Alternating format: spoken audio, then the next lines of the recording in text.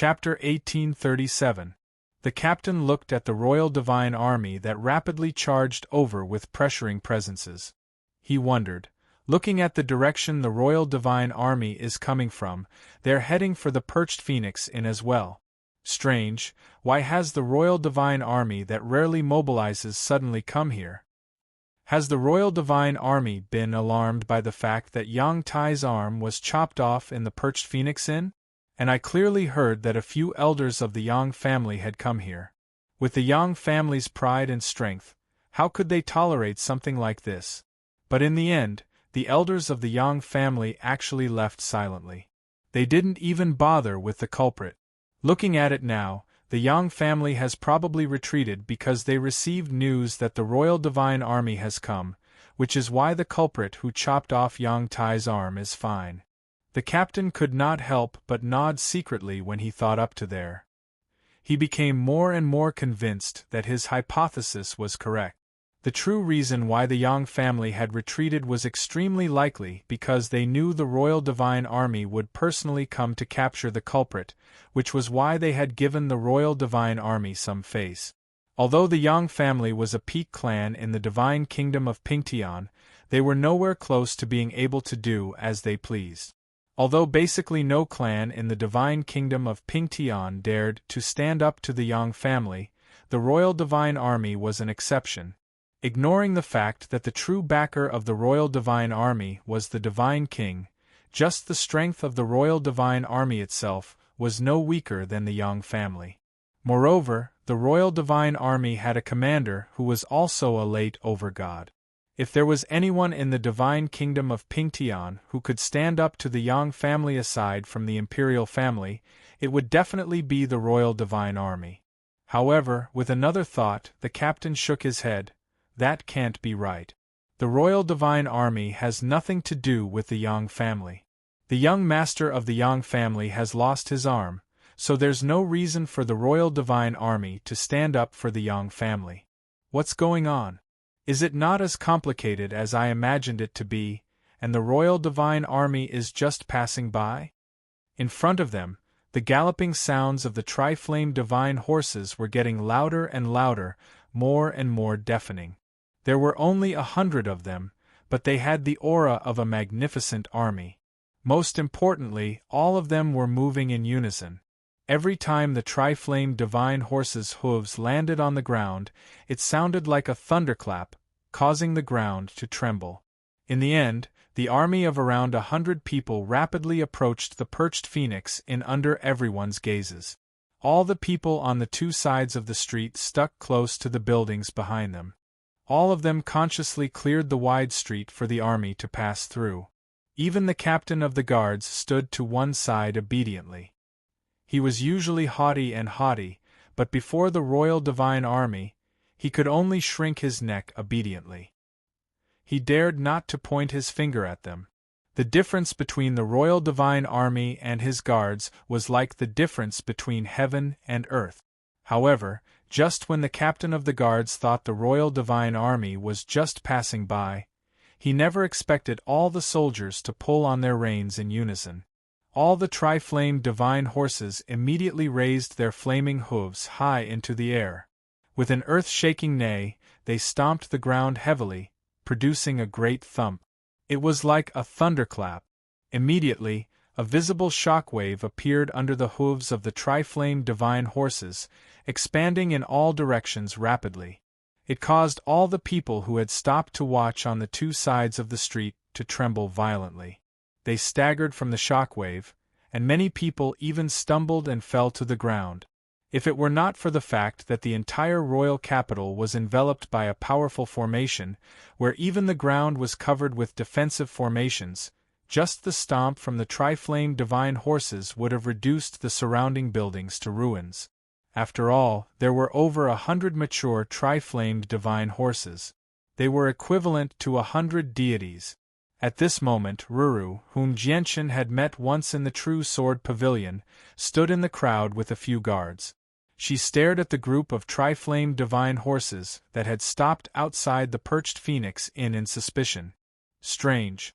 Why has the Royal Divine Army come here? Ruru murmured softly. Her face was filled with doubt.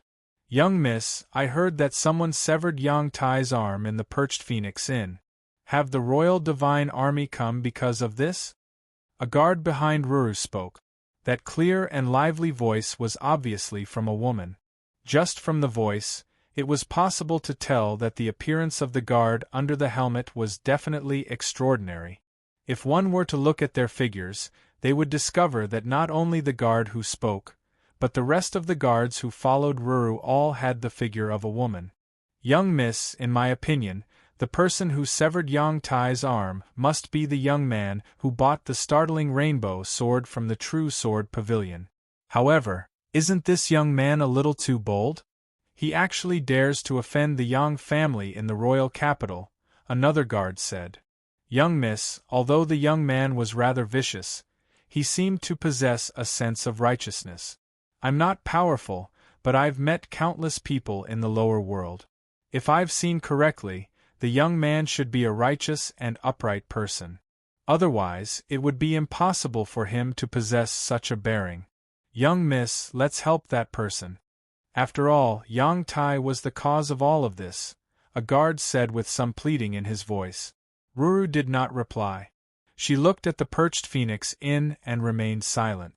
The person in dark red armor at the very front dismounted from his horse and said to the people behind him, "Qianhu Lu, Qianhu Chou, come with me. Everyone else, wait for orders."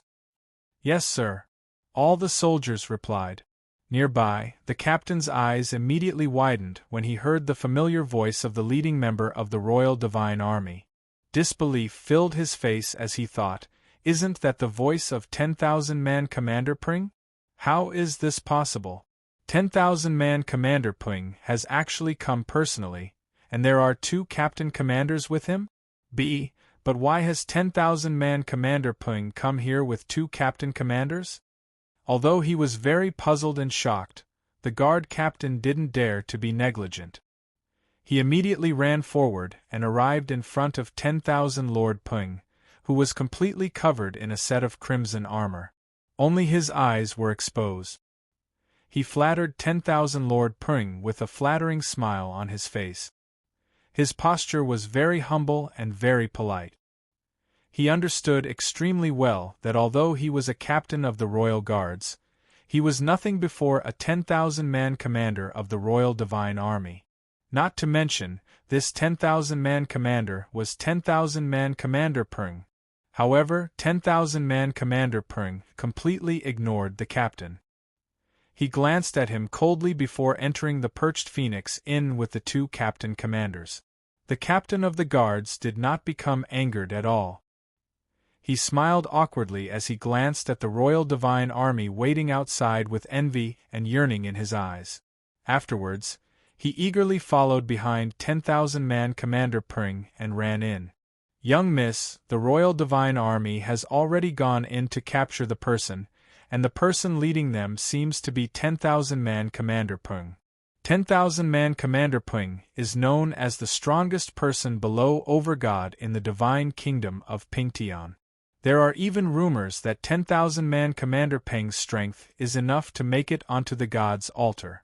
That person is definitely not 10,000-man Commander Ping's opponent," the female attendant who had asked Ruru to help Jianchen said again. "Young miss, why don't we help that person out? He doesn't seem like a bad person to me. Moreover, we've wronged him a little earlier in the True Sword Pavilion. Originally, we thought he only said he wanted to buy supreme-quality saint artifacts and high-quality saint artifacts to attract the young miss' attention, but we never thought he really did come to buy high-quality saint artifacts," another guard said.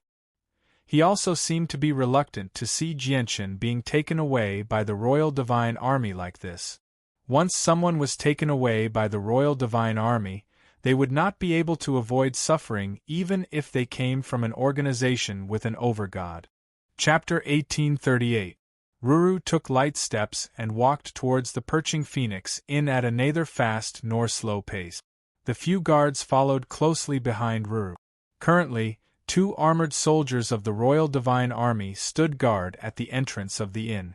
They stood straight like statues, and they did not move at all. Only their exposed eyes stared at the surroundings coldly and emotionlessly. From how they stood, they clearly forbade anyone from entering the inn.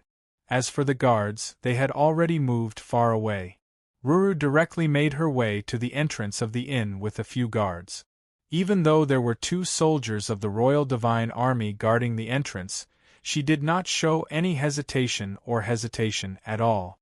She seemed extremely composed. When Ruru was about to enter the inn, the 2 soldiers of the Royal Divine Army did nothing to stop her. Instead, they bowed at the same time and said to Ruru together, "Greetings, young miss." Everyone in the surroundings immediately dropped their jaws when they saw how the 2 soldiers behaved. They all stared at Ruru in shock and disbelief, which led to quite a large uproar. Afterwards, they all began to guess at Ruru's identity. She was actually able to make the Royal Divine Army treat her with such respect. Clearly, Ruru had already become accustomed to the 2 soldiers' respectful behavior. She did not find it strange at all. She nodded at them calmly and directly entered the inn without any hesitation. At the same time, on the top floor of the inn, Jianchen stood in front of the window just like before in his room. He stared into the distance in a daze as if he was deep in thought. 10,000-man Commander Peng and the 2,000-man commanders of the Royal Divine Army had already entered the room behind him. When 10,000-man Commander Peng saw Jianchen's back, he did not hesitate at all. He immediately clasped his fist at Jianchen and said loudly, 10,000-man Commander Chang Pengfei of the 7th Clan of the Royal Divine Army greets the Patriarch of the Tianyuan Clan. 1,000-man Commander Chang Peng of the 7th Clan of the Royal Divine Army greets the Patriarch of the Tianyuan Clan. 1,000-man Commander Li Lian of the 7th Clan of the Royal Divine Army greets the Patriarch of the Tianyuan Clan. At the same time, the 2,000-man commanders behind 10,000-man Commander Peng clasped their fists towards Jianchen as well. They looked at Jianchen with some respect. This was respect for the strong. The 3 of them were only celestial gods. In their eyes, overgods were lofty and unreachable existences.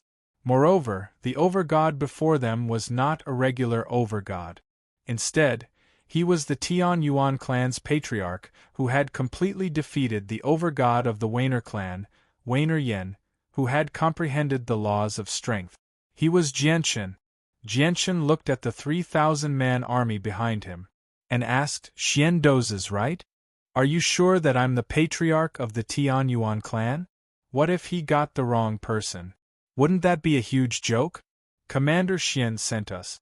Before we came, the commander showed us a portrait of the patriarch, so we naturally recognized the patriarch," said 10,000-man Commander Peng and Peng Fei. Jianchen nodded slightly. Just when he was about to say something, the door suddenly opened again. The captain of the guards walked in as well. Clearly, he had not sensed the strange atmosphere in the room, nor had he heard the conversation in the room. As soon as he saw Jianchen, coldness flooded his eyes. He pointed at Jianchen and said, 10,000-man Commander Peng, it's this person. He's the one who committed crimes in the royal capital. Not only does he have no regard for the law, but he's also utterly audacious. If he's left alone, who knows what kind of trouble he'll cause. 10,000-man Commander Peng, please bring him to justice. The corner of Jianchen's lips faintly smiled when he heard that. He stared at the captain and 10,000-man Commander Peng with interest, but he said nothing. When 10,000-man Peng heard the guard captain's words, his expression changed slightly.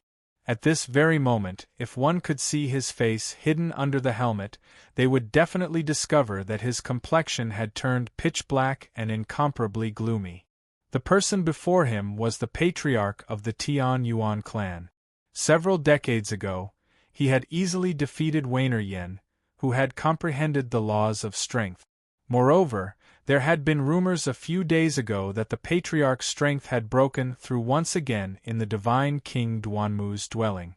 Even their commander Xian Do had to be polite to the patriarch of the Tianyuan clan. He had even warned them time and time again not to slight the patriarch of the Tian Yuan clan. Yet, the captain had actually ordered them to capture the patriarch of the Tian Yuan clan as soon as he had arrived. Was he trying to make things difficult for them? Right now, Peng Fei was tempted to slap the captain to death. Even if you want to capture him, you have to investigate the matter thoroughly before you do anything. At this moment, Ruru entered the room with a few guards. Clearly, she had heard the captain's words, so she spoke as soon as she entered the room. "Young miss, why have you come as well?" Peng Fei looked at Ruru in surprise. He spoke extremely politely. Ruru glanced at the guards behind her, and a sliver of helplessness appeared on her face. She said, "These girls can't bear to see someone being wronged, so I came specially to have a look." Ruru paused there. She glanced at Jianchen and said, 10,000-man Commander Peng, according to my knowledge, this matter was completely caused by Yang Tai. As a result, Commander Peng, you have to get to the bottom of the matter before you capture him. I won't allow you to wrongly accuse a good person. Capture him? Young miss, why, 10,000-man Commander Peng had no idea how to react as he stared at Ruru. He grumbled inside. "Oh my young miss, this is the renowned patriarch of the Tian Yuan clan, yet you're talking about capturing him right in front of him. What kind of position do you think I am in? Moreover, even if you really want to capture him, I'm not his opponent as a mere god. At the very least, you need an overgod like Sir Xian Do to personally take action." Ruru could not help but become slightly doubtful when she saw Commander Peng's reaction. 10,000-man Commander Peng's reaction seemed rather abnormal. 10,000-man Commander Peng, is there a problem? Ruru asked in confusion. The guard captain also looked at 10,000-man Commander Peng. He also sensed that something wasn't quite right. Jianchen's interest was piqued when he saw the dramatic changes in the room. He smiled as he looked at the people in the room.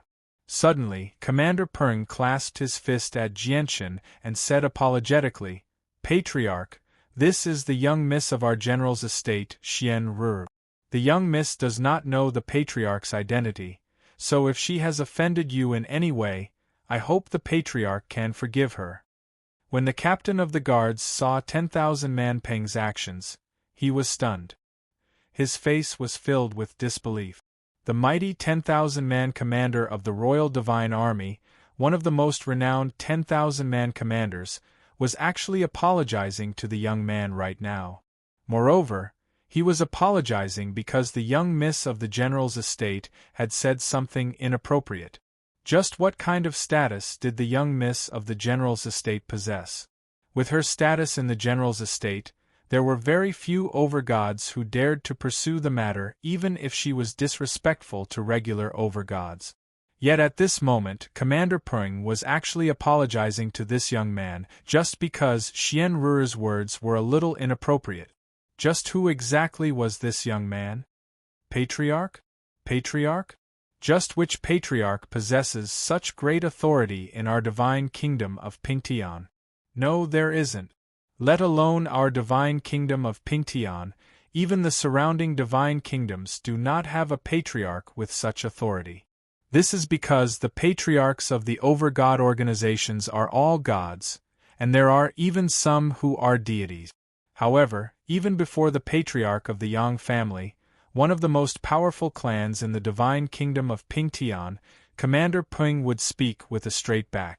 He would not show any fear at all, let alone speaking so meekly. Unless he's from the Dong'an province. Impossible.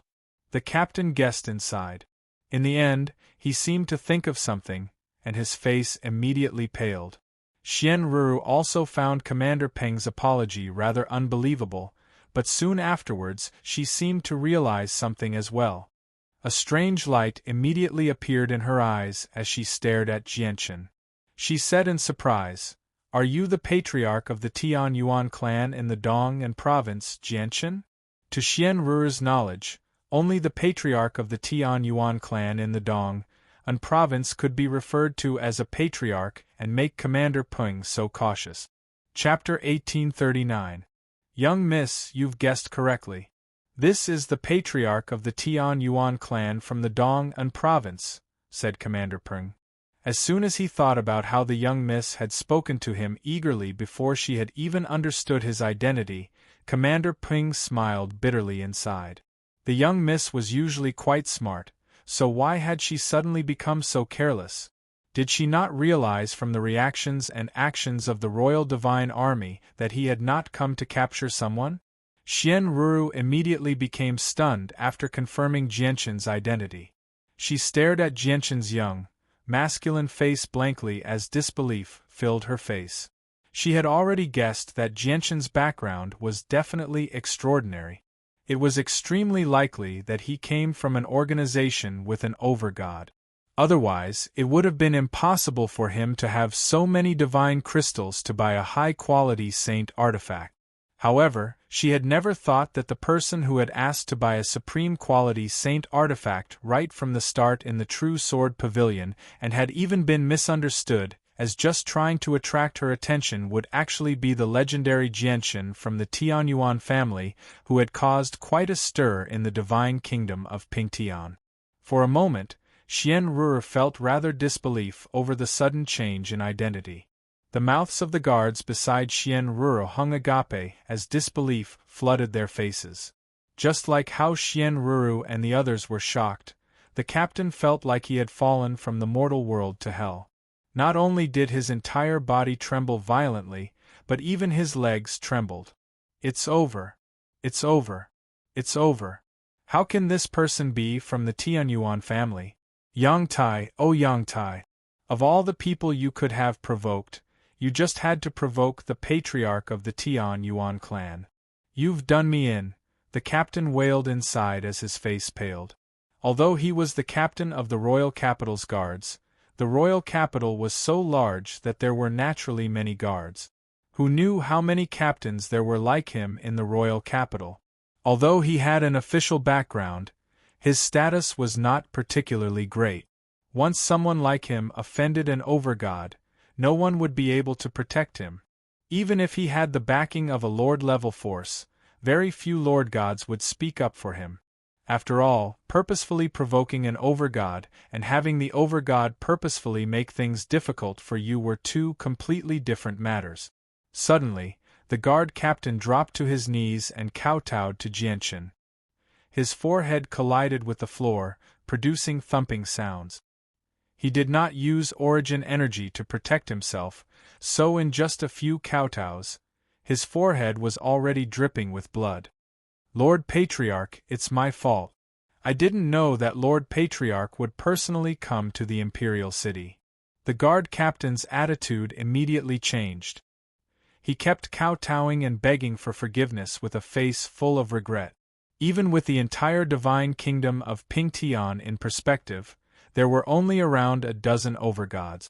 Every single one of them possessed an important status in the kingdom, so he understood just how severe the consequences of offending an expert like that would be. Although he was related to the Yang family and had married a cousin of Yang Tai's, his wife did not have any status in the Yang family either. The Yang family would never speak up for him. 10,000-man Commander Peng stared at the guard captain coldly. He showed no sympathy at all. He looked at Jianshan and asked, "Patriarch, may I ask how we should deal with this person?" Jianshan waved his hand. He stared at the guard captain whose forehead had been reduced to a bloody mess and sighed gently, "You can go. However, as the guard captain, I hope you can carry out your duties seriously in the future.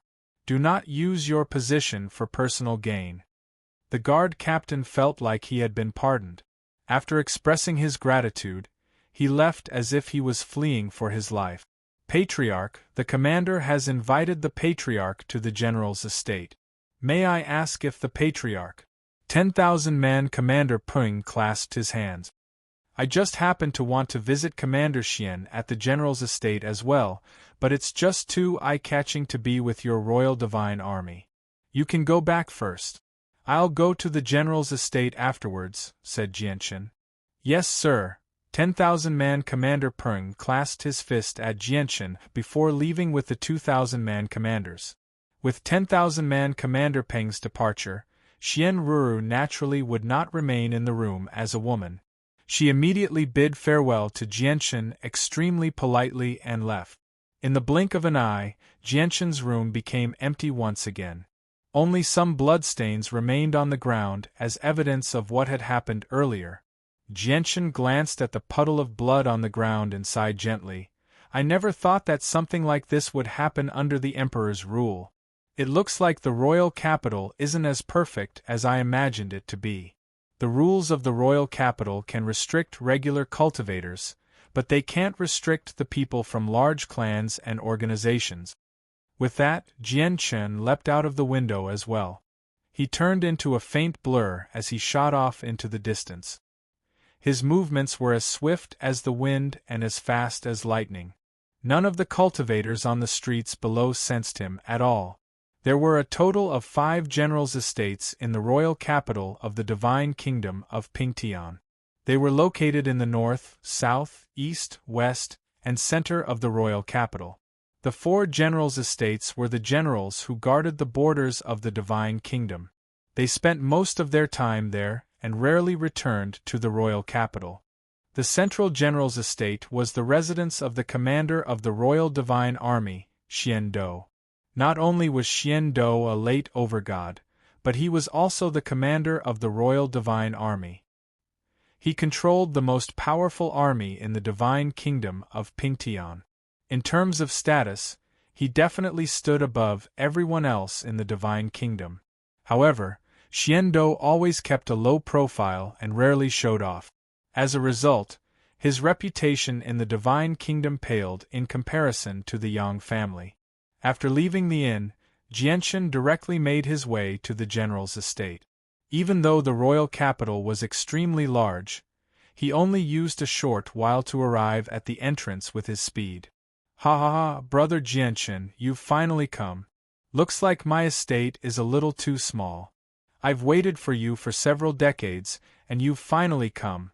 At this moment, Xian Do emerged from the estate in simple clothes and chuckled aloud. I wanted to visit Commander Xian a long time ago, but I've always been in seclusion, so I've only just emerged. Jianshan clasped his hands at Xian Do before being invited into the estate warmly by Xian Do.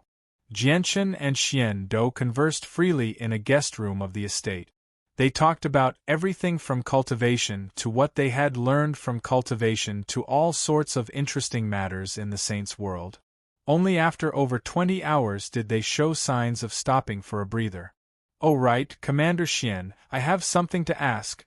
Jianshan suddenly became serious and said to Xian Do, "What is it, brother Jianshan?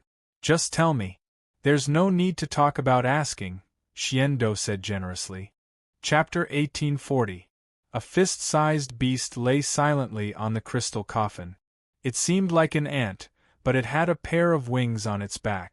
It shone with red, orange, and red light. It stared at Xian Do closely with its intelligent, beady eyes. Its gaze was filled with caution. This little beast is already a god, yet it still hasn't assumed human form." Xian Do immediately looked at the 7-colored heaven-devouring beast as surprise filled his face. The 7-colored heaven-devouring beast completely understood what Xian Do was saying. It immediately raised its little head high as it showed great disdain towards Xian Do. "You little thing, you're actually looking down on me?" Xian Do could not help but smile. To think that he, the commander of the Royal Divine Army, a late overgod, would actually be looked down on by a little beast that was only a god. This was something that had never happened before. Jianshan looked away from the 7-colored heaven-devouring beast and towards Kea, who lay unconscious in the crystal coffin. He said, "Commander Xian, this is a friend of mine. She was once heavily injured and fainted, but I healed her wounds a very long time ago. I even fed her heavenly resources that specialize in healing the soul, but my friend just can't wake up. I wonder if Commander Xian has any methods to help my friend recover?" Only then did Xian Do look away from the 7-colored heaven-devouring beast. He stared at Kea, who lay in the crystal coffin with shining eyes.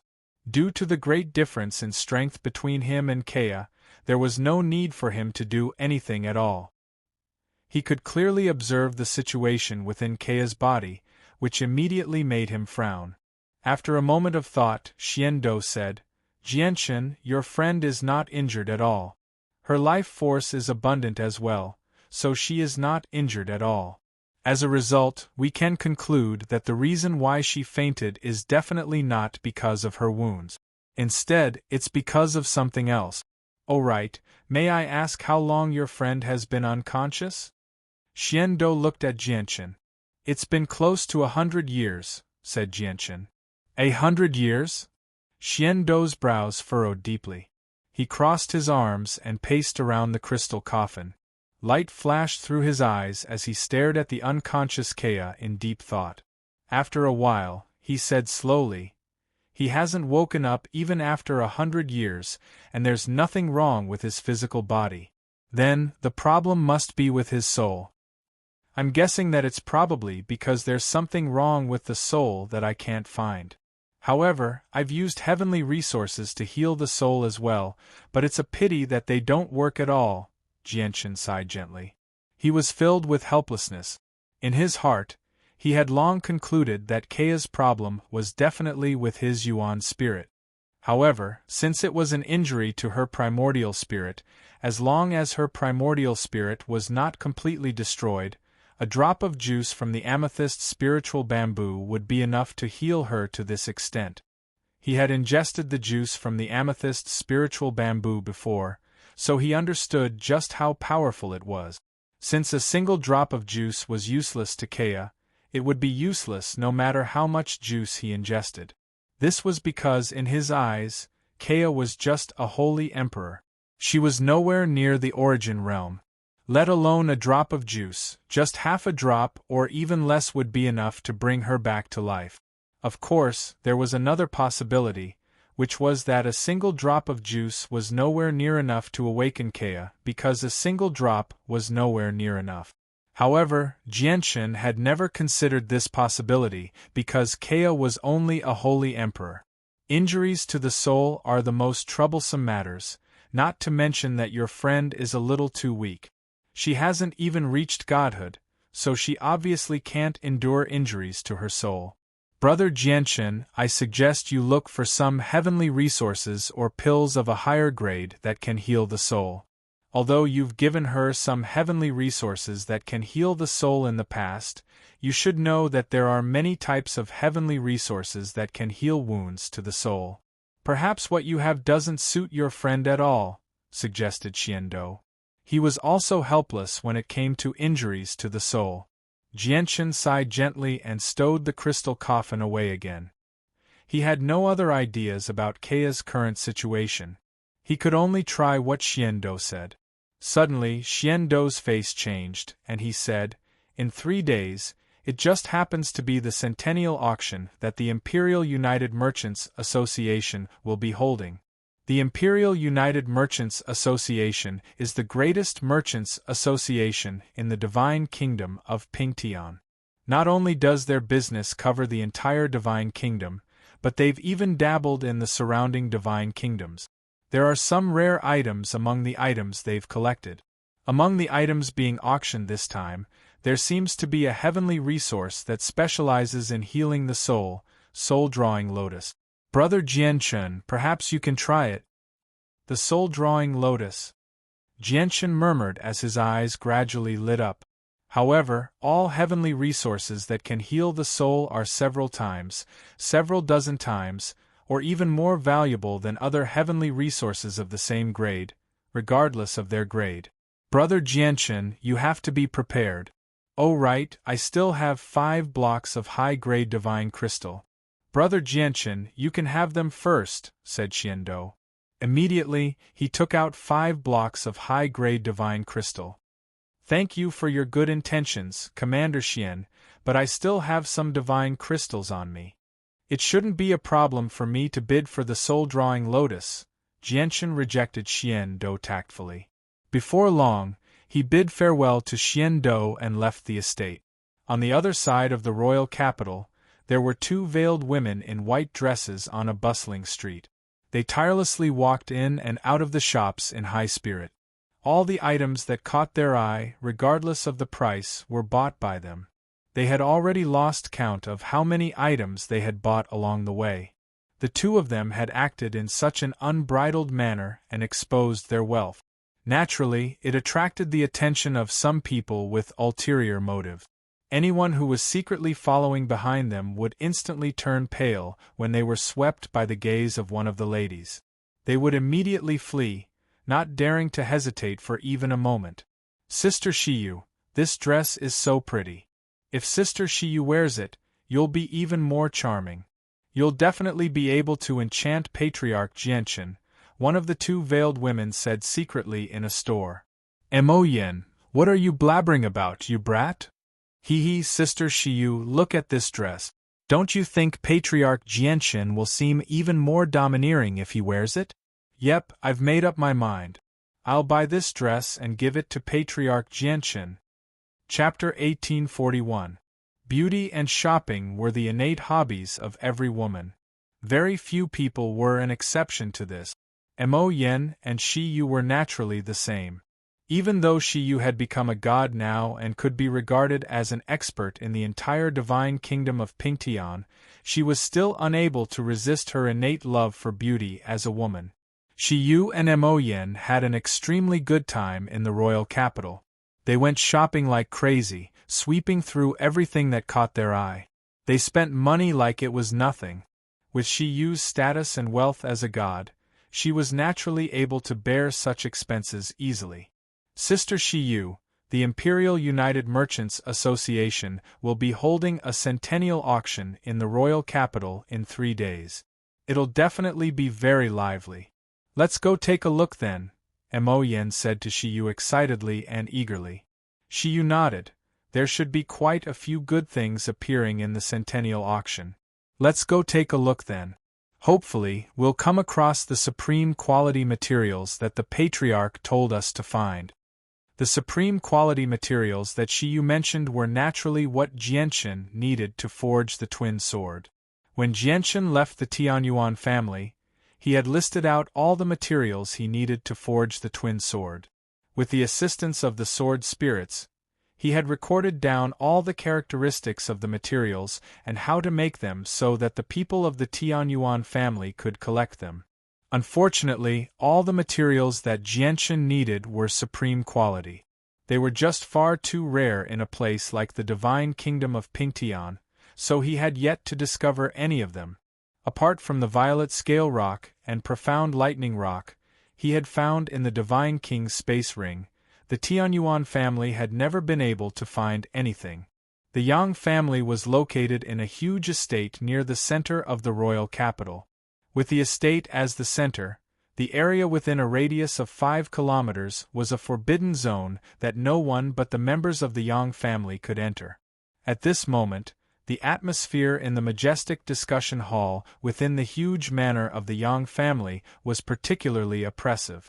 Not only was the patriarch of the Yang family present, but he sat on the throne that represented the patriarch expressionlessly. There were over 20 men and women of various ages below him. They were all gods and all of them were stern.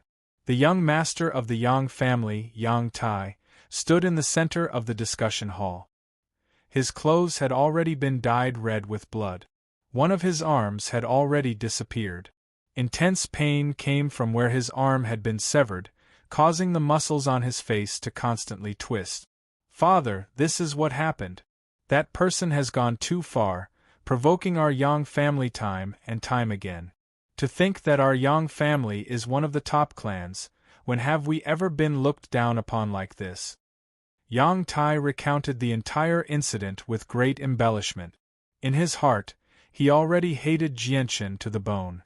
As soon as Yang Tai finished speaking, an elder to the left of the patriarch said furiously, "Humph, what a bunch of nonsense." There were 4 elders present, yet that person was still able to kill a god so easily. Only an overgod can do something like that. Just what kind of status do overgods possess? Why would they lower themselves to the level of a wastrel like you, a junior who only knows how to bully others? "I'm sorry. In my opinion, this matter was probably caused by you. Yang Tai, do you know just how much trouble you've caused? Not only have our Yang family lost an elder because of you, but we've even offended an overgod. Are overgods people you can offend so easily? If you continue to act recklessly like this, you'll cause great trouble for the clan sooner or later. The person who dared to publicly criticize Yang Tai before the patriarch and all the elders of the Yang family was a great figure of great status in the Yang family. He was the elder brother of the current patriarch Yang Lianxin. Back then, he had failed in the competition for the position of patriarch, resulting in the position of patriarch falling into his younger brother's hands. Although he was the grand elder of the Yang family now, the structure of the Yang family was different from other clans and sections. As a result, his authority as the grand elder was nowhere near as great as the patriarch. He still desired the position of patriarch very much, so he naturally would not give up on any opportunity to strike back at his younger brother. Immediately, a few other gods agreed with what Yang Lianxin had said. They stood on the same side as Yang Lianxin. The patriarch's face was ugly. He said gruffly, "Enough. Since it has already happened, there's no point in talking about this anymore. Even if Tyre really was in the wrong, the overgod could have just punished him slightly, but he actually killed an elder of our Yang family. Humph, how can an elder of our Yang family be killed so easily?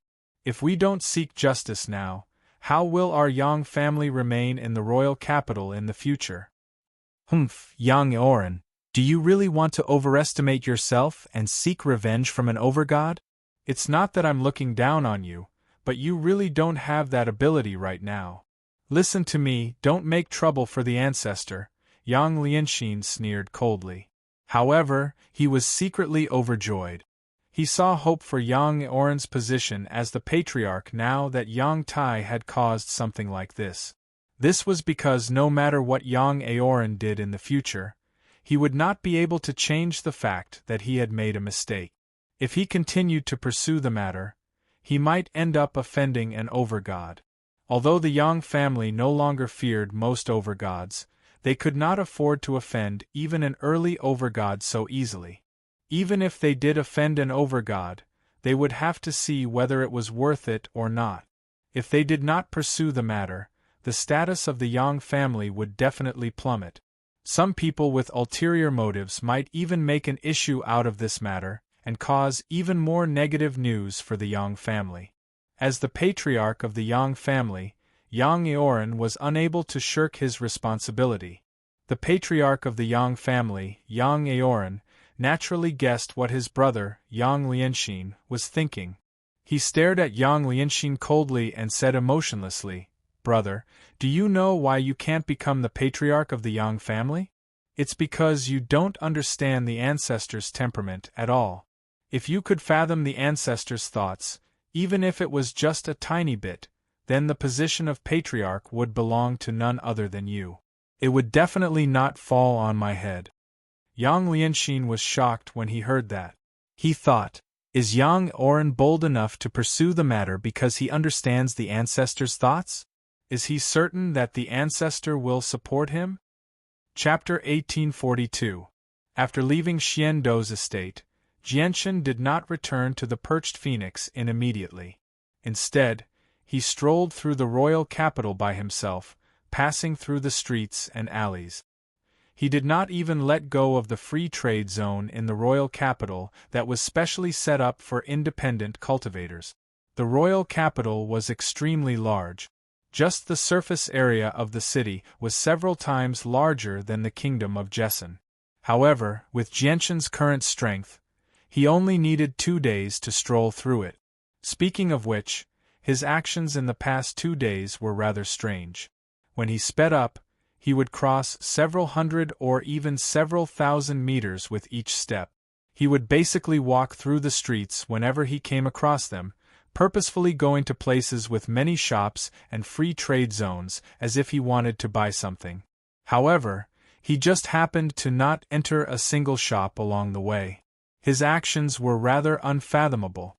Sigh, I've basically strolled through the entire royal capital, but I haven't even come across a single material for forging the twin swords. Jianshan returned to the Perched Phoenix Inn. He stared out the window of his room in a daze as he murmured to himself. In the past 2 days, he had been searching for materials for the azulate swords in the royal capital. Although he had not entered a single store, the sword spirits were secretly helping him investigate. As soon as he discovered these materials, he would be able to discover them immediately. There's still a day until the once-in-a-century auction held by the Imperial United Merchants Association. The soul-drawing lotus is directly related to Kaya's hope of awakening. Even if the chances aren't very great, I have to obtain it, Jianshan murmured.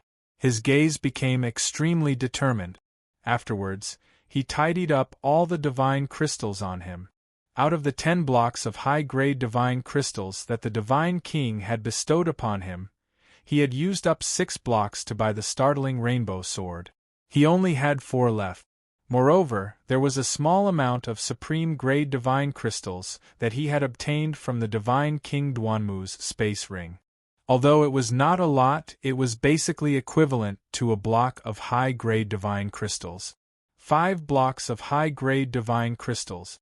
Even many god clans can't take out such wealth. Only over-god clans have the capital to do so.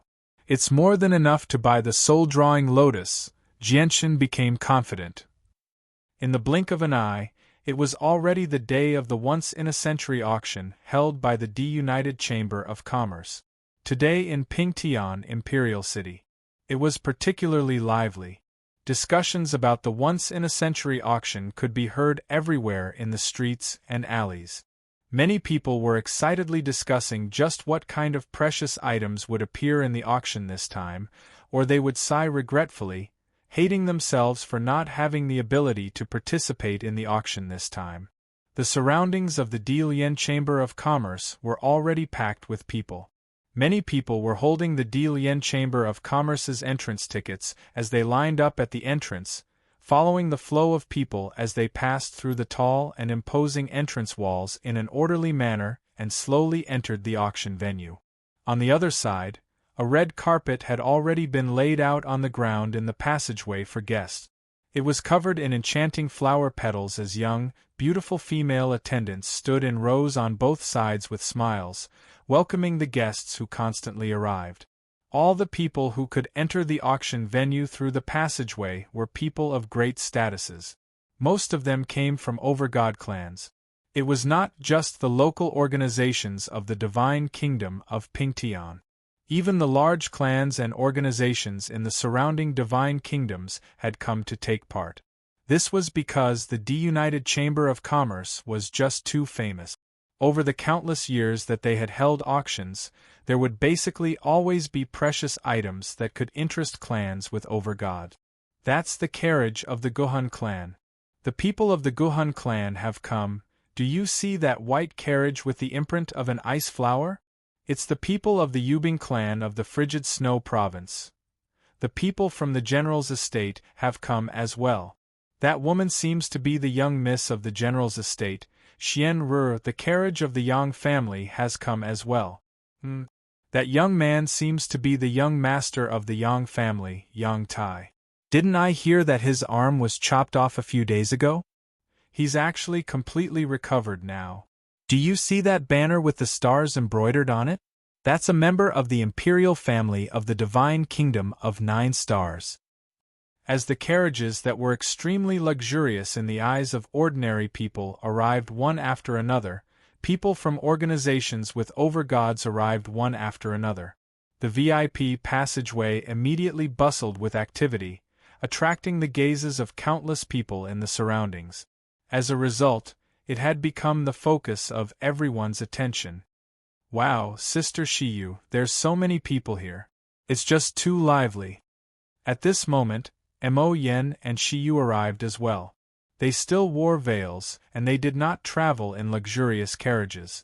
Instead, they walked over from afar, entering the passageway through the red carpet. Who are these 2 women? Don't they seem a little too shabby by coming like this? Everyone else has come in luxurious carriages, yet they've actually come on foot.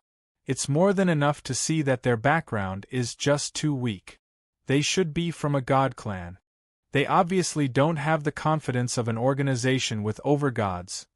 Many people stared at Mo Yen and Shi Yu as they secretly evaluated them. There was no fear or envy in their gazes when they looked at the overgod clans. Mo Yen and Shi Yu did not mind at all. They giggled as they made their way into the auction. Afterwards, the guests from various organizations arrived one after another. Most of them were renowned clans with overgods in the surrounding divine kingdoms. They either rode powerful exotic beasts or used luxurious carriages. They were all quite the ostentatious group. Of course, there were a few clans with gods in the passageway as well. They were naturally much less ostentatious, but all of them did their job very well, showing off their dignity. Very few of them kept as low a profile as Shi Yu and Mo Yen. As more and more people entered the auction, fewer and fewer people remained outside the entrance of the Emperor United Merchants Association. Just when the entrance was about to close, the white-robed Jianshan made his way in steadily from afar. He also entered the auction through the passageway, becoming the last person to enter. The auction was extremely spacious, enough to hold several tens of thousands of people. At this moment, Jianshan sat in a viewing box with his eyes closed as he rested. He waited for the auction to officially begin. Around 5 minutes later, the auction officially began. The host of the auction was a mature, voluptuous, and alluring woman. Her cultivation was quite impressive as well. She had already reached the heaven god realm. I am OD, the host of this once-in-a-century auction of the Emperor United Merchants Association. Greetings, brothers. OD smiled faintly as she stood on the stage gracefully. After making some introductory remarks, she cut straight to the chase, which was the first item to be auctioned. The first treasure is a flying sword. Even though it's only a medium-quality saint artifact, it has reached the peak of medium-quality saint artifact. It's not much weaker than some of the slightly inferior high-quality saint artifacts. It's a rare piece of supreme quality. Brothers, I'm sure you all know just how expensive high-quality saint artifacts are. This flying sword has already caught up to a high-quality saint artifact, so there's no need for me to go into detail about its value. Its starting price is 10,000 high-quality divine crystals. OD introduced a long, embroidered box to everyone. To no surprise, a sword lay in the box. It flickered with cold light and gave off a threatening glow. Chapter 1843. 15,000 high-grade divine crystals, 20,000 high-grade divine crystals, 30,000 high-grade divine crystals. 100,000 high-grade divine crystals. Many people had developed a deep interest in the flying sword, and there were even quite a few people whose eyes burned with intense desire. They were determined to obtain it, causing the price to break through the barrier of 100,000 high-grade divine crystals very quickly. Medium-quality saint artifacts were divided into different grades as well. Although the flying snow sword he had seen in the Dong and province was far, far cheaper than the flying sword before him, the flying snow sword he had seen in the Dong and province was extremely rare. However, the flying snow sword was only relatively ordinary among medium-grade saint artifacts. As a matter of fact, it was nowhere close to being one of the best among medium-grade saint artifacts. However, even though the flying sword that had appeared in the auction was also a medium-quality saint artifact, it was one of the best among medium-quality saint artifacts. As a matter of fact, it was not much weaker than some of the lower high-quality saint artifacts. As a result, its price was naturally extremely high. 150,000 high-grade divine crystals, 180,000 high-grade divine crystals. The price of the medium-quality saint artifact continued to rise. There were many people competing for it, but the price had already exceeded the limit of what many gods could afford. As a result, they could only give up. Only a few people from overgod organizations in the VIP boxes continued to compete for it. After a fierce struggle, the flying sword that was only slightly inferior to a high-grade saint artifact was purchased by an over-god organization from the divine kingdom of Kaiyuan. The auction items were presented one by one. Not only were there various saint artifacts, but there were also some extremely precious heavenly resources, truth-tier battle skills, cultivation methods, insights, and so on. There were even a few formation discs and banners that possessed extraordinary power. Precious pills that were rarely seen were naturally essential in such a grand auction. There were even 3 soul recovery pills, which tempted Jianchen greatly. He was tempted to buy all 3 pills immediately. This was because soul recovery pills could save his life in crucial moments. If he had enough soul recovery pills, he would not have to worry about exhausting all the power of his soul when he used the profound sword chi twice in a row. Unfortunately, the soul recovery pills were just too expensive. Basically, every single one of them had reached a price of over 200,000, so Jianchen could only forcefully suppress his urge. He still had a few soul recovery pills on him. He had obtained them from the divine King Duanmu's space ring, so he was not in a rush for them right now. He still needed to buy the soul-drawing lotus with the limited amount of divine crystals he had. The next item to be auctioned is something that I'm sure many of you will be interested in. The auctioneer, OD, stood on the stage with a smile on her face. In her hands, however, was a brocade box that was covered in formations. She was extremely cautious. From the beginning of the auction until now, this was the first time OD revealed such a serious expression. This made everyone realize that the brocade box in her hand contained something extraordinary. At that moment, everyone perked up. Light flickered in their eyes as they stared at the box in OD's hand. OD had a cautious expression on her face. She carefully removed the formation on the box. Her movements were extremely slow and she was exceptionally careful. However, it was exactly because of her actions that everyone became extremely eager to see what was inside the box. Finally, all the formations on the box were removed. OD carefully removed the lid of the box with her slender fingers. At that moment, a presence of destruction filled with the feeling of death radiated out, filling the entire auction ground. It caused all the gods gathered there to change in expression. Shock filled their faces. A sliver of surprise also appeared on Jianchen's face. He opened his eyes and looked at the box. There was a small, crystalline sword that was around the length of a hand in the box. The aura of destruction that made all the gods present feel was filled with death came from the small sword. After OD showed the items in the brocade box to everyone, she immediately closed the lid of the brocade box, isolating the sword from the aura that was extremely terrifying to all gods. The Sword of Ways. It's actually the Sword of Ways. Someone suddenly cried out from a box. The several tens of thousands of people gathered in the auction venue immediately fell into an uproar when they heard the name Sword of Ways. They all whispered to each other as shock filled their faces. OD stood on the stage as her gentle and pleasant voice drowned out the entire venue. She said, "That's right. This is the Sword of Ways, and it's the Sword of Ways condensed by an over-god." After pausing for a moment, OD continued, "Although many of you have already recognized the Sword of Ways, there are still many of you who don't know what it is. OD will explain it to everyone in detail. The Sword of Ways cannot be condensed unless one is an over-god or above. Once one becomes an over-god, they can use their comprehension of the laws of the world to control them, forcefully suppressing and sealing them within the Rock of Ways, which will form the Sword of Ways in the end.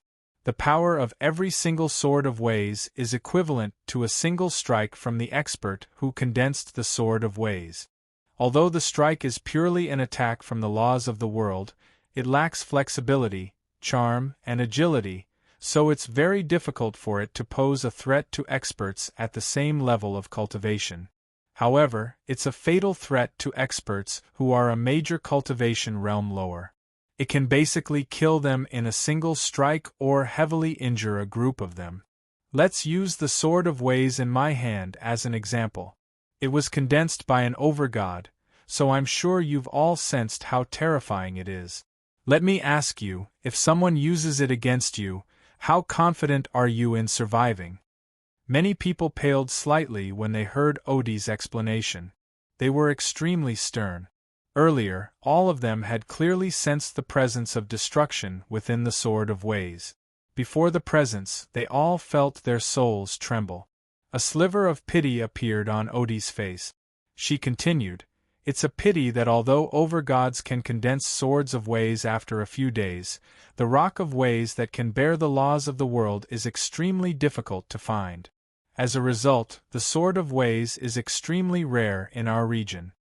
Odie suddenly became serious.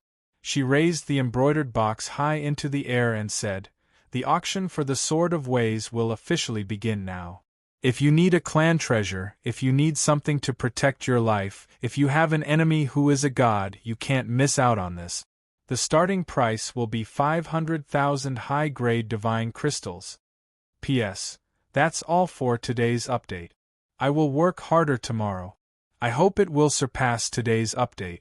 Chapter 1844. For a moment the auction hall fell silent. After OD announced the starting price of the Sword of Ways, no one actually made a bid. Everyone stared at the box in Odie's hand. No one was an exception.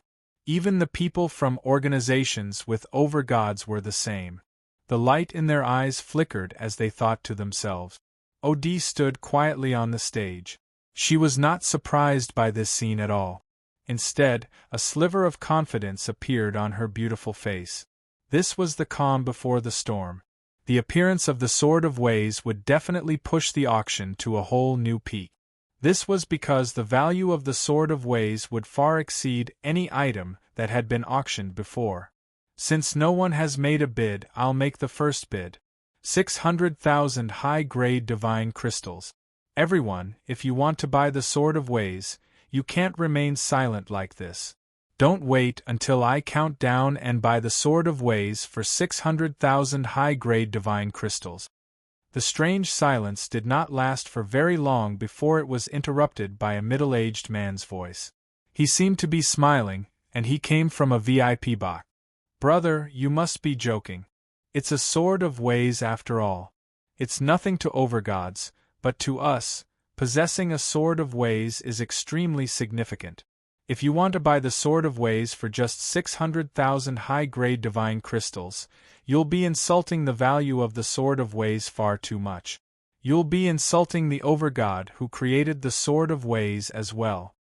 As soon as that person finished speaking, another voice came from the VIP room. It was a feminine voice with a hint of disdain. Afterwards, the feminine voice paused before making a bid coldly. "The Zhan clan of the Divine Kingdom of Scarlet Clouds bids 1,000,000 high-grade divine crystals." It's the Zhan clan. I never thought that the person in the box would actually be from the Zhan clan.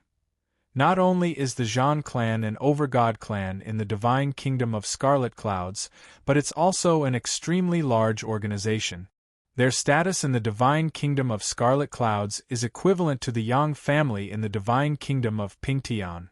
Is it the only clan in the Divine Kingdom of Scarlet Clouds that possesses 2 overgods?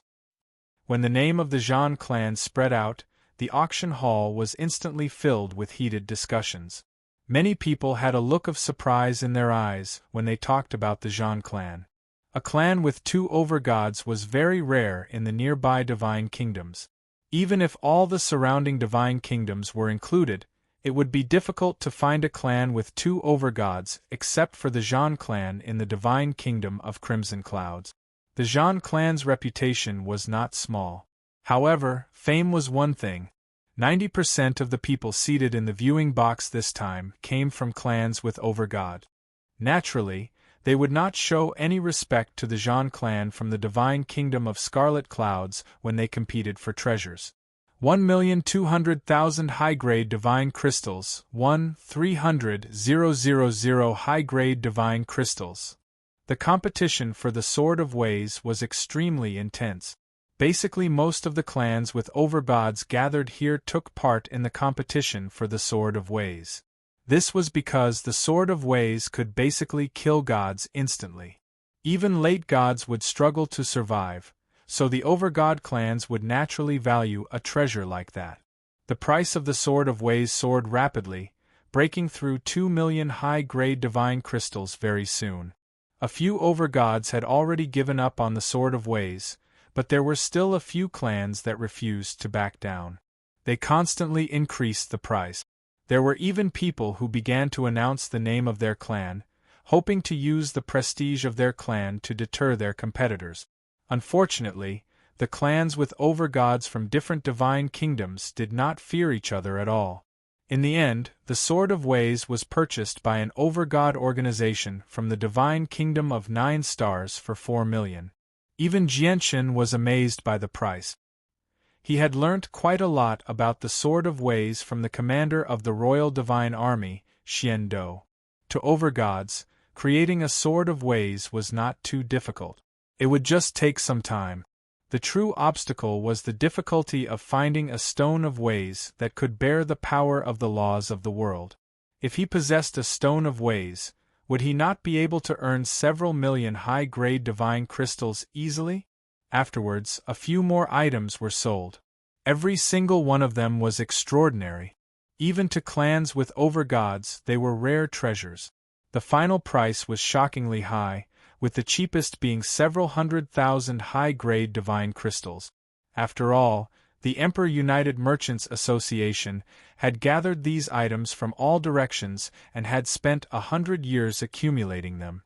Anything that could be auctioned would naturally be valuable. Fellow cultivators, the next item to be auctioned is an extremely valuable item as well. However, due to how special this item is, it cannot be exposed to the outside world for long periods of time. It needs to be carefully sealed at all times so that its greatest value can be preserved. Fellow cultivators, please take a good look at it. OD held a wooden box that was a foot long. The box was also sealed up by layers of formations. As she spoke, the formations on the box gradually unraveled. Immediately, a wondrous fragrance permeated from the wooden box. The wondrous fragrance caused the souls of everyone to tremble. At this moment, everyone felt their souls tremble uncontrollably. A feeling of pleasure or intoxication appeared from the depths of their head. Jianshan's eyes snapped open at this moment. They shone with a strange light as he stared at the wooden box in Odie's hands. The wooden box was opened, and a lotus lay inside quietly. The lotus was only the size of a fist. It was pitch black, and its 9 unfurled petals trembled gently. Every petal was covered in wondrous patterns, as if they were interwoven with the laws of the world. They possessed a mysterious power. After just a few seconds, OD closed the lid of the wooden box and activated the formations on it once again, completely hiding the presence of the soul-drawing lotus. She smiled faintly. This is the soul-drawing lotus. It's extremely rare. It's a supreme quality panacea for treating wounds to the soul. At the same time, it can condense and strengthen the soul. I believe everyone here knows the value of the soul-drawing lotus, so I won't say too much. The starting price is 500,000 high-grade divine crystals. The soul-drawing lotus. It really is the soul-drawing lotus. There's hope for the Grand Elder now. A middle-aged man with sharp eyebrows stared at the wooden box in Odie's hands in excitement as he spoke with a trembling voice. This soul-drawing lotus is connected to the Grand Elder's life. As a result, we have to get it this time no matter what. Beside the middle-aged man stood 3 other men of similar age. One of them said coldly as determination filled his eyes. He was determined to obtain it. Chapter 1845. It's a pity that the Grand Elder is still a late god after all.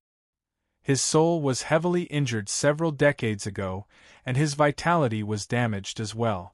Even if he uses the soul-drawing lotus to heal his soul, he probably won't be able to become an overgod for the rest of his life. The ancestor is only willing to spend 3 blocks of high-grade divine crystal on him, and that's because of the Grand Elder's contributions to the clan. I just hope that the appearance of the soul-drawing lotus won't lead to too many people fighting over it. Logically speaking, the 3 million high-grade divine crystals we've brought should be enough to buy the soul-drawing lotus, but I'm afraid that the price of the soul-drawing lotus will rise if there are too many people competing for it," said the third middle-aged man. He was rather worried. We have to obtain the soul-drawing lotus. Even if someone else buys it, we have to make it so that they can't take it away with them," said the fourth middle-aged man coldly. A vicious light flashed through his eyes. At the same time, there were a few other people from over-god organizations who wanted the soul-drawing lotus at all costs in the other boxes within the auction. Although there were quite a few heavenly resources that could heal the soul in the saints' world, most of them were just regular items. They were not particularly useful to experts at higher cultivation levels. However, heavenly resources of a high grade like the soul-drawing lotus were extremely rare. Regardless of whether they needed it now or not, they could just keep it in their clans as a precaution. After just a few bids, the price of the soul-drawing lotus had reached 1 million high-grade divine crystals. The people from over-god organizations all understood the value of the soul-drawing lotus, so they all took part in the bidding. They were unwilling to miss out on it. 1,200,000 high-grade divine crystals, 1,300,000 high-grade divine crystals, 1,800,000 high-grade divine crystals. Seeing the price rise so quickly, the four middle-aged men in the VIP room could no longer sit still. One of them immediately stood up and clasped his fist before the window of the VIP room. "Everyone, we're from the lay family of the divine kingdom of limitless clouds. Our Grand Elder's soul has been severely injured. He's even at a critical moment where his life is in danger. He urgently needs this soul-drawing lotus. Moreover, when we came out this time, the ancestor told us that we had to obtain the soul-drawing lotus to save the Grand Elder's life no matter what. As a result, I would like to ask everyone to part with this treasure and give it to our lay family.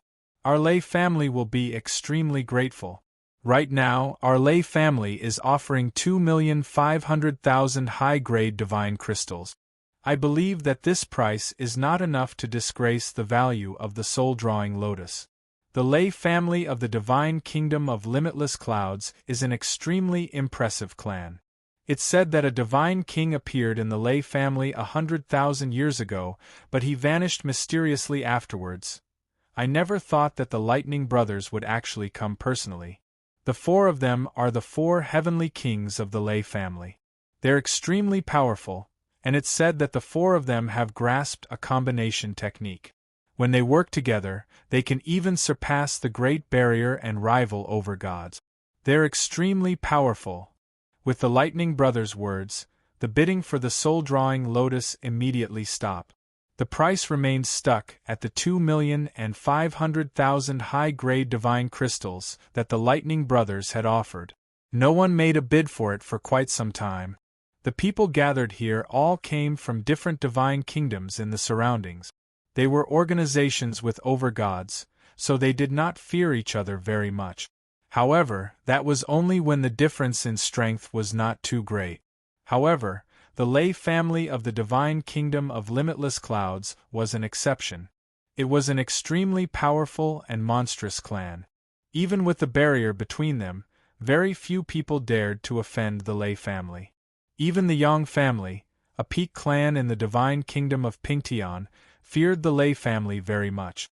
The lay family of the divine kingdom of limitless clouds? Jianchen murmured softly as he sat in the VIP box. He could not help but think back to the information he had learnt about the lay family from Xian Dou. Even Xian Dou feared the lay family slightly.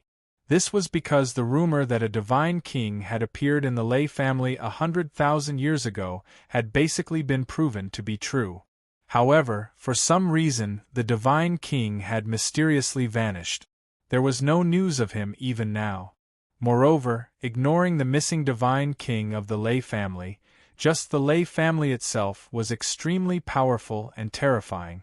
It was rumored that the lay family originated from an extremely mysterious, ancient royal clan. A unique bloodline flowed through their veins, giving them an innate affinity with lightning. Any member of the lay family would comprehend the laws of lightning 90% or above once they reached godhood. It was one of the most offensive laws among the 3,000 laws, standing on par with the laws of the sword and the laws of destruction. Moreover, the members of the lay family were much more proficient in using the laws of lightning compared to others. It was as if the entire lay family was blessed by lightning, possessing an innate advantage. Aside from that, there was another important factor. The lay family was a powerful clan that possessed 2 overgods. Since the lay family is in urgent need of the soul-drawing lotus, our Chu family will give up on it. Our firmament sect will give up on the soul-drawing lotus as well. The ascending pavilion will give up on the soul-drawing lotus. Many overgod organizations gave up on the soul-drawing lotus. Basically, they all stated their names to express their goodwill. They did not dare to provoke the lay family. The Lightning Brothers gradually smiled as they let out a huge sigh of relief. However, their smiles only lasted for a short while before they were stopped by a calm voice. "I'll pay 3 million high-grade divine crystals. I also need the soul-drawing lotus very much." Jianchen finally made a bid as he sat in his box. He had to obtain the soul-drawing lotus, as it was his hope of awakening Kea. Everyone fell silent. They all looked towards Jianchen's box. Unfortunately, the windows of the box were tightly shut, and there was a formation that blocked out the senses of the soul. Unless the person inside was willing, the senses of the soul would not be able to penetrate the box at all. Shi Yu and Mo Yen sat leisurely in their box as well. They watched the intense competition in the auction with interest. The moment Jianchen's voice rang out, their faces immediately stiffened. "Sister Shi Yu, this seems to be the voice of the patriarch of the Jianchen clan. Do you think the patriarch of the Jianchen clan is here as well?" Mo Yan's eyes widened as she stared at Shi Yu in surprise. However, she soon became excited. Shi Yu nodded silently and said gently, "That's right. It's the patriarch's voice. The patriarch has vanished for several decades. Only a few days ago did we hear that he was in the divine King Duanmu's dwelling. I never thought that he would actually come to the royal capital and take part in the auction this time." Chapter 1846. Who's the person in the VIP box? He doesn't even show any respect to the renowned lay family of the divine kingdom of Boundless Cloud. Moreover, he speaks so calmly and confidently. Clearly, he doesn't fear the lay family at all. We can't afford to offend the lay family. The existence in the VIP box that even the lay family doesn't fear is not someone we can provoke either. Whatever. Let's not take part in the fight for the soul-drawing lotus. We can't afford to offend either side. We can't continue bidding. Once we do, they'll probably hold a grudge against us even if one side obtains the soul-drawing lotus in the end. All the people in the VIP boxes made up their minds. They were extremely fearful of the lay family. As long as one had the lay clan's bloodline and above, after entering the deity realm, they would comprehend the law of lightning, one of the 3,000 great Daos with the strongest offensive power. This clan's special bloodline shocked everyone to the extreme. Coupled with the existence of 2 overgods, especially when one of the overgods had already reached late godhood, the lay family could be regarded as the greatest clan in the region without a doubt. Only the imperial family of the various divine kingdoms could suppress them. Moreover, the divine king had appeared in the lay family 100,000 years ago. Although he had mysteriously vanished, there was no news of his death. If the missing divine king was included, the lay family's power was enough to make even the imperial family fear them. Jianchen's bid made the expressions of the Lightning Brothers of the lay family become rather ugly. The soul-drawing lotus was just too important to them, as it was directly related to the Grand Elder's life.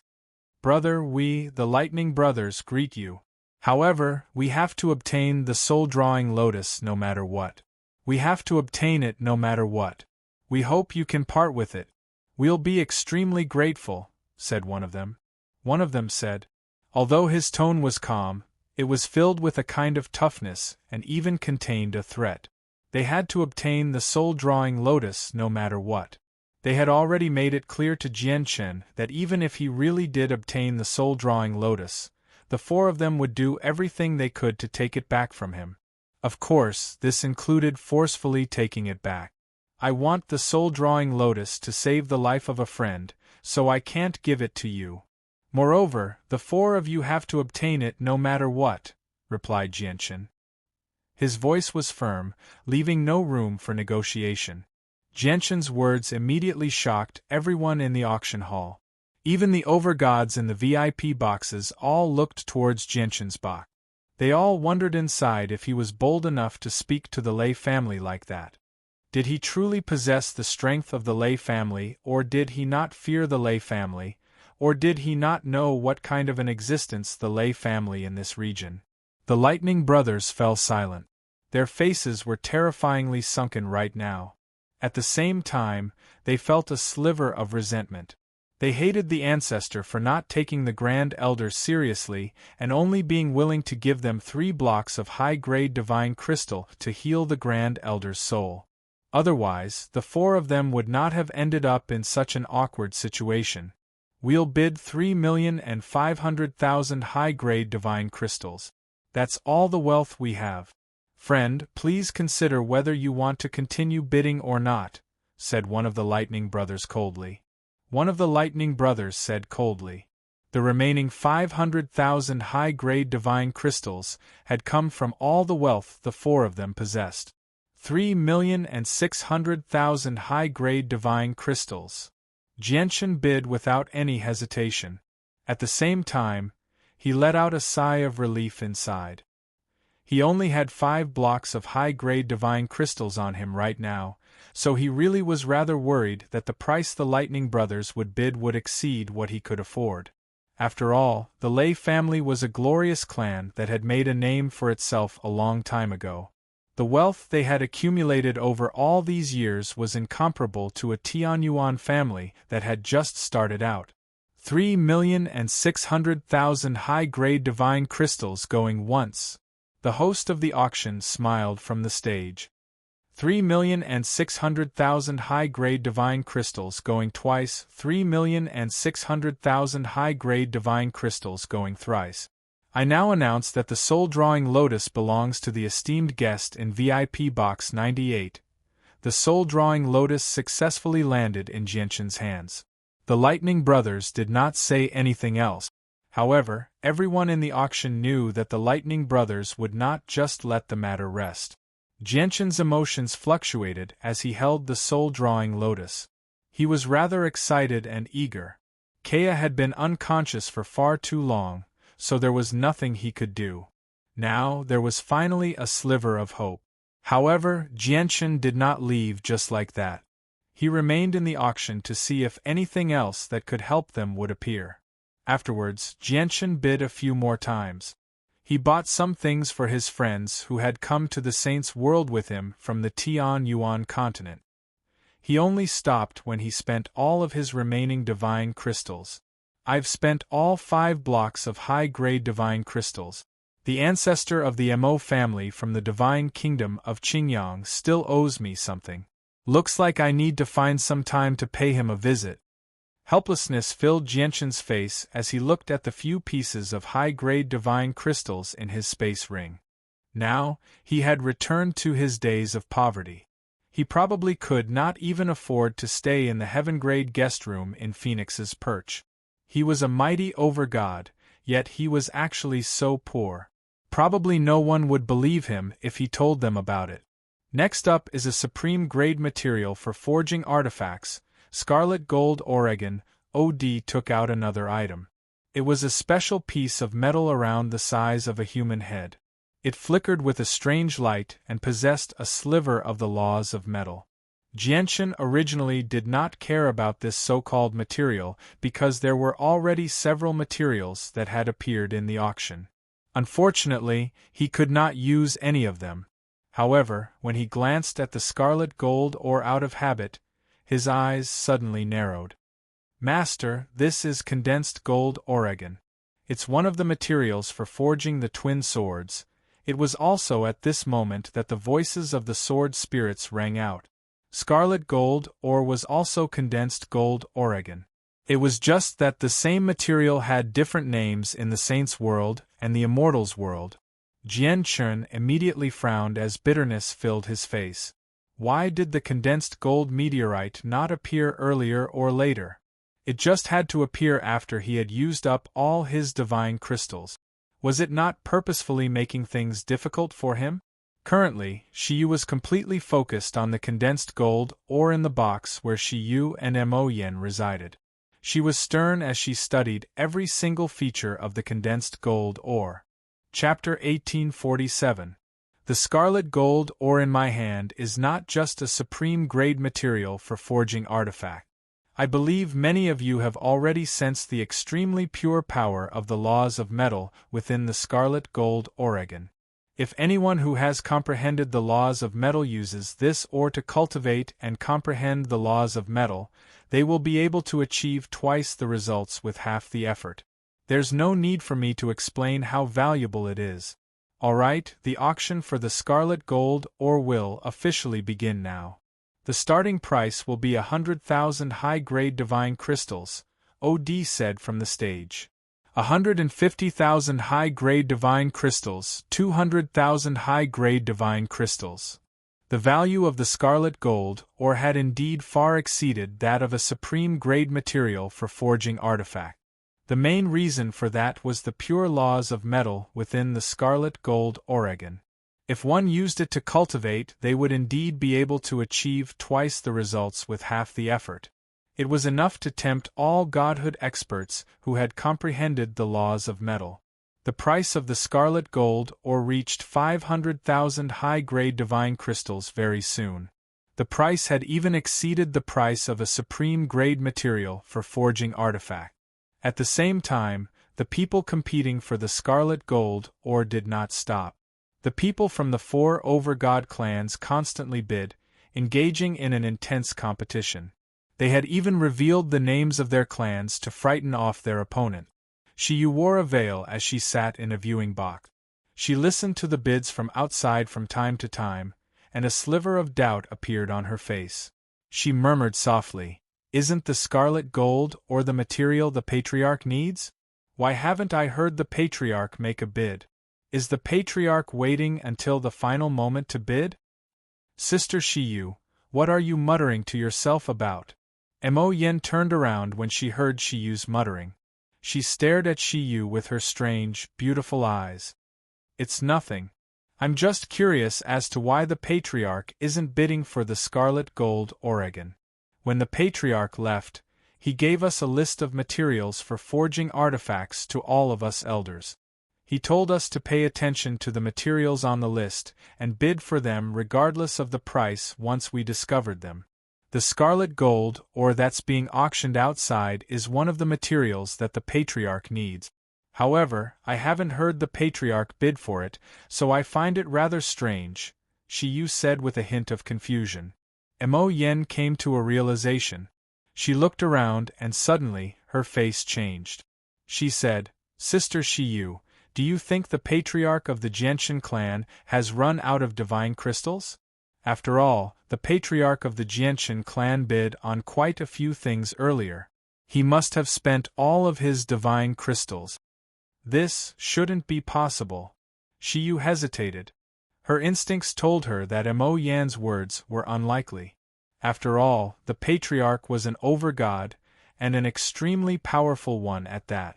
He should not be stumped by a few divine crystals, right? If that's really the case. But the price of the pure gold ore has already risen to 1,500,000 high-grade divine crystals. I don't have that much on me. Even if I want to bid, there's nothing I can do. Shiyu frowned. There was nothing she could do. In the end, the crimson gold ore was won by the Crimson Firmament Divine Kingdom's Bloodblade sect for 2 million. The Bloodblade sect. Genshin sat in his box as he stared at the box where the Bloodblade sect was seated. The light in his eyes flickered before he became determined. The pure gold ore was one of the materials he needed to forge the azulate swords. If he missed this opportunity, who knew when he would come across another one? As a result, he would never give up on the pure gold Oregon. Once the people of the Bloodblade sect leave the auction house, I'll go find them and use other items to exchange for it. Jianshan made up his mind and began to secretly pay attention to the people of the Bloodblade sect. The next item is also an artifact forging material. It's called pyrogold. When the next item was taken out, Jianshan was stunned once again. He let out a long sigh as he felt extremely conflicted. This was because pyrogold was also a material for forging the azulite swords. Jianshan felt extremely conflicted when he saw two supreme-grade materials that could be used to forge the azulite swords that were usually extremely difficult to find. They just happened to be on display after he had spent all his divine crystals. At the same time, Shiyu recognized that the pyrogold was also something that the Patriarch had ordered them to look for. Her eyes immediately lit up. I've already missed the first material that the Patriarch needs. I have to get the second one no matter what. However, I don't have that many divine crystals on me, so I definitely won't be able to compete with the other over-god organizations in terms of price. I can only use my schemes now, Shiyu thought. Two elders of the Yang family sat in another box. At this moment, their eyes also lit up when they saw the pyrogold. Pyrogold. It's pyrogold. The pyrogold that the ancestor ordered us to look for has finally appeared. We have to get the pyrogold. The ancestor seems to be in urgent need of it, the two elders of the Yang family said softly as excitement filled their eyes. If they could give the pyrogold to the ancestor, it would definitely be a great merit. There's an extremely small chance for a piece of pyrogold to condense under flames of the earth. It's a supreme-grade material for forging artifacts, so I don't need to elaborate on its value. The starting bid is 100,000 high-grade divine crystals. Odie's voice rang out. Our Tianyuan family bids 100,000 high-grade divine crystals. As soon as Odie finished speaking, Shiyu's voice rang out from the box, echoing through the entire auction hall. It attracted the attention of countless people in the surroundings. Although the Tianyuan family was a clan that had only been founded recently, their fame was no weaker than veteran over-god organizations. As a matter of fact, they might even surpass them. All of this was because the patriarch of the Tianyuan clan, Jianshan, had once fought barehanded against the protector of the Earth Spirit sect, Wainer Yen, who had comprehended the laws of strength. He had completely crushed Wainer Yen and possessed extremely terrifying strength. In particular, a few days ago, news had spread that the patriarch of the Tianyuan clan had broken through again after comprehending the laws of the sword in the divine King Duanmu's dwelling, which shocked countless people. Even basically all the over-god organizations in the surrounding divine kingdoms received the news. For a moment, many over-god organizations became extremely fearful of the patriarch of the Tianyuan clan. In their eyes, the patriarch of the Tianyuan clan, Jianshan, was even more of a threat to them than the ancestor of the Yang family, Yang Kai. This was because the patriarch of the Tianyuan clan was an over-god who had comprehended the laws of the sword. Shiyu said once again, the patriarch has once said that we must purchase any materials he needs. The pyrogold happens to be one of the materials the patriarch needs. As a result, I hope that everyone can show mercy and give the pyrogold to our Tianyuan family. I will be eternally grateful.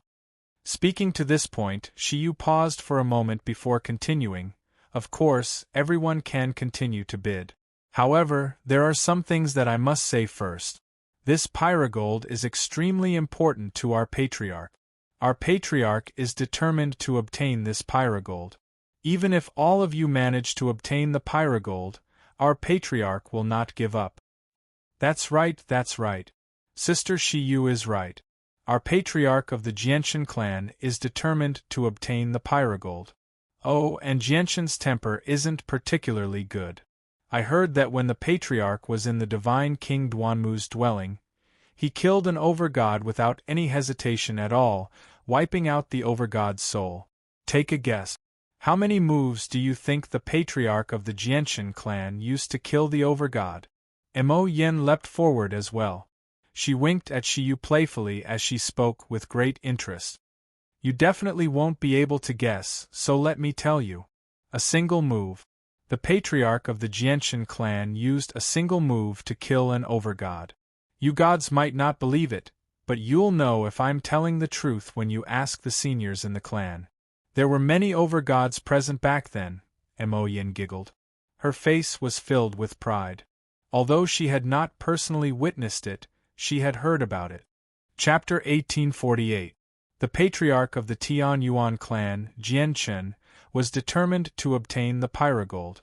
All the people from the overgod clans hesitated when they heard Shiyu's words. Deep fear filled their eyes. When the news of the divine King Duanmu's dwelling in the Dong, a province of the divine kingdom of Pingtian, leaked out, basically all the ancestors of these organizations had taken part in the fight for the divine king's fortune. Naturally, they were familiar with Jianshan. When they had come to the divine kingdom of Pingtian to participate in the centennial auction of the Imperial United Merchants Association, their ancestors had warned them not to offend the Tianyuan family in the divine kingdom of Pingtian unless they had no other choice. Even if they had to offend the Yang family, they could not offend the Tianyuan family. The warning from their ancestors made all of them realize that the Tianyuan family was not to be trifled with. As a result, when they heard that the patriarch of the Tianyuan clan, Jianshan, was determined to obtain the pyrogold, some of the people who originally wanted to bid for it began to hesitate. The elders from the overgod organizations did not doubt Mo Yin at all when she said that Jianshan had killed an overgod in a single strike. This was because their ancestors had personally witnessed this and told them that it was true. Even though he had only killed an early overgod, he had only used a single strike. However, the people who did not have the right to enter the box and were currently in the auction hall refused to believe this. They all voiced their doubts, and there was no lack of gods among them. Shiyu and Mo Yin could not be bothered to explain themselves when faced with these doubts.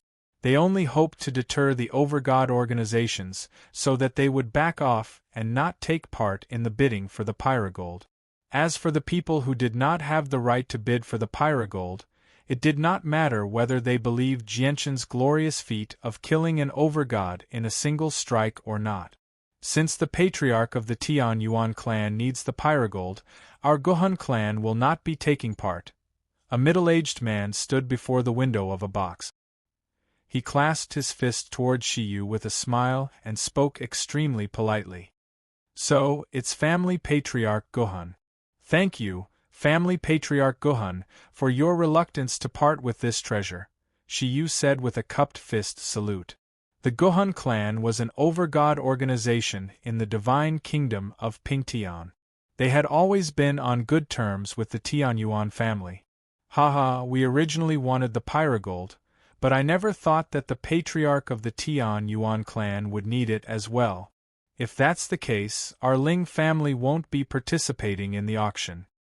The window of another VIP box was opened. The head of the Ling family stood in front of the window and said with an amiable smile on his face. In the divine kingdom of Pingtian, the Tianyuan family possessed some deterrence due to Jianshan's support. Even ignoring the Tianyuan family that had always been on good terms with the Tianyuan family, many overgod organizations in the royal capital feared the Tianyuan family slightly. Afterwards, basically all the overgod clans in the divine kingdom of Pingtian expressed that they would give up on the pyrogold regardless of whether they were interested in it or not. On one hand, they were giving face to the Tianyuan family, and on the other hand, they were expressing their goodwill. After the divine kingdom of Pingtian, the overgod organizations from the other divine kingdoms did not want to fall behind either. They expressed their intentions one after another. Even the clans that were truly interested in the pyrogold could not help but give up after weighing the pros and cons. All of them remembered their ancestors' warning. They could not provoke the Tianyuan family unless they had no other choice. Although the pyrogold was a supreme grade material that was rarely seen in this region, There was more than one piece. There was no need to offend a powerful overgod over a single piece of material. The two elders of the Yang family, who were also sitting in the VIP box, had uncertain expressions at this moment. They seemed to be hesitant. I never thought that the patriarch of the Tian Yuan clan would need the pyrogold as well, and he's determined to get it. However, our ancestor needs the pyrogold as well. Are we supposed to compete with the Tian Yuan family for it? Said one of the elders. He was filled with anxiety. The other elder said after a moment of thought, if we bid, we'll definitely offend the patriarch of the Tian Yuan clan. We can't act recklessly. In my opinion, we should report this to the ancestor as soon as possible and get him to make a decision. There's no time to lose.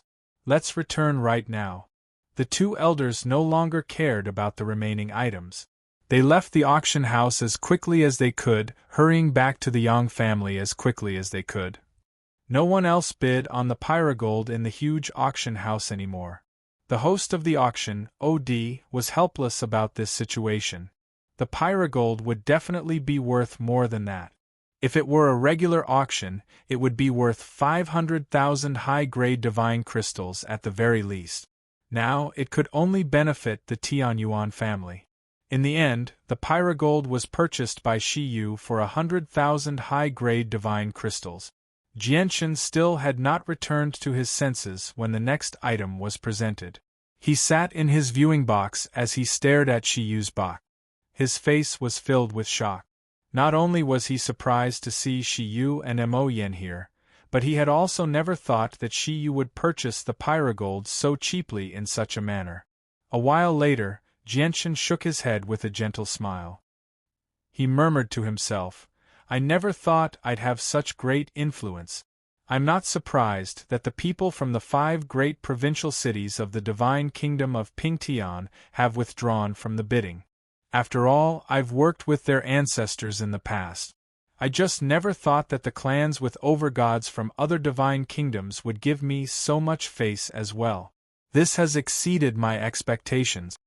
It was also at this moment that Jianshan could not help but think back to when he and Shun Jian had first arrived in the Saints' world. They had come across the early god ancestor of the Lu family, Lu Tian, and faced a battle to the death. Yet now, in just a few short decades, he had become an expert that all overgod organizations feared. Jianshan could not help but sigh in amazement at the great change. The auction continued. Overgod-level formation discs and truth-tier battle skills that could even tempt overgods appeared at the end. Every single one of them was sold for over 10 blocks of high-grade divine crystals. Even overgod organizations with great heritages would be tempted by treasures like that, causing them to fight tooth and nail over them. Even when they faced powerful clans that they feared, they would not back down at all. This was because every single one of these items held great significance to their clans. It would have an extremely long-term impact and would directly affect the future of their clans. However, the Tianyuan family did not take part in the auction. It was not that the Tianyuan family did not lack these items. Instead, they did not have the wealth to do so.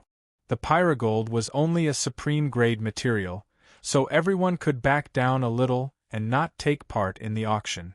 However, when it came to overgod-level formation discs and truth-tier battle skills that could tempt even overgods, they obviously would not back down at all. At the same time, the two elders who had left the auction stood politely with the patriarch of the Yang family, Yang Aoran, outside a secret room in the forbidden grounds of the Yang family. "Why have you disturbed my cultivation?" A dignified voice rang out from the secret room. It was the ancestor of the Yang family, Yang Kai. Yang Aoran and the two elders immediately bowed deeply towards the secret room. One of the elders said, "Ancestor, the pyrogold that you need has appeared in the centennial auction of the Emperor United Merchants Association." "What? You've found the pyrogold?" Yang Kai's excited voice rang out from the secret room. It was filled with great joy. However, he calmed down very soon and continued, "Have you come across any difficulties in the process of competing for the pyrogold?" You are wise, ancestor. The patriarch of the Tianyuan family also needs the pyrogold very much. And a few days ago, there were rumors that the patriarch of the Tianyuan clan had broken through once again while in seclusion in the divine King Duanmu's dwelling. If we bid for the pyrogold, it's extremely likely for us to offend the patriarch of the Tianyuan clan. This matter is just too important, so we can't make the decision. As a result, we've come to ask for your opinion, ancestor, said the elder. The secret room fell silent. Only after quite a while did Yang Kai speak again. Who has come to the royal capital from the Tianyuan family? Is Jianshin in the royal capital? Ancestor, it's Elder Shiyu from the Tianyuan family. As for the patriarch of the Tianyuan clan, we have no idea where he is. All we know is that he has appeared in the Ling family in the sword-seeking province recently. An elder Lu of our clan was slain by an unknown overgod in the royal capital 3 days ago, Yang Eoren said. The patriarch of the Yang family, Yang Eoren, said politely. He reported the details of Elder Lu's death to the ancestor. He did his best to cover up Yang Tai's responsibility and push the blame to the overgod whose origins they had yet to discover. Let's put Elder Lu's death aside for now. The pyrogold is extremely important to me, so I must obtain it. Yang Eoren, you and Yang Lianxin will personally go. Bring a few elders with you. You must invite Shiyu over. Yang Kai's voice rang out from the secret room. Chapter 1849. The centennial auction of the Imperial United Merchants Association had come to an end. The people gathered in the auction hall all dispersed. They were particularly quiet when they left. A few people would glance at the VIP boxes above from time to time. Some of them were curious, some of them were gleaming with interest, and some of them were completely calm. It had to be mentioned that many good items had appeared in the auction this time, but there would always be some bloodshed afterwards when treasures appeared in the auction. It was not very peaceful. Examples like this were very common in the saints' world. It was nothing new. Just like how people would die for wealth, birds would die for food. In the saints' world, there would often be many people who would be willing to take risks and risk their lives for their own fortune. They would use their passion to forge a brand new tomorrow. The people from overgod clans in the VIP boxes slowly made their way out as well. Every single overgod organization that had come to take part in the auction this time had sent several gods. However, even with that being the case, the people who had bought treasures were still cautious. Even though they had several elders with them, they still did not dare to be careless. All of them understood that even though they came from clans with overgods and possessed powerful backgrounds, there were still many people who were bold enough to target them. They did not care about the clans behind them at all. At this moment, a few tiny pulses of space appeared in the VIP boxes. Someone had taken out a teleportation formation disk and activated it to leave. Without any exception, these people had all bought treasures of considerable value in the auction. In order to prevent others from stealing them, they directly left through teleportation formation disk. They were extremely careful. As a supreme-grade material for forging artifacts, the pyrogold was quite valuable as well. It was worth 500,000 high-grade divine crystals at the very least. However, Shiyu and Mo Yen did not show any worry at all as they carried the pyrogold. Instead, they seemed to be extremely relaxed. There was even a hint of excitement from wanting to be rewarded for their efforts. Sister Shiyu, let's go. Let's go find Patriarch Jianshin, Mo Yen said to Shiyu. Mo Yen said to Shiyu. She smiled mischievously and pulled Shiyu out of the VIP box by the hand. Shiyu nodded. This piece of pyrogold was something that Jianshin needed. She wanted to hand it over to Jianshin as soon as possible. Only in Jianshin's hands would this item be truly safe. Let's go and find the person who bought the soul guiding lotus. No matter what, we must obtain the soul guiding lotus. Otherwise, the first elder will definitely not live for more than 100 years. In another box, the 4 lightning brothers from the Lei family of the Divine Kingdom also stood up and walked towards the VIP box where Jianchen was. At this moment, Jianchen was still sitting in the VIP box calmly. He did not leave immediately. His presence had already spread out, surrounding the VIP box on the opposite side. Inside this VIP room were the people from the Crimson Sky Divine Kingdom's Bloodblade sect who had won the bid for the condensed gold Darksteel.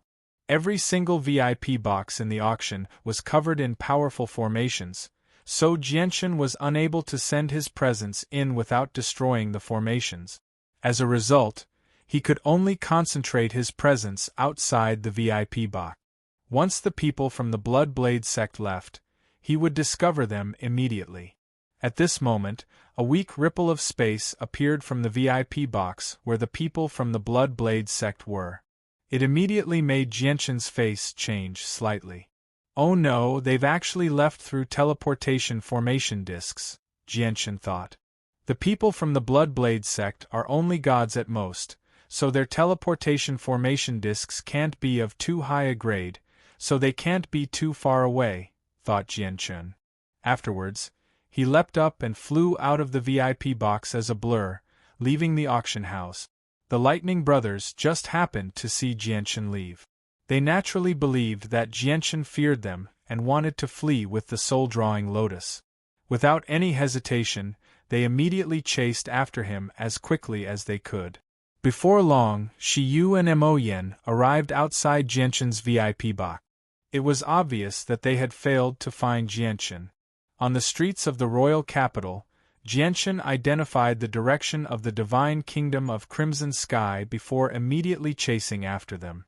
At the same time, he expanded the senses of his soul as hard as he could, hoping to find traces of the Bloodblade sect. However, there were formations everywhere in the royal capital, so Jianchen's senses of his soul were greatly hindered. He could only expand to several hundred kilometers away.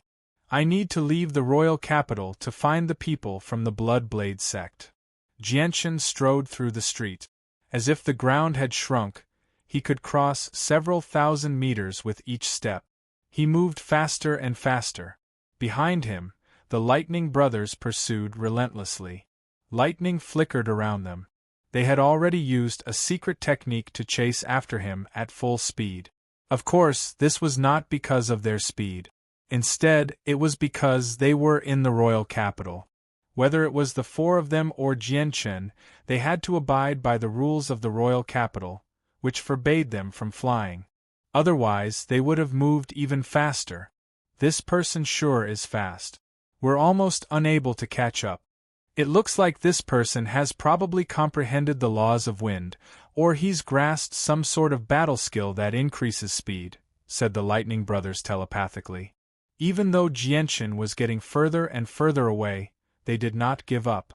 They continued to chase after him. We can't use our full speed in the royal capital. Once we leave the royal capital, it won't be difficult for us to catch up to him with our speed, said another person sternly. That's right.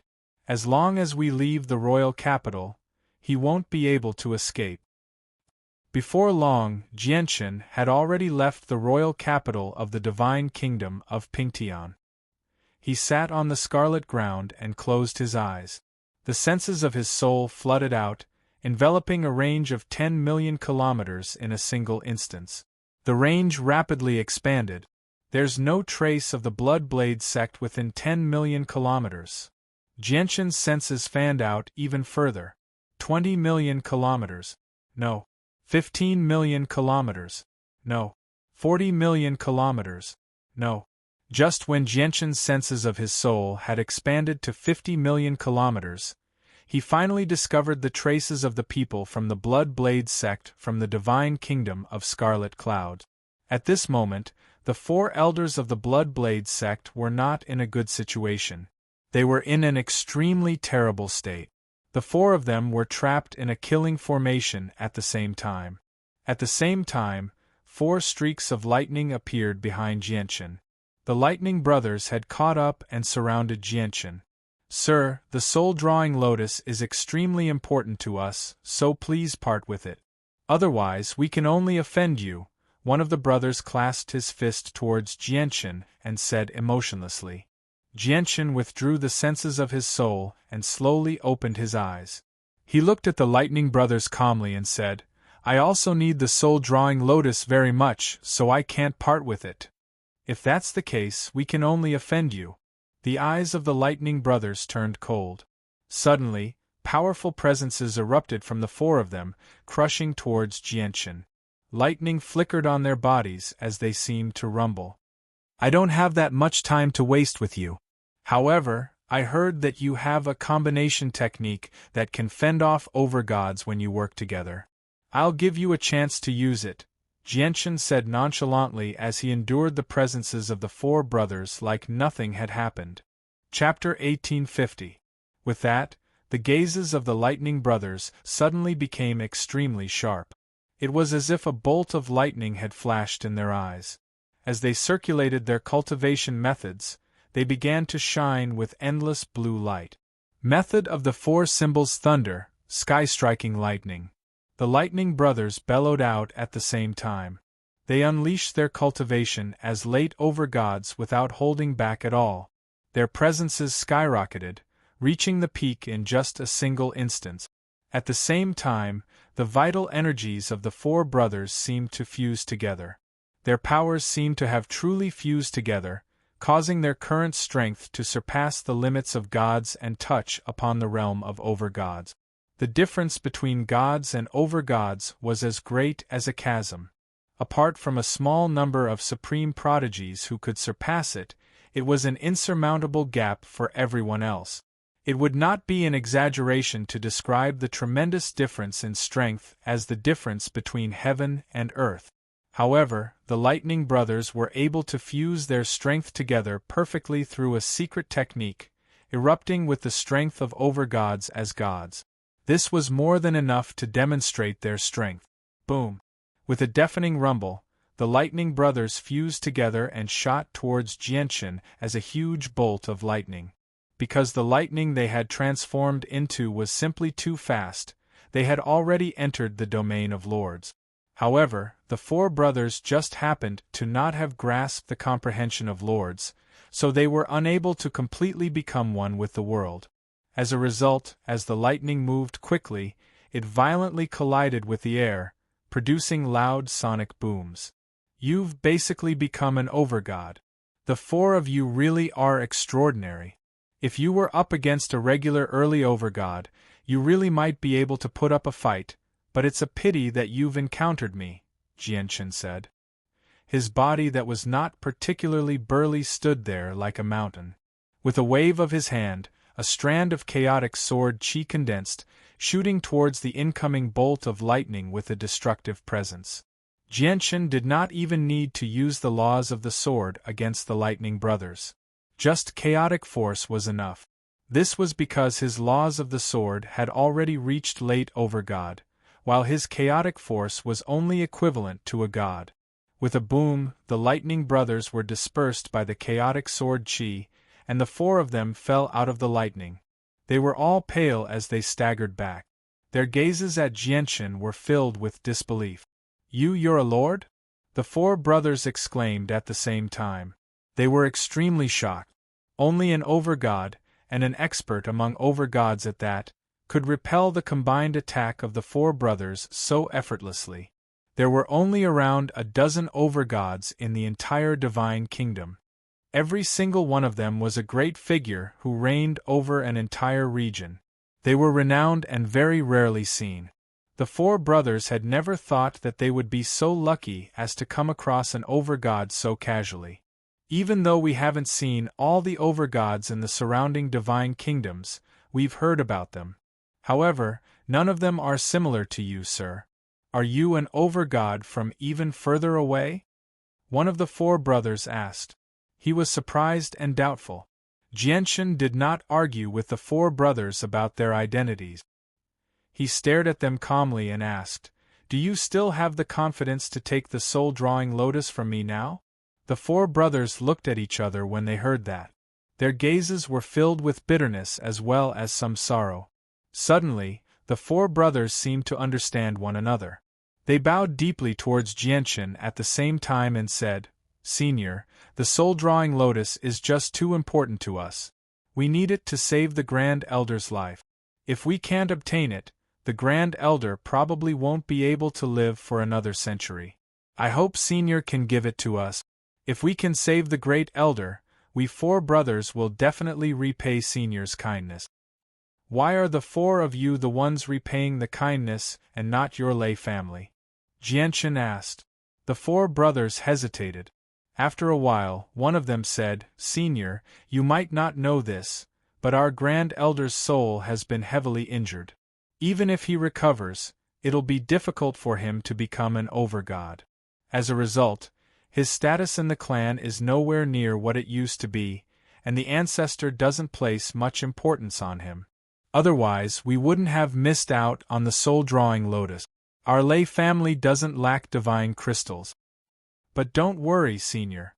Although our current strength is nothing compared to Senior, I believe we'll be able to repay Senior's kindness once we break through to Overgod in the future," Jianchen said with a smile. The 4 brothers looked at Jianchen eagerly.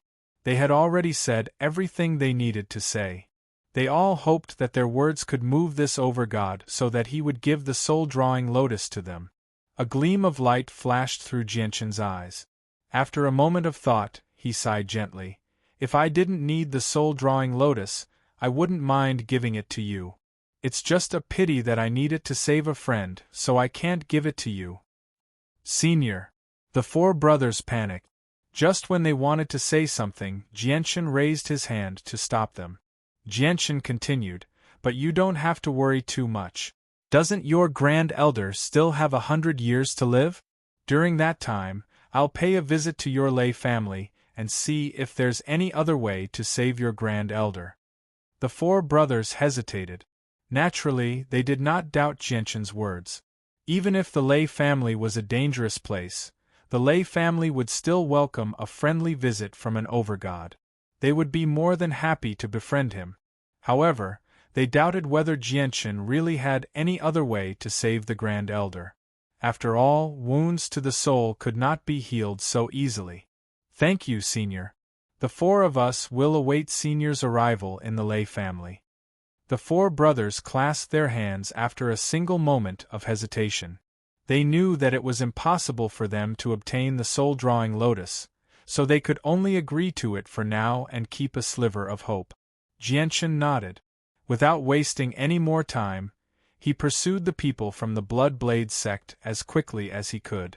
At this moment, Shiyu and Mo Yen walked through the streets aimlessly with their faces covered by veils in the royal capital of the divine kingdom of Pingtian. They seemed to be in low spirits. "Sister Shiyu, where do you think Patriarch Jianchen has gone?" What's wrong with Patriarch Jianchen? To think that we went to find him so excitedly with the pyrogold, wanting to give it to him as soon as possible. Yet, he just left the auction silently." Mo Yen puffed up her cheeks and said unhappily. Clearly, she was still angry. "If I've guessed correctly, the Patriarch has gone to chase after the people from the Blood-Blade sect. Mo Yen, let's wait for the Patriarch in the royal capital. I believe he'll return very soon with his abilities," Shiyu said to Mo Yen. For some reason, she felt slightly disappointed when she saw Jianchen vanish from the auction silently. At this moment, a gleam of light flashed through Shiyu's eyes. She stared ahead sharply. A few figures flickered at the end of the street, rapidly approaching Shiyu and Mo Yen. They moved very quickly, as if they were flying close to the ground. As a result, many people were unable to see them clearly. They had already passed through the crowd. "Oh no!" Shiyu cursed inwardly. She did not have the time to do anything else at all. The figures that flew over had already surrounded her and Mo Yen. There were a total of 6 people, and all of them were very powerful. They were all gods. 2 of them in particular made Shiyu's face become extremely stern because they were both late gods. You must be Elder Shiyu of the Tianyuan family. I am the Patriarch of the Yang family, Yang Aoran. Greetings, Elder Shiyu." One of the middle-aged men clasped his fist towards Shiyu with a smile. He spoke rather politely. Patriarch Yang, may I ask why you're doing this? Shiyu asked sternly. She glanced at the 6 gods who had surrounded her and Mo Yen, and she sensed that the situation was bad. Chapter 1851. Patriarch Yang, all I can say is that you've come at the wrong time. We're going to meet up with the Patriarch right now and hand over a supreme-grade material we just bought from the auction to the Patriarch, so we can't visit the Yang family right now. However, I will report the Patriarch's kind invitation to the Patriarch. I believe that before long, we'll be visiting the Yang family with the Patriarch. Shiyu pretended to be calm. Shiyu pretended to be calm as she looked around. She emphasized the words invitation, in particular. Yang Eoran's face suddenly changed when he heard that Shiyu wanted to meet up with the Patriarch of the Tian Yuan clan. He became stern as well, and he asked, Elder Shiyu, are you saying that the Patriarch of the Tian Yuan clan has come as well? They had definitely not invited Shiyu to the Yang family as a guest this time. If the Patriarch of the Tian Yuan clan happened to be here as well, it would really be troublesome. That's right. The Patriarch has already come to the royal capital, said Shiyu. The Patriarch of the Tian Yuan clan is in the royal capital? Elder Shiyu, do you really think we're that easy to trick? Yang Eoran's brother, Yang Lianxin, sneered. You must be Senior Yang Lianxin. Senior Yang Lianxin, I really don't understand. What benefits do I stand to gain by lying to you about this? Shiyu said calmly. However, she began to panic slightly inside. She hoped that Jianchen could return sooner.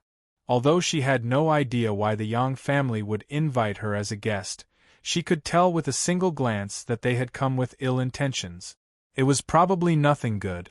Yang Eoran said nothing. The light in his eyes flickered as he analyzed whether Shiyu was telling the truth or not. If the Patriarch of the Tian Yuan clan really was in the royal capital, he really would not be able to forcefully take action. Jianchen is not in the royal capital. Take the 2 of them back to the clan immediately. At this moment, Yang Kai's voice sounded in the ears of Yang Oran and the other heavenly gods. The ancestor's message made Yang Eoran and the others relax.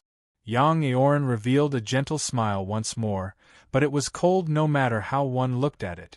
He said, Elder Shiyu, our ancestor wishes to see you about something important. He won't take up too much of your time. You can meet up with your Patriarch after meeting our ancestor. Yang Eoran turned his body slightly and gestured for Shiyu to enter. Get out of the way. We don't care why your ancestor is looking for us. If we don't want to go, would your Yang family dare to force our Tianyuan family? Mo Yen was angered. She placed her hands on her hips and said loudly, attracting the gazes of the passers-by. However, no one dared to say anything. There were very few people in the royal capital who did not know about the Yang family. At the same time, there were very few people who dared to offend the Yang family.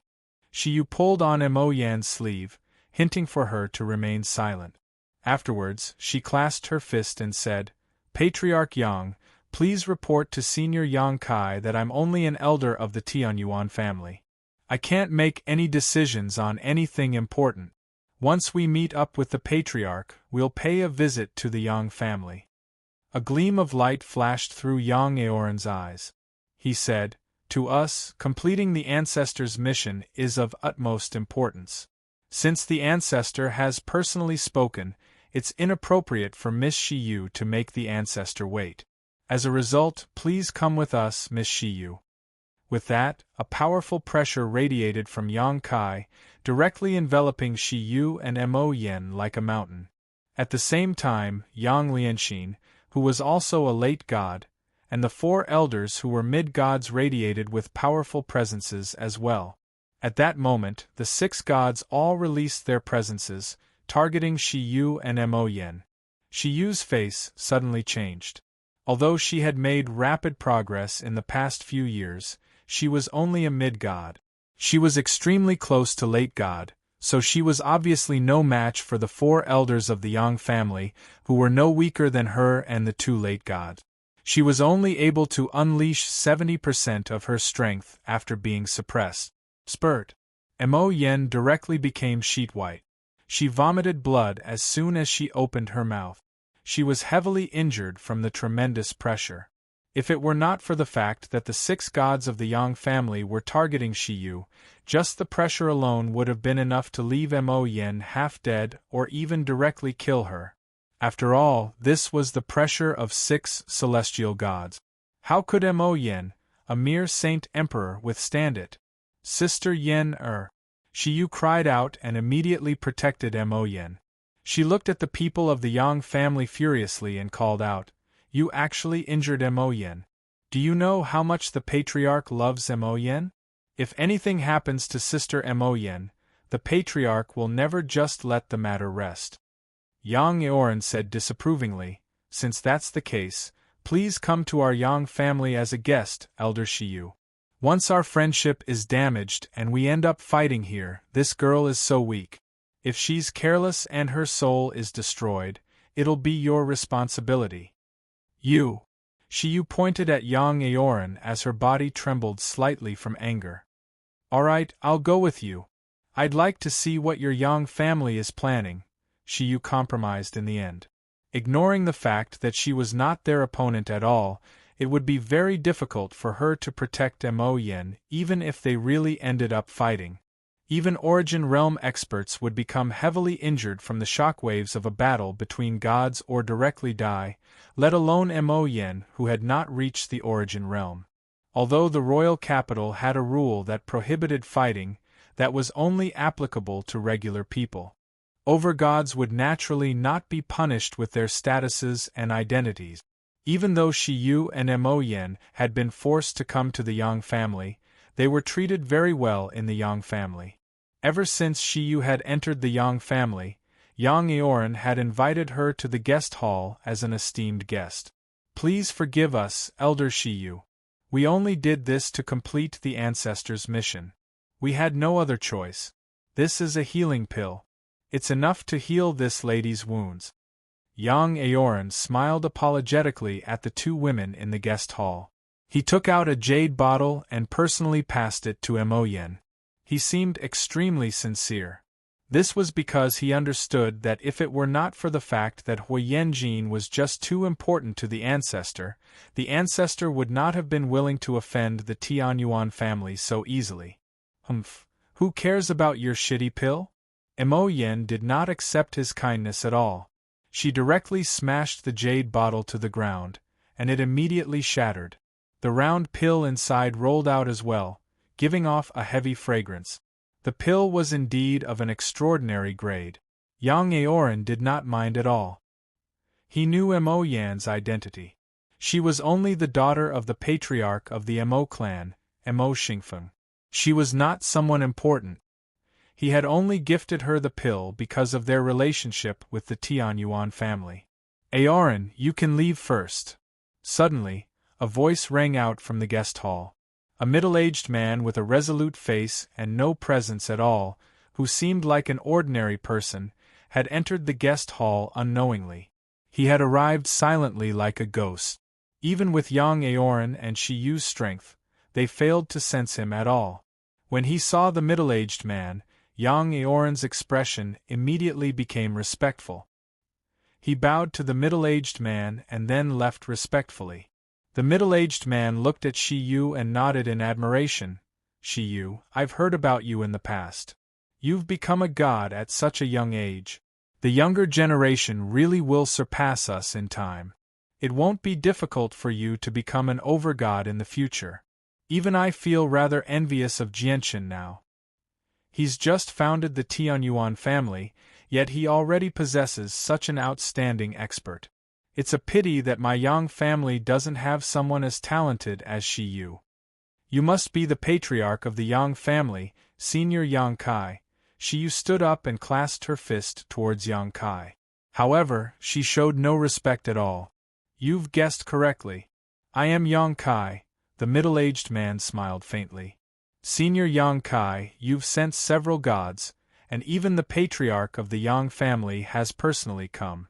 You've mobilized so many people just to invite the two of us as guests. I don't think it's as simple as that, said Shiyu. She was unable to think of a reason for Yang Kai's actions, no matter how much she thought about it. She did not seem to have anything on her that was worthy of his attention. The only piece of pyrogold that was slightly more valuable was something that the Yang family would not directly purchase at the auction if they really needed it with their wealth. To tell you the truth, I invited Shiyu as a guest to make a deal with you. Yang Kai sat down opposite Shiyu, giving off an amiable feeling. However, Shiyu could acutely sense that while Yang Kai seemed amiable, there was an unconcealable sense of superiority in his bones. In particular, the way he looked at her was like he was looking at an ant. A deal? I don't have anything important on me either? I'm very confused. May I ask what Senior Yang Kai wants from me? Shiyu became more and more puzzled. The pyrogold, said Yang Kai. Shiyu's face changed when she heard that. She instinctively covered the space ring on her finger as she stared at Yang Kai cautiously. She said, Senior Yang, I'm afraid I'll have to disappoint you. The Patriarch needs the pyrogold very much as well, so I don't dare to make a decision without his permission.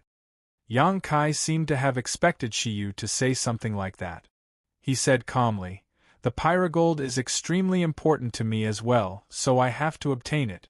It's just a pity that I found out about the pyrogold too late, or I definitely wouldn't have missed out on it. Since Senior Yang needs the pyrogold, you can discuss it with our Patriarch, said Shiyu. Yang Kai shook his head. You bought the pyrogold with your own divine crystals. Moreover, the pyrogold just happens to be on you, so I can directly discuss it with you. Why do I have to go find Jianchen? As long as the pyrogold doesn't end up in Jianchen's hands, it doesn't belong to Jianchen. Chapter 1852. Yang Kai's indifferent voice was filled with an unquestionable power, as if he was saying that Shiyu would never be able to walk out of this room if she did not sell the pyrogold. As he spoke, the space ring in his hand that contained 200,000 high-grade divine crystals slowly floated up by itself under the support of an invisible force, arriving before Shiyu. Shiyu and Emoyen were both pale with anger. Their bodies trembled. Clearly, the Patriarch of the Yang family wanted to buy it by force. Moreover, even if he wanted to buy it by force, his actions were still so shameless. Indeed, they had bought the pyrogold from the auction for a low price of 100,000 high-grade divine crystals, but that was because they had used the prestige of the Tianyuan family and had even mentioned Jianchen. That was the only reason why the other people in the auction were willing to give face to the Tianyuan family and not compete for the pyrogold. Otherwise, the price of the pyrogold would have been far greater. It would have been sold for 500,000 high-grade divine crystals at the very least. If an intense competition had occurred, it would not have been impossible for the pyrogold to reach 1,000,000 high-grade divine crystals. Yet now, Yang Kai, as the ancestor of the Yang family, wanted to buy the pyrogold from them by force, and he had even offered such a low price. He was just far too shameless. Senior Yang, you're a renowned peak expert of the divine kingdom of Pingtian. You're a person of great prestige. Aren't you going a little too far by bullying two weak women like this? Shiyu growled. Her face was extremely ugly. You're so shameless. You want to take advantage of us? So much for being an overgod. I never thought you'd be so shameless. Sister Shiyu, we bought the pyrogold for Patriarch Jianchen. We can't give it to him no matter what, Emoyen said furiously with a pale face. A cold light flashed through Yang Kai's eyes. He raised his head and glanced at Emoyen. His gaze was cold and emotionless, and it was as sharp as a sword. Emoyen immediately felt like her head had exploded from Yang Kai's gaze. Her head felt like it was about to explode, and her soul felt like it was about to shatter. She could not help but tremble violently, directly falling off the chair. She collapsed on the ground powerlessly as blood constantly spurted from her mouth. Yang Kai's gaze was enough to heavily injure Emoyen. After all, Emoyen was just far too weak. In Yang Kai's eyes, she was even weaker than an ant. Sister Mo Yen. Shi Yu's face changed drastically as she cried out. She caught Mo Yen in a hurry and fed her a healing pill as quickly as she could. She stared at Yang Kai resentfully and said to him, Senior Yang, do you know what status Sister Mo Yen have in the heart of the Patriarch's heart? You've injured Sister Mo Yen, so the Patriarch will never let this go. Do you want to start a war with our Tianyuan clan? Start a war with the Tianyuan family? A sliver of mockery appeared in Yang Kai's eyes. He said calmly, just what she said before is enough to warrant the death penalty. If it weren't for Jianchen, do you think this girl would still be alive? As for the Tianyuan family, a sliver of disdain appeared in Yang Kai's eyes. He said, apart from Jianchen, I really don't take the Tianyuan family seriously. At the same time, it's impossible for Jianchen to start a war with our Yang family over a mere holy emperor, as the Tianyuan family can't afford such a loss. Yang Kai, I will remember what happened today. Our Tianyuan family will never let this matter go, Shi Yu said through gritted teeth. Shi Yu directly called her by her name and said through gritted teeth. She looked at the pale-faced Mo Yen whose chest was covered in blood. Her heart throbbed in pain. You can say that to me once you become an overgod. Shi Yu, take these 200,000 high-grade divine crystals. Hand over the pyrogold, Yang Kai said calmly. He really did not take Shi Yu seriously. Shi Yu said coldly, Huajin, I'll never. Suddenly, she stopped abruptly. Her beautiful eyes had opened wide at this moment, and they were filled with monstrous rage and intense unwillingness. This was because at that moment, Shi Yu discovered that her body had been restrained by a mysterious power. She was unable to move at all. Since you're unwilling to hand it over yourself, I can only take it myself, Yang Kai said indifferently. Yang Kai's indifferent voice rang out. He extended his hand and directly removed the space ring from Shi Yu's finger. After rummaging through it, he took out the pyrogold that Shi Yu had placed inside before putting the space ring back on her finger. During this process, Shi Yu had been restrained by a powerful, mysterious power. She was unable to move at all. All she could do was watch as Yang Kai took away the pyrogold. There was nothing she could do. Buying your pyrogold for 200,000 high-grade divine crystals isn't a loss for you. Yang Kai finally smiled as he held the pyrogold. He removed the restraints on Shi Yu and said, The deal between us is complete. You can go. Shi Yu knew that it was useless to say anything now that things had developed like this. She could not change anything. All she could do was support Mo Yen and leave the Yang family in dejection. After the two of them had left, the patriarch of the Yang family, Yang Oren, arrived beside Yang Kai and asked politely, Ancestor, will we offend the patriarch of the Tianyuan clan by doing this? Yang Kai said, This is only a deal between me and Shi Yu. Shi Yu definitely did not use the wealth of the Tianyuan family to buy the pyrogold. Instead, she used her own wealth, so the pyrogold doesn't belong to Jianchen.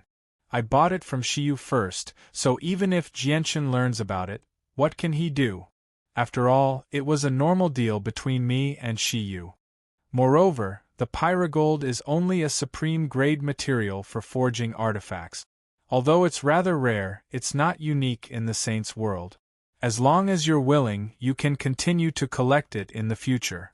Jianchen is not an idiot. There's no need for him to make things difficult for me over a piece of material. Of course, those 2 points are secondary. The main reason is that I need the pyrogold very much. At this moment, on a desolate plain 50 million kilometers away from the royal capital, powerful energy surged through the surroundings. It reduced the clouds in the sky to shreds. On the ground, a powerful killing formation was set up there. It exploded with all its might, and deafening rumbling sounds came from within the killing formation. The people trapped by the killing formation were the 4 elders of the Bloodblade sect. At this moment, the 4 of them were unleashing all of their techniques, attacking the formation with everything they had in an attempt to break free. Ha ha, it really is as I expected. Sing Fei, you really did use that teleportation formation disc. Fantastic. Killing you will be as easy as blowing off dust now. 4 men in long, green robes stood outside the killing formation that trapped the 4 elders of the Bloodblade sect. They sneered as they stared at the killing formation before them. Hua Yongyuan, it's actually you. Impossible, this is impossible. We used the teleportation formation disc to leave, but even we don't know where we'll be sent to. How did you set up an ambush where we'd be sent to and cast down such a powerful killing formation? Did you do something to the teleportation formation? The Bloodblade sect elder trapped in the killing formation cried out in alarm. That's right. We did do something to the teleportation formation disc. It's just a pity that you found out too late. The 4 of you won't be able to escape today. The man who had spoken earlier laughed aloud. Chapter 1853. The sect has a clear rule that members of the same sect are not allowed to kill each other. If anyone dares to do so, their cultivation will be crippled, and they will be thrown into the blood flame blade formation for 1,000 years. Hua Yongyuan, are you trying to break the rules of the sect? The elder trapped in the killing formation called out. The Bloodblade sect elder called Hua Yongyuan sneered. More than half of the people in the disciplinary hall are on our side. Moreover, we've killed so many of your people. In a few months' time, the position of sect master will definitely land on our side. At that time, whether it's the disciplinary hall or the sect master, they'll all be on our side. Who would dare to punish us for our crimes? As for the old ancestor has always been in closed-door cultivation. These trivial matters within the sect are of no concern to him. Most importantly, there will be no one else here aside from us. Even if we kill you here, no one will be able to see it. Naturally, the news won't reach the sect. Hua Yongyuan smiled sinisterly. As long as he killed the 4 people before him, the balance between the 2 factions would be broken. The position of sect master would belong to his faction. Despicable. Hua Yongyuan, you're despicable. You've actually broken the rules of the sect and killed people of the same sect for the position of sect master, the elder trapped in the killing formation said furiously. Hua Yongyuan laughed aloud and said to the 3 people beside him, Elders, do it. Use your full strength to power the killing formation and deal with them as soon as possible, just in case anything happens. The person standing beside Hua Yongyuan was also a Sky God Realm elder of the Bloodblade sect. The 3 elders nodded slightly when they heard that. Afterwards, they arrived at the 4 corners of the killing formation with Hua Yongyuan and used their cultivation to power the killing formation, pushing its power to the limit. Even though the killing formation had not reached the level of an overgod and was only a god, it was still able to erupt with terrifying power under the control of the 4 elders. At that moment, the killing formation shone brightly like a star. Terrifying pulses of energy wreaked havoc within it as killing intent surged into the air. The 4 elders of the Bloodblade sect held on bitterly. They erupted with their greatest battle prowess, using all sorts of secret techniques and battle skills as well as defensive treasures to resist. However, they only lasted for less than an hour before their bodies were covered in wounds and covered in blood. They were already heavily injured and more than a dozen defensive array discs had been destroyed. Could it be that the 4 of us are really going to die here today? Dying in the hands of a despicable person like Hua Yongyuan, and the sect won't even know about it. I can't accept this. But what can we do? With the strength of the 4 of us, it's impossible for us to break through this killing formation. Moreover, we won't be able to last much longer. It's all my fault. It's all my fault for not checking the teleportation formation disk properly. I didn't think that the teleportation formation disk I took out from the sect would be tampered with. The 4 elders of the Bloodblade sect all gnashed their teeth hatefully. Their eyes were filled with fury as they spoke with reluctance. Outside the killing formation, Hua Yongyuan and the other elders all smiled. They could already tell that Xing Fei and the others who were trapped in the formation could not last much longer. However, at this moment, the expressions of the four elders suddenly changed. They all turned their heads and looked in the direction of the royal capital. One of them said sternly, "Oh no, someone's coming. Quick, use your full strength. We have to kill them as quickly as possible, or it'll be quite troublesome if someone sees us and reports back to the sect." Hua Yongyuan and the other three nodded solemnly. They could all sense a powerful aura approaching them from afar. Since what the four of them were doing could not be exposed, it was best if they did not let the person see them, regardless of whether they were passing by or not. However, they had underestimated the person's speed far too much. When the four of them sensed the presence, the person who gave off the presence was still extremely far away from them. However, in the time it took for them to finish speaking, in less than 2 breaths, the person who emitted that aura had already appeared in their line of sight. At this moment, the four of them all saw a tiny, indiscernible black speck on the horizon. It was approaching them at a speed that left them tongue-tied. Moreover, as this person approached, the aura on his body became more and more terrifying. It was like a vast ocean covering the sky and pressing down on the world. What speed! Oh no, this person isn't a god. He's an overgod. The expressions of the four elders changed drastically. The overgod was actually directly heading in their direction, which made them sense that something was wrong. However, they had already reached a crucial moment to kill Xing Fei and the others. They could not give up now. To no surprise, the overgod was Jianshan. Jianshan had been using the linear lightning release to travel the entire time, pushing his speed to the limit. Finally, he crossed 50 million kilometers in the shortest amount of time possible and caught up to the elder of the Blood Blade sect. Jianshan stepped through the air and arrived before the formation under the nervous gazes of the four elders. His gaze was as sharp as a sword, as if he could see through the formation and see what was happening inside. Crimson Firmament Divine Country's Blood Blade sect's Elder Hua Yongyuan greets Senior. Senior, the four of us are currently exterminating the traitors of our sect, so we are unable to greet Senior. Once the four of us have killed the traitors, we will pay our respects to Senior properly. I hope Senior will not blame us. Please forgive us, Senior, Hua Yongyuan said uneasily. He mentioned his identity as an elder of the Bloodblade sect as soon as possible, hoping that the overgod would fear him slightly through the power of the sect. This was because the overgod had looked at the formation as soon as he arrived, which filled him with unease. You're from the Bloodblade sect? Jianshan looked at Hua Yongyuan in surprise. Hua Yongyuan beamed.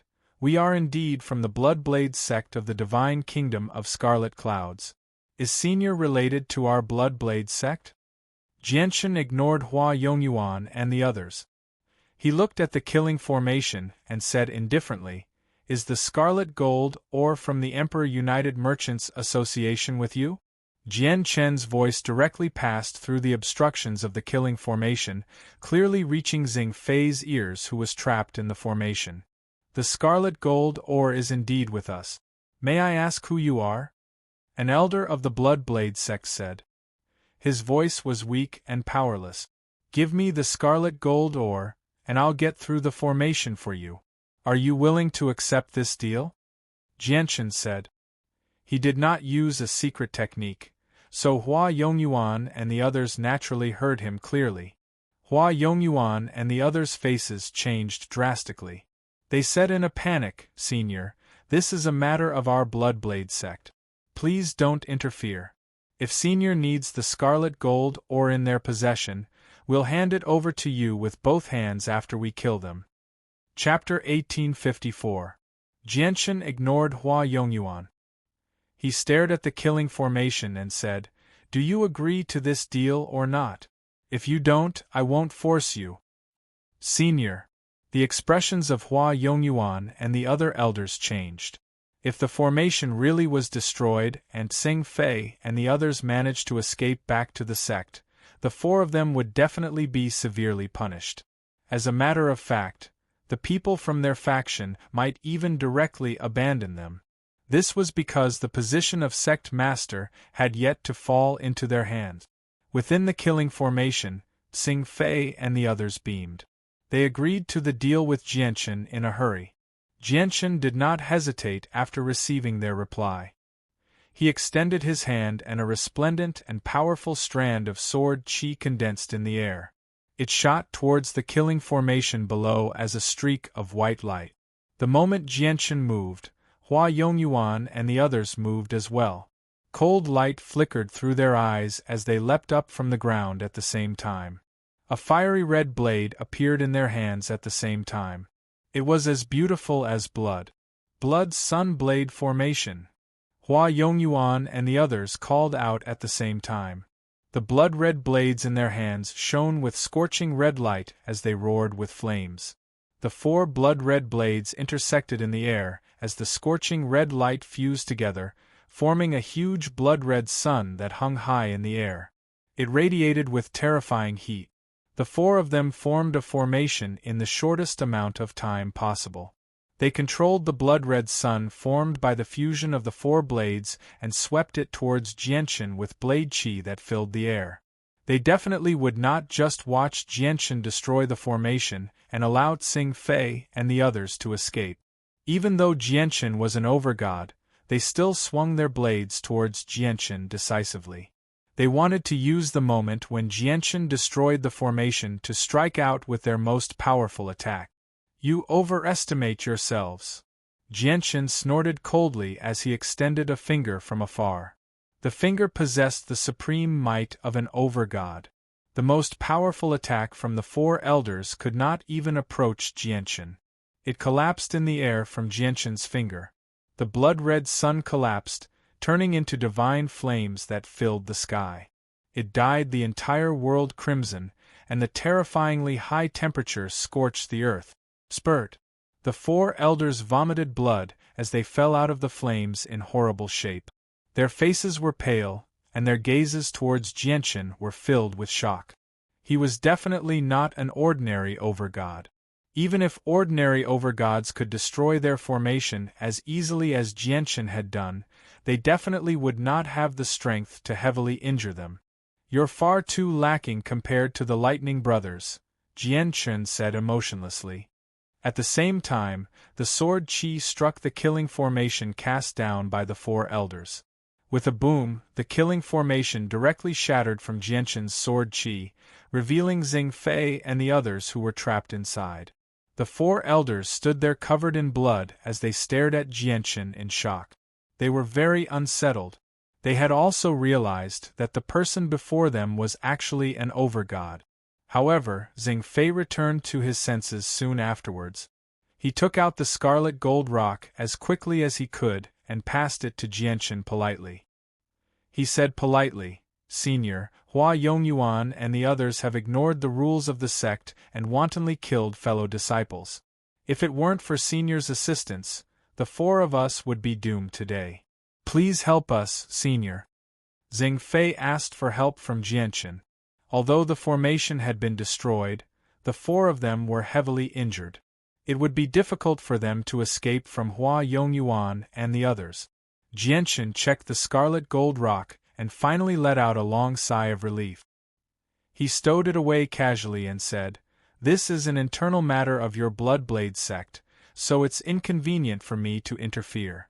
However, the 4 of them are injured as well, so it's up to you whether you want to fight or flee." With that, Jianchen shot into the sky and directly made his way to the royal capital. "Let's go." Xing Fei and the others immediately made up their minds and fled as quickly as they could. They were even more heavily injured than Hua Yongyuan, and they had expended a lot of energy in the killing formation. If they really fought, they would not be the opponents of Hua Yongyuan and the others. After them.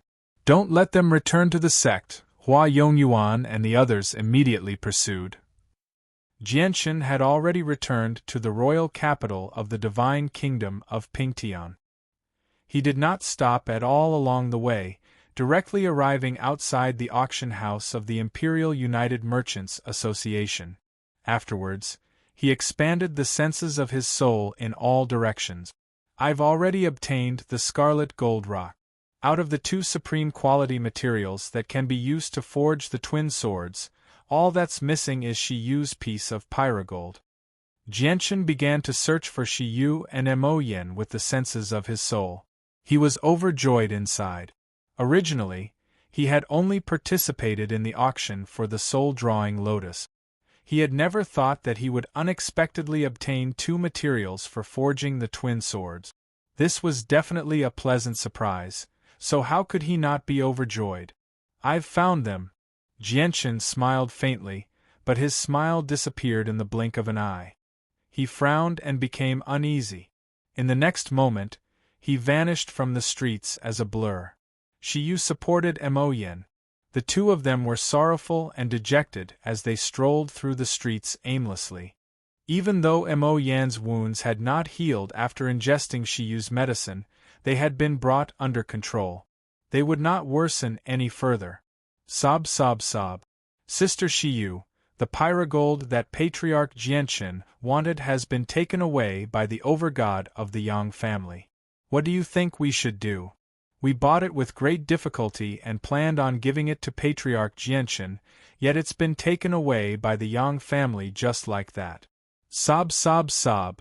They've gone too far, they've gone too far. Emo Yan's face was frighteningly pale as she sobbed sorrowfully. Her voice was weak, as if she had been wronged. Shiyu's face was extremely sunken as well. Her gaze was terrifyingly cold. She said, "We can only wait for the Patriarch to return and let him make a decision. However, I'll remember what happened today. Once I become an overgod in the future, I won't spare the Yang family." As soon as Shiyu finished speaking, a white figure appeared at the end of the street. The figure was clearly several thousand meters away from Shiyu and Emoyen, but with a single step, he directly appeared before the two of them. He moved so quickly that he seemed like he had teleported. What happened? Emoyen, you're injured. Who injured you? The person stared at Emoyen closely as his deep voice was filled with anger. His gaze was even more terrifying, shining with shocking light and filled with killing intent. Patriarch Jianchen. Emoyen burst into tears when she saw the person who had suddenly appeared before her. She hugged Jianchen tightly as her tears gushed out like a fountain. All the grievances that had accumulated in her heart seemed to have found an outlet at that moment, allowing her to release them all. She cried extremely sorrowfully. Jianchen hugged Emoyen gently as he carefully checked her wounds. His face became even more sunken and terrifying. He glared at Shiyu and snorted coldly, "Tell me, what happened? Who injured Emoyen?" Chapter 1855. Patriarch, it's the Yang family. Shiyu did not hide anything at all. She explained everything in great detail. Whenever she mentioned Yang Kai, she would grit her teeth in anger. She was furious. Yang Kai. Jianchen murmured. Anger surged within him as killing intent began to build up in his heart. Originally, the young master of the Yang family, Yang Tai, had provoked him time and time again, doing things that crossed the line. Jianchen considered that the Yang family and the Tian Yuan clan were in the same empire, so he did not want to become enemies with the Yang family. As a result, he chopped off Yang Tai's arm in the inn and left behind his name. However, he had never thought that in just a few days, Yang Kai, the ancestor of the Yang family, a mighty late overgod, would actually do something so despicable without any regard for his dignity. Patriarch Jianchen, Yang Kai has gone too far. Sister Shiyu and I bought the pyrogold for you, but it was stolen by Yang Kai in the end. Sob, sob, sob, he's gone too far. Just because he's an overgod, he's bullying Sister Shiyu and me. Patriarch Jianchen, the pyrogold is gone now. It's gone. What should we do? Sob, sob, sob. Emoyen sobbed sorrowfully as she trembled in Jianchen's arms. She felt wronged. Moreover, she had not recovered from her wounds in the first place. Her emotional fluctuations affected her wounds, so she vomited blood as soon as she opened her mouth, dyeing Jianshan's clothes red. Jianshan fished out a healing pill he had obtained from the divine King Duanmu's dwelling from his space ring with a sunken face. He fed it to Mo Yen gently and said, "Let's go to the Yang family. I'd like to see just how arrogant Yang Kai is." Jianshan's voice was cold. Anyone could sense the heavy killing intent in his voice.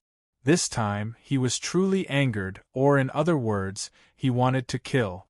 Very soon, Jianshan arrived at the Yang family with Shiyu and Mo Yen once again. Standing outside the entrance, Jianshan directly called out, "Yang Kai, get out here!"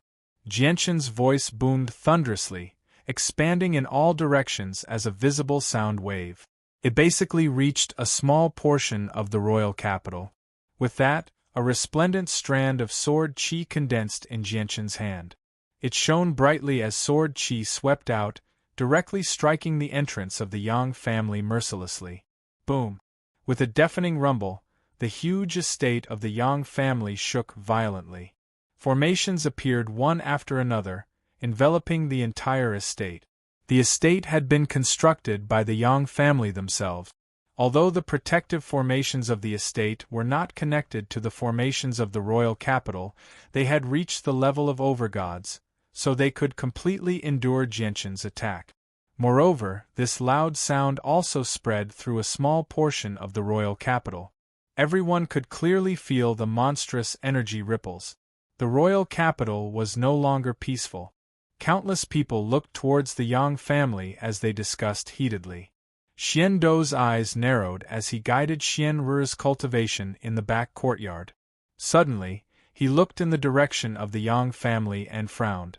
He murmured, "Why has Jianshan fought his way to the Yang family? Looking at how murderous he is, it seems like he has a very deep grievance with them." "Grandfather, what's happened?" Xian Ru was also surprised and doubtful as she looked in the direction of the Yang family. She had already removed her veil. She seemed very gentle and well-mannered, just like the daughter of a large clan. However, she was extremely beautiful, enough to outshine the moon and put the flowers to shame. "Ruru, stay in the estate and don't go out." "Grandfather needs to go out," Xian Dou said to Xian Ruru. His eyes were filled with love. At the same time, all the overgod clans in the royal capital began to pay attention to the Yang family. Even though the overgods did not personally go, they all extended the senses of their souls and paid close attention. The guards of the royal capital naturally discovered the conflict in the Yang family as well. Someone was fighting in the royal capital, breaking the rules of the royal capital. However, no one dared to act recklessly. All of them acted like nothing had happened and patrolled the area. They did what they were supposed to do and intentionally avoided the region of the Yang family. The entire Yang family was in an uproar. Figures flickered within, and in the blink of an eye, a large group of people had gathered at the entrance of the estate. All the elders had arrived, as well as many deities. The person at the front was the patriarch of the Yang family, Yang Oren. All of their faces were solemn. "It's you. It's actually you. How bold of you to come to our Yang family. Father, it's this person who severed my arm. It's this person who killed Elder Liu. You have to capture him. You can't let him escape." Yang Tai also ran out to see what was going on. He recognized Jianshan with a single glance, and he leapt up as if someone had stepped on his tail. He pointed at Jianshan and called out sternly. However, his arm had already recovered from Jianshan's severed arm. "Shut up!"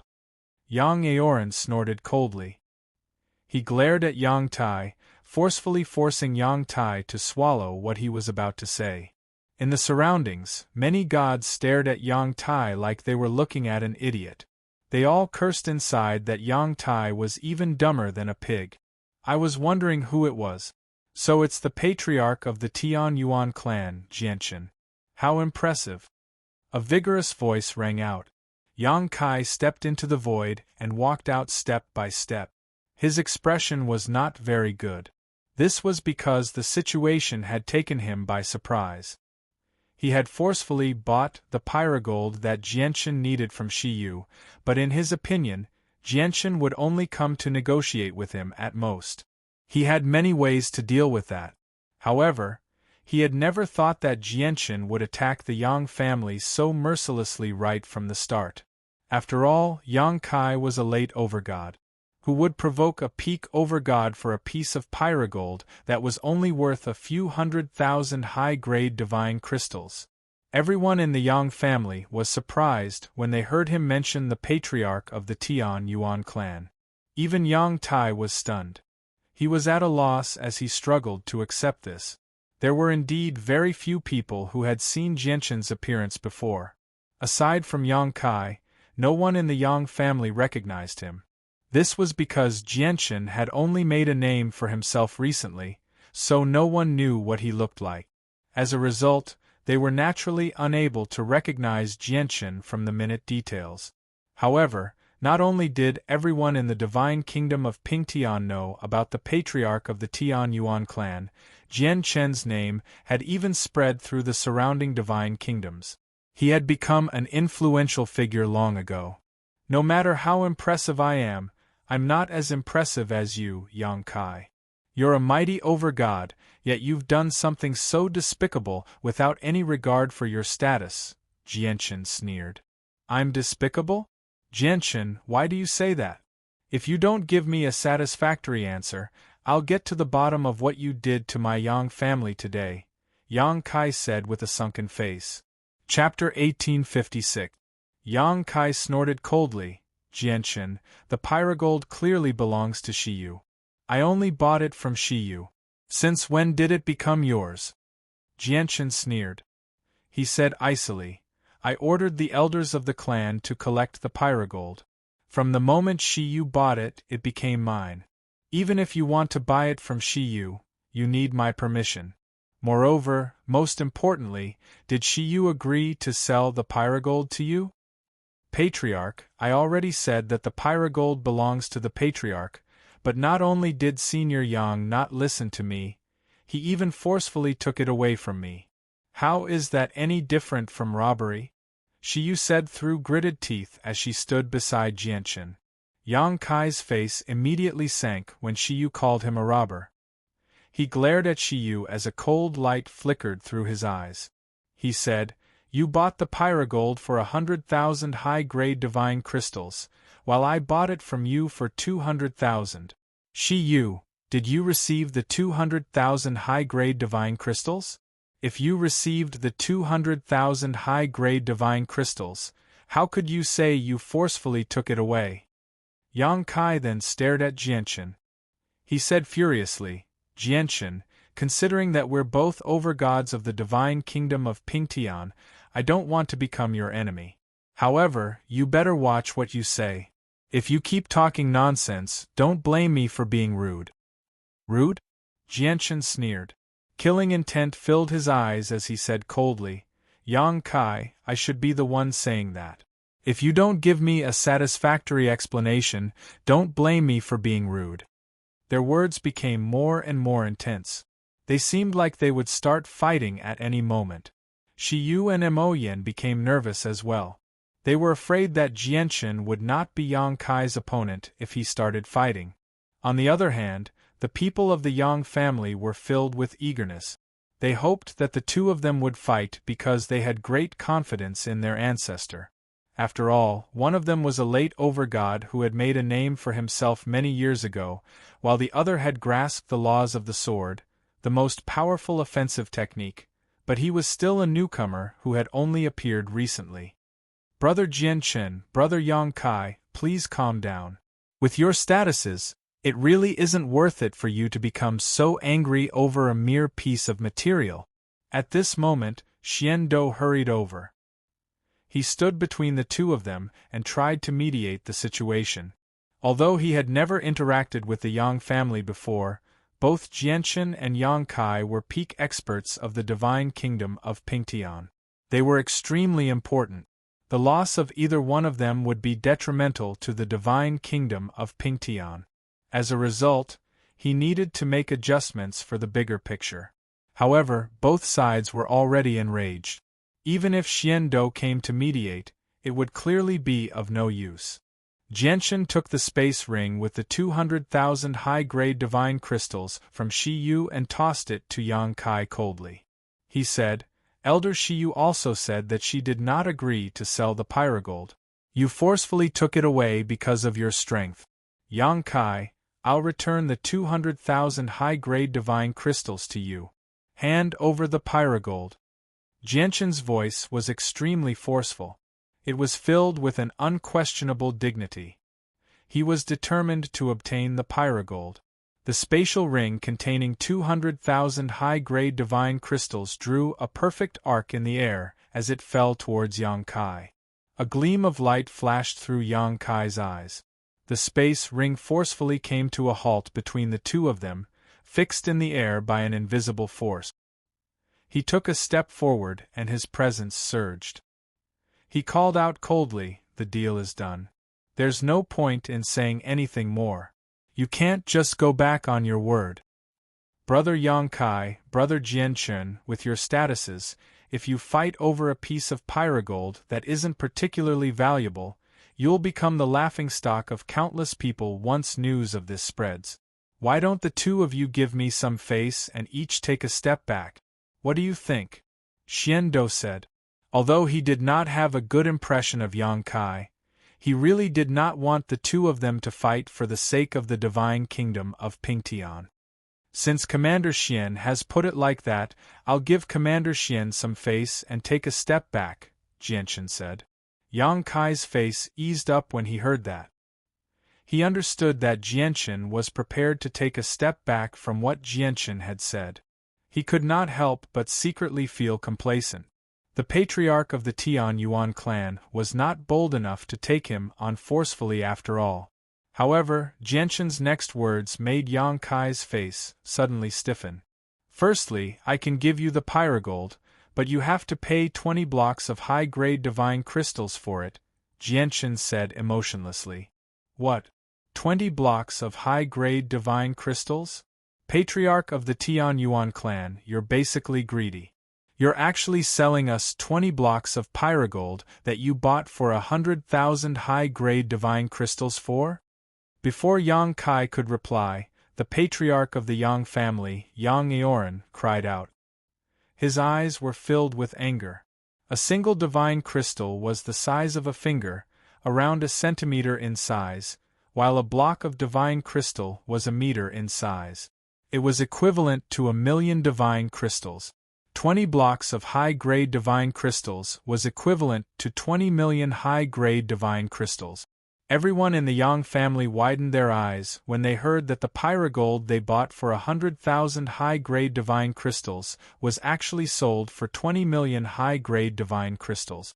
They found this to be very unbelievable. They all doubted their ears.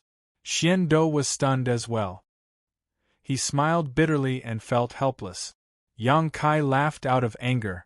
20 blocks of high-grade divine crystals? Jianshan, are you sure you're not dreaming? And since you mentioned the first condition, you must have a second condition. Why don't you tell me about it as well? Jianshan looked at Mo Yen behind him, and a sliver of gentleness finally appeared in his cold eyes. However, his voice remained icy cold as he said, I've always treated Mo Yen as my younger sister, but now that my younger sister has been injured, I'll swing my sword at whoever hurts her. Towards the end, Jianshan's gaze became extremely shocking. It was a pair of eyes filled with killing intent. However, when he mentioned that Mo Yen was his younger sister, he found it extremely strange because Mo Yen was several hundred years older than him, or even over 1,000 years older. Mo Yen also looked at Jianshan. She stared at Jianshan's back in a daze, as if she had not returned to her senses. It seems like I'm Patriarch Jianshan's savior, but since when have I become his younger sister? Mo Yen wondered inside, but she felt warm inside. The patriarch of the Jianshan clan had actually stood up to a late overgod for her. Many direct descendants of overgod clans had never received such treatment before. Yang Kai laughed aloud at the sky. He laughed madly as his presence flooded out. His clothes ruffled without any wind. He was extremely furious. "You'll swing your sword at whoever hurts your younger sister? Jianchen, do you really think I'm afraid of you? I was the one who injured your younger sister. I'd like to see what you can do to me." Yang Kai laughed aloud as battle intent surged from him. "Let alone 20 blocks of high-grade divine crystal, you won't even get a single block of high-grade divine crystal from me. As for your so-called younger sister, so what if I've injured her? If it weren't for the fact that I fear the Divine King who saved you in the Divine King Duanmu's dwelling, do you really think I would take you seriously?" Yang Kai glared at Jianchen. He was arrogant. He really did not take Jianchen seriously at all. Jianchen did not argue with Yang Kai. He looked at Xian Dou and said, "Commander Xian, please look after Mo Yen and Shiyu for me." Chapter 1857. With Xian Dou looking after Shiyu and Mo Yen, there was no need for Jianchen to worry about them. Immediately, Jianchen became fearless. Jianchen took a step forward and slowly approached the Yang family. At the same time, a surging presence radiated from him. With each step he took, his presence became more and more powerful, shocking the surroundings. In the end, it seemed to form a huge sword that slashed down on the Yang family's estate. It possessed enough power to shake up the surroundings. The protective formation of the Yang family appeared, enveloping the entire place. However, at this moment, the powerful formation that could block the attacks of overgods actually began to tremble gently under the pressure of Jianchen's tremendous presence.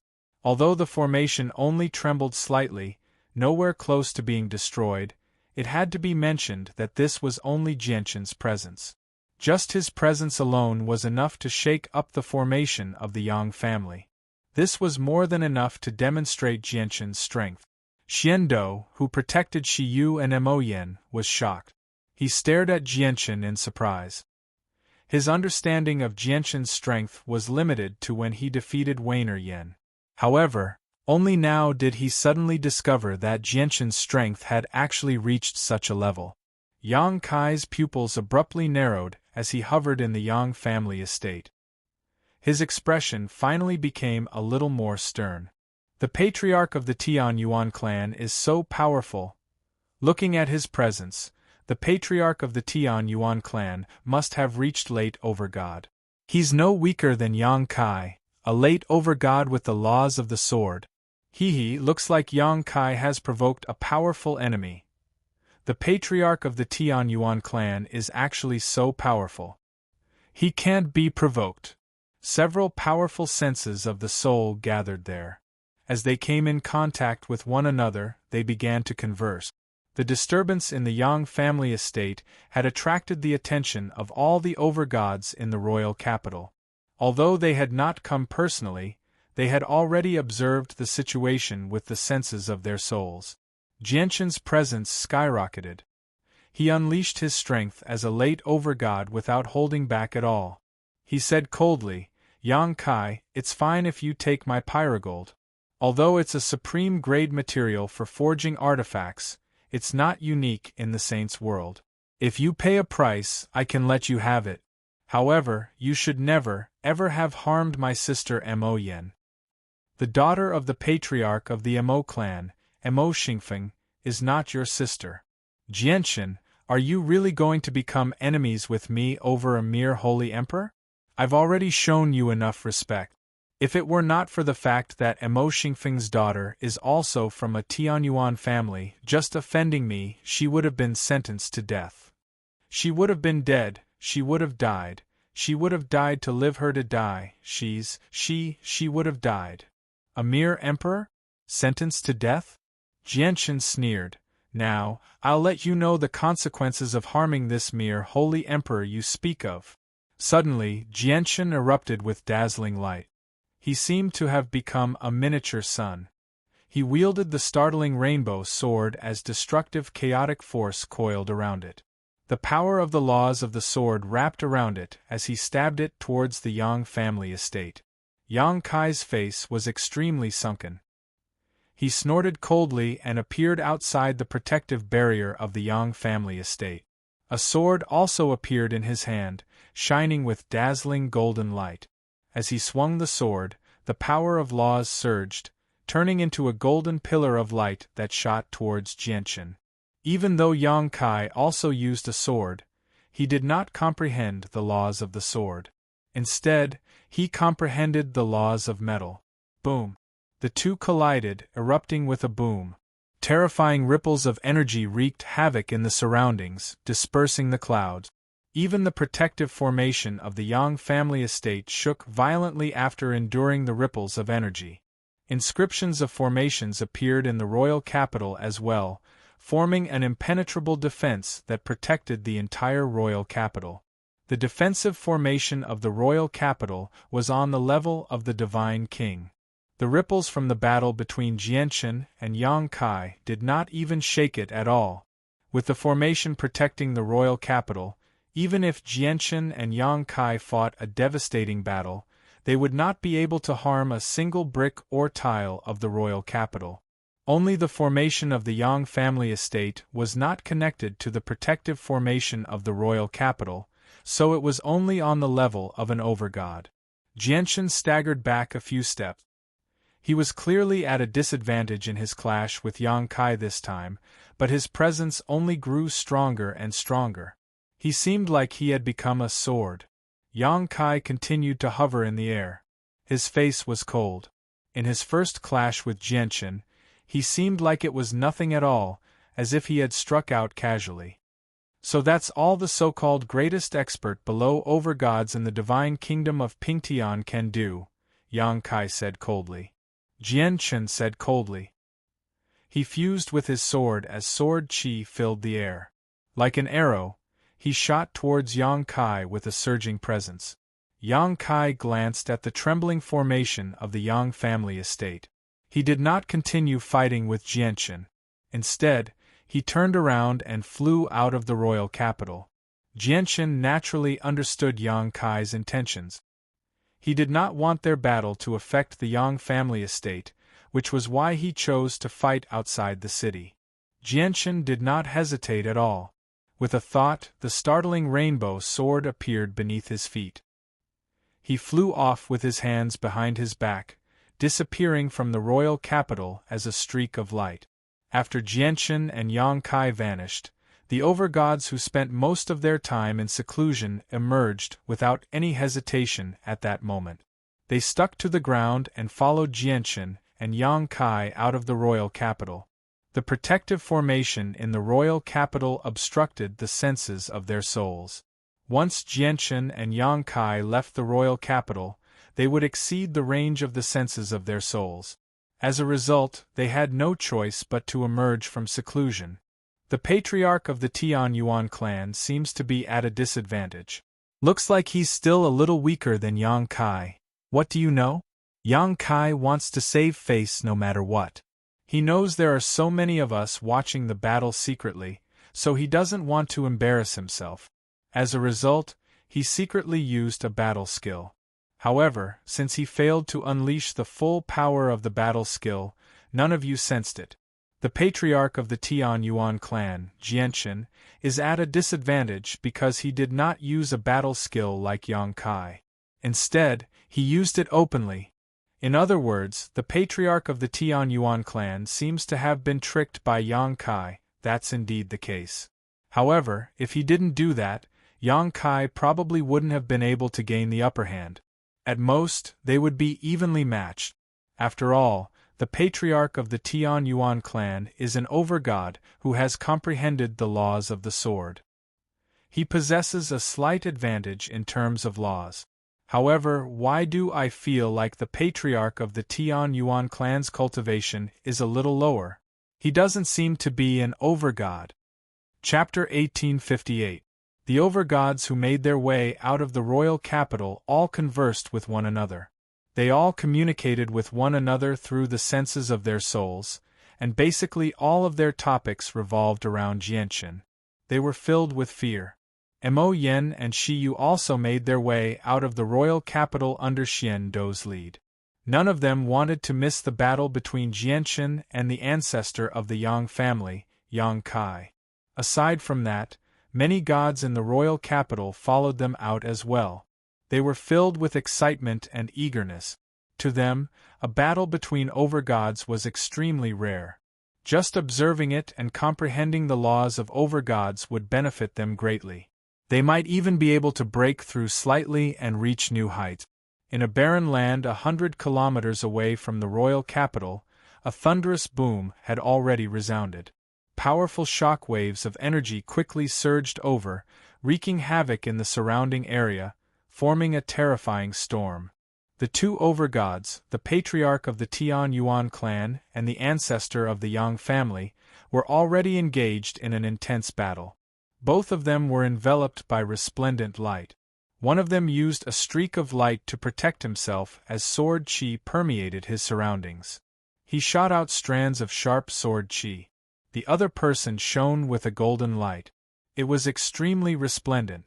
He controlled the laws of metal, which turned into huge strands of golden sword chi.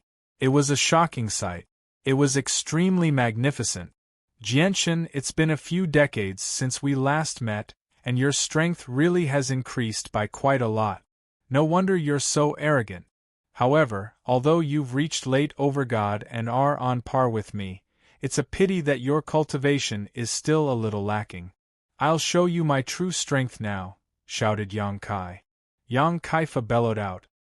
His sword shone brightly as the surging origin energy of a late overgod fused with the laws of metal, producing a huge streak of light that was several hundred meters long.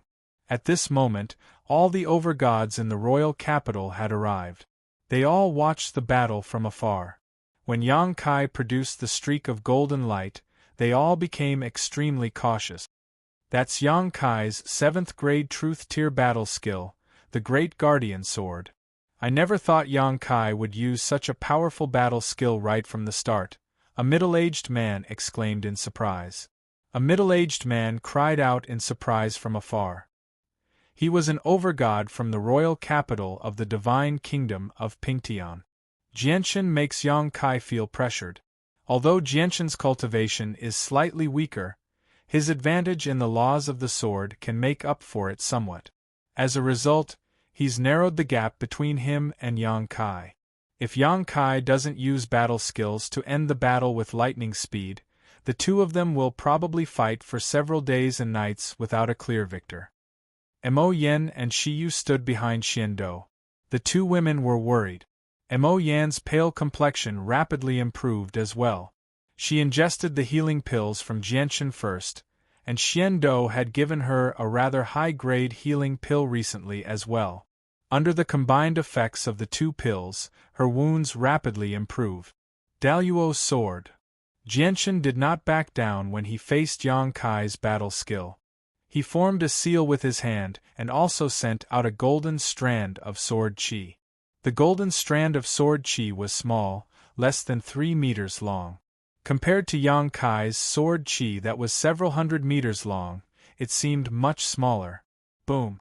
However, when the two strands of sword chi collided, they both collapsed amidst a deafening boom. They turned into scattered sword chi that scattered in all directions. Under the terrifying shock waves of energy, even space began to distort slightly. Even though Yang Kai had used a 7th grade truth tier battle skill, he was only able to match Jianshan's Daluo sword. Tai sword technique. Sword chi surged from the startling rainbow sword in his hand. He seemed to have fused with the startling rainbow sword as he was enveloped by a dazzling white light. His body had fused with the sword, and his soul had fused with the sword. It was as if he had truly fused with the sword. He turned into a streak of light and charged towards the violent shockwaves of energy. He aggressively charged towards Yang Kai. Not only did Jianshan move quickly, but he also moved extraordinarily quickly, completely exceeding Yang Kai's expectations. As soon as he finished using the Daluo sword, he used the Tai sword chi right after. By the time Yang Kai sensed it, Jianshan had already arrived before him. Indestructible avatar. Yang Kai was extremely experienced in battle as well. As he called out, his body shone with golden light in a single instance. The laws of metal formed layer after layer of powerful defenses around him, making him seem like he had donned a shining suit of armor. He seemed extraordinarily mighty. Jianchen fused with the startling rainbow sword in his hand. He stabbed towards Yang Kai as the powerful sword qi clashed with the laws of metal. In the end, the laws of the sword gained the upper hand. Yang Kai's indestructible avatar collapsed layer by layer under the powerful sword qi. The indestructible avatar could not even last for a single second. A fist-sized hole was created by the startling rainbow sword. Under Jianchen's control, the startling rainbow sword continued through the hole. Spurt. Blood splattered as the startling rainbow sword pierced through Yang Kai's body. The bloody tip of the sword directly emerged from Yang Kai's back. The light from the sword remained resplendent and did not weaken at all. Yang Kai's eyes were terrifyingly cold as fury rose up in his heart. At the same time, the golden sword in his hand stabbed into Jianchen's chest with strands of the laws of metal, piercing through Jianchen's body as well. This was the powerful strike of a late overgod. Even though Jianchen had already pushed the advantage of his chaotic body to the limit, he was still unable to block the devastating strike. Jianchen's face did not change. He did not care about the strike that had pierced his chest at all. He only circulated his chaotic force as hard as he could to heal. It was also at this moment that the vicious power of the laws of metal suddenly erupted from Jianchen's body. It rampaged through his body like wild horses, destroying his vitality. Jianchen did not become flustered at all. The power of the laws of the sword gathered, fending off the laws of metal in his body. At the same time, he formed a seal with his left hand again, condensing a second strand of Daluo sword qi in a short instance and sending it towards Yang Kai. Divine Void Crushing Meteor Finger. At the same time, Yang Kai used a battle skill. He directly extended a golden finger. Jianchen's eyes narrowed when he saw the finger. He saw Yang Kai's finger seem to have turned into a huge meteor, hurtling towards him with unparalleled speed. Wherever the meteor passed by, illusions of destruction seemed to appear. The power of the finger was extremely great. It was earth-shaking and seemed to possess the might of the stars. It was extremely terrifying. The expressions of the spectating overgods all changed when they saw the finger. That's an 8th grade truth tier battle skill, the Divine Void Crushing Meteor Finger. I never thought Yang Kai would actually grasp this battle skill and be able to use it successfully. The Divine Void Crushing Meteor Finger was a battle skill collected by the Divine King. It's stored in the Royal Collection. As long as overgods have made a certain amount of contributions, they will have the opportunity to comprehend it. Unfortunately, although we've also comprehended the Divine Void Crushing Meteor Finger, we still haven't comprehended its essence, so we're unable to use it. The battle skills that some of the Divine King's experts use are only of the 8th grade. With a great sound, the ground shook 3 times. Jianchen's Daluo sword qi directly dispersed under Yang Kai's Divine Void Crushing Meteor Finger, while Jianchen was heavily injured as well. Blood spurted from his mouth as he was heavily slammed into the ground. However, soon afterwards, he charged back into the sky like nothing had happened. His presence was powerful, and his battle intent was even more shocking. He did not seem haggard at all. Instead, he became more and more courageous. It was as if he was not injured at all. Yang Kai bathed in golden light as he used the laws of metal to purge the laws of the sword within him. His eyes suddenly narrowed when he saw Jianchen fly into the sky valiantly. He was extremely shocked. How is this possible? How is this possible? The Divine Void Crushing Meteor Finger's power is extraordinary. He's definitely heavily injured after taking on that attack, so why does he seem like he's fine? Yang Kai found this to be very unbelievable. This was because he believed that Jianchen should be unable to continue fighting after taking on the Divine Void Crushing Meteor Finger. This was because the battle skill was extremely powerful. Under normal circumstances, the Divine King would be the one to grasp it. However, reality was the exact opposite. Even though Jianchen was in a horrible shape right now, with blood dripping from the corner of his mouth, his eyes shone brightly. His presence was as great as a streak of light. He did not seem injured at all. However, Yang Kai's face turned cold soon afterwards. A vicious light flickered through his eyes as he gripped his sword tightly in his right hand. Origin energy erupted as the laws of metal wove together. He swung his sword as hard as he could at Jianchen. It was also at this moment that Jianchen suddenly turned into a bolt of lightning. He broke through the distance between them and arrived before Yang Kai in a flash. He was so fast that the gods could not react to him.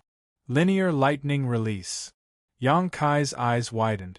Under his shock, Jianchen directly passed through Yang Kai's body with his sword, creating a bowl-sized hole in Yang Kai's chest. In the distance, all the overgods, including Xian Dou, and the gods who had hurried over later, became stunned when they saw this. Their faces were filled with shock. What had they just seen? Jianchen's huge body had directly passed through Yang Kai's body like a sword and only left behind a bowl-sized hole. This had exceeded the understanding of many people present. Many of them felt disbelief. This was because a bowl-sized hole was even smaller than an adult's head, so how could a person's body pass through it? Chapter 1859. Yang Kai paled. Only he understood how terrifying Jianchen's attack was. When Jianchen passed through him as a bolt of lightning, his insides had been set on fire. Large portions of his ribs had been reduced to dust. He was extremely heavily injured. He turned around with great difficulty. His eyes were filled with reluctance, resentment, and humiliation as he stared at Jianchen in the distance. He said, "What a powerful battle skill! What is it?" "Linear lightning release," Jianchen replied coldly. He walked through the air with the startling rainbow sword in hand, making his way over step by step. Linear lightning release. Linear lightning release. It really is like a bolt of lightning. It's unbelievably fast, Yang Kai murmured. He was unwilling to accept the outcome of the battle. It was not that he could not accept defeat. Instead, he would never allow himself, who had been known as the greatest expert below the divine king of the divine kingdom of Pingtian, to lose to the patriarch of the Tian Yuan clan, who had only made a name for himself a few decades ago. Suddenly, a sliver of determination appeared in Yang Kai's eyes. His gaze towards Jianchen was immediately drowned out by heavy killing intent. "This battle ends here."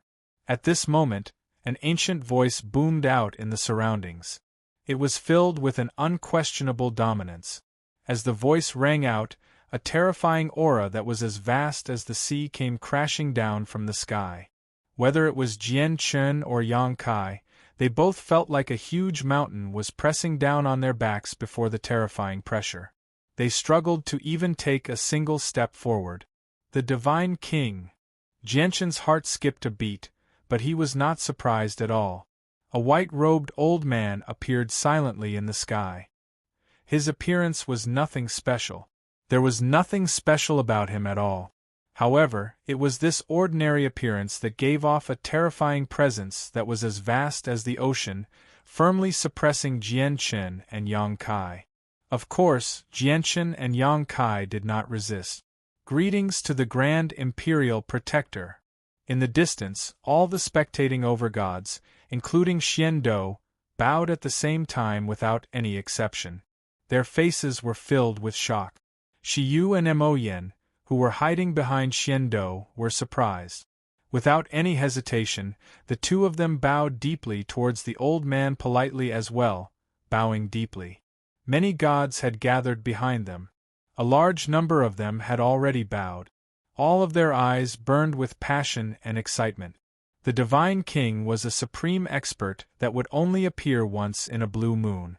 Even as gods, they would not necessarily be able to see the Divine King in their life. As a result, many of them felt like they no longer had any regrets when the Grand Imperial Protector appeared and allowed them to witness the Divine King's glory. Yang Kai calmed down and bowed respectfully towards the Grand Imperial Protector. No matter how unwilling he was, no matter how strong his killing intent was, he had no choice but to withdraw it. Is this the Grand Imperial Protector? Jianchen raised his head and studied the Grand Imperial Protector after bowing. This was the first time he had seen one of the two divine kings of the divine kingdom of Pingtian. The Grand Imperial Protector hovered in the air as he stared at Yang Kai and Jianchen deeply. He said indifferently, "I already know the whole story." Yang Kai returned the pyrogold to Jianchen. "Imperial Protector, I bought the pyrogold from an elder of the Tian Yuan clan. It already belongs to me," said Yang Kai. He was unwilling to return the pyrogold. This was a matter of his dignity. Jianchen knew that he could not fight Yang Kai with the Grand Imperial Protector present. As a result, he stowed the startling rainbow sword away and secretly circulated chaotic force to heal. He stared at Yang Kai coldly with his arms crossed. The Grand Imperial Protector stared at Yang Kai deeply from above and said, "The two of you are the pillars of the divine kingdom of Pingtian. If you continue to cause trouble and suffer any losses, the divine kingdom will only suffer losses. The heavenly demon religion is about to take down the divine kingdom of three cauldrons. The divine kingdom of three cauldrons is only separated by the divine kingdom of 9 stars. Our kingdom is in danger right now, so we can't cause internal strife at a time like this and harm ourselves." The Grand Imperial Protector took out an embroidered box from his space ring and said, "The old man just happens to possess a piece of pyrogold. Yang Kai, the old man will bestow this piece of pyrogold to you. You'll have the final material you need to forge a supreme quality saint artifact. Give the piece in your hand to Jianchen." This time, the Grand Imperial Protector directly said that he would give it to Jianchen.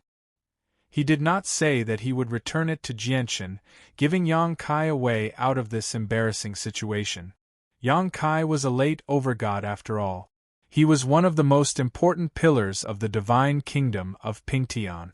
Even someone as great as the Grand Imperial Protector had to show him some respect. In particular, when they faced the threat of the heavenly demon religion, a late overgod was several times more important than usual.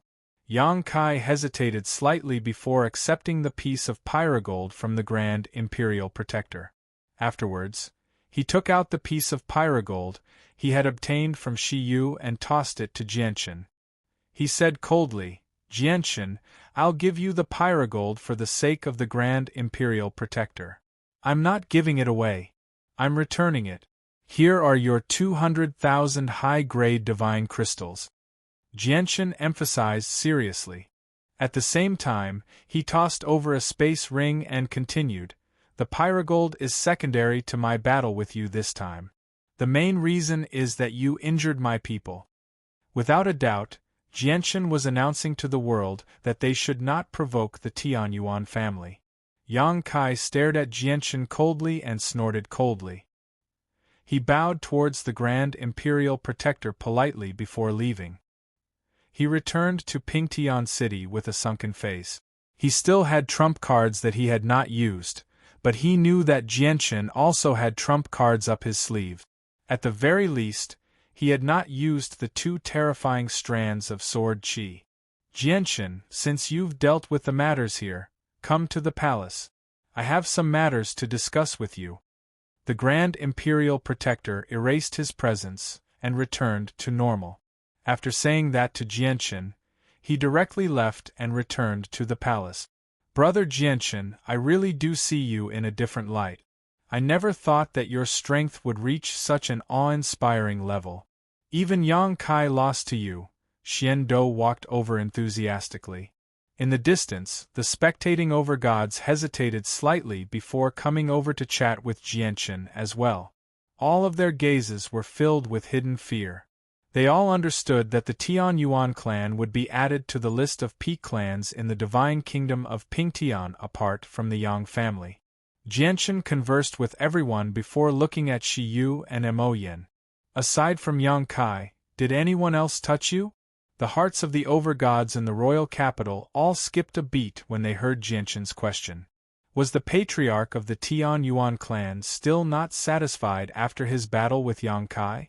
Did he want to punish someone else? Immediately, the over-gods began to view the Tian Yuan family as an existence that they could not afford to provoke. Yang Kai had only injured the holy emperor of the Tian Yuan family, yet Jianqin fought with Yang Kai so intensely. If they had offended someone with even greater status, would the patriarch of the Tian Yuan clan not throw his life at them? There's also the patriarch of the Yang family, Yang Eoran, Yang Lianxin, and 4 elders. The 6 of them injured Mo Yin with their presences, said Shiyu. She hated the Yang family very much as well.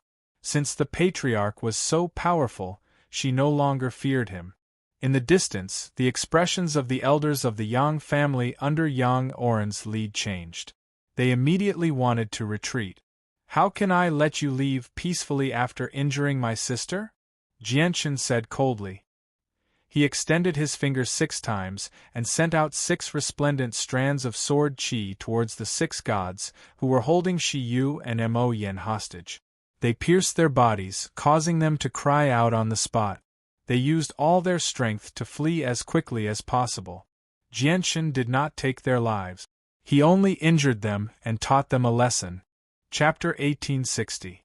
Jianqin, Shiyu, and Mo Yin stayed in an extremely large, quiet garden within the royal capital of the Pingtian Divine King.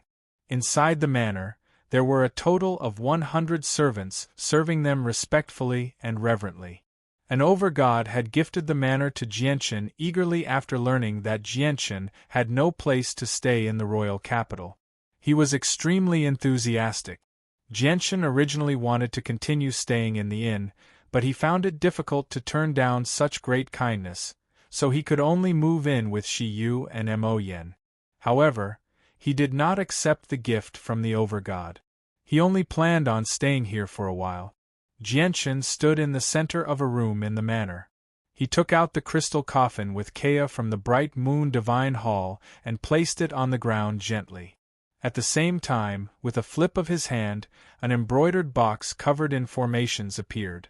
As he removed the formations layer by layer, a mysterious presence immediately permeated the surroundings.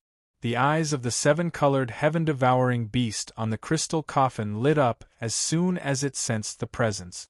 It immediately perked up as it flapped its wings and circled around Jianqin.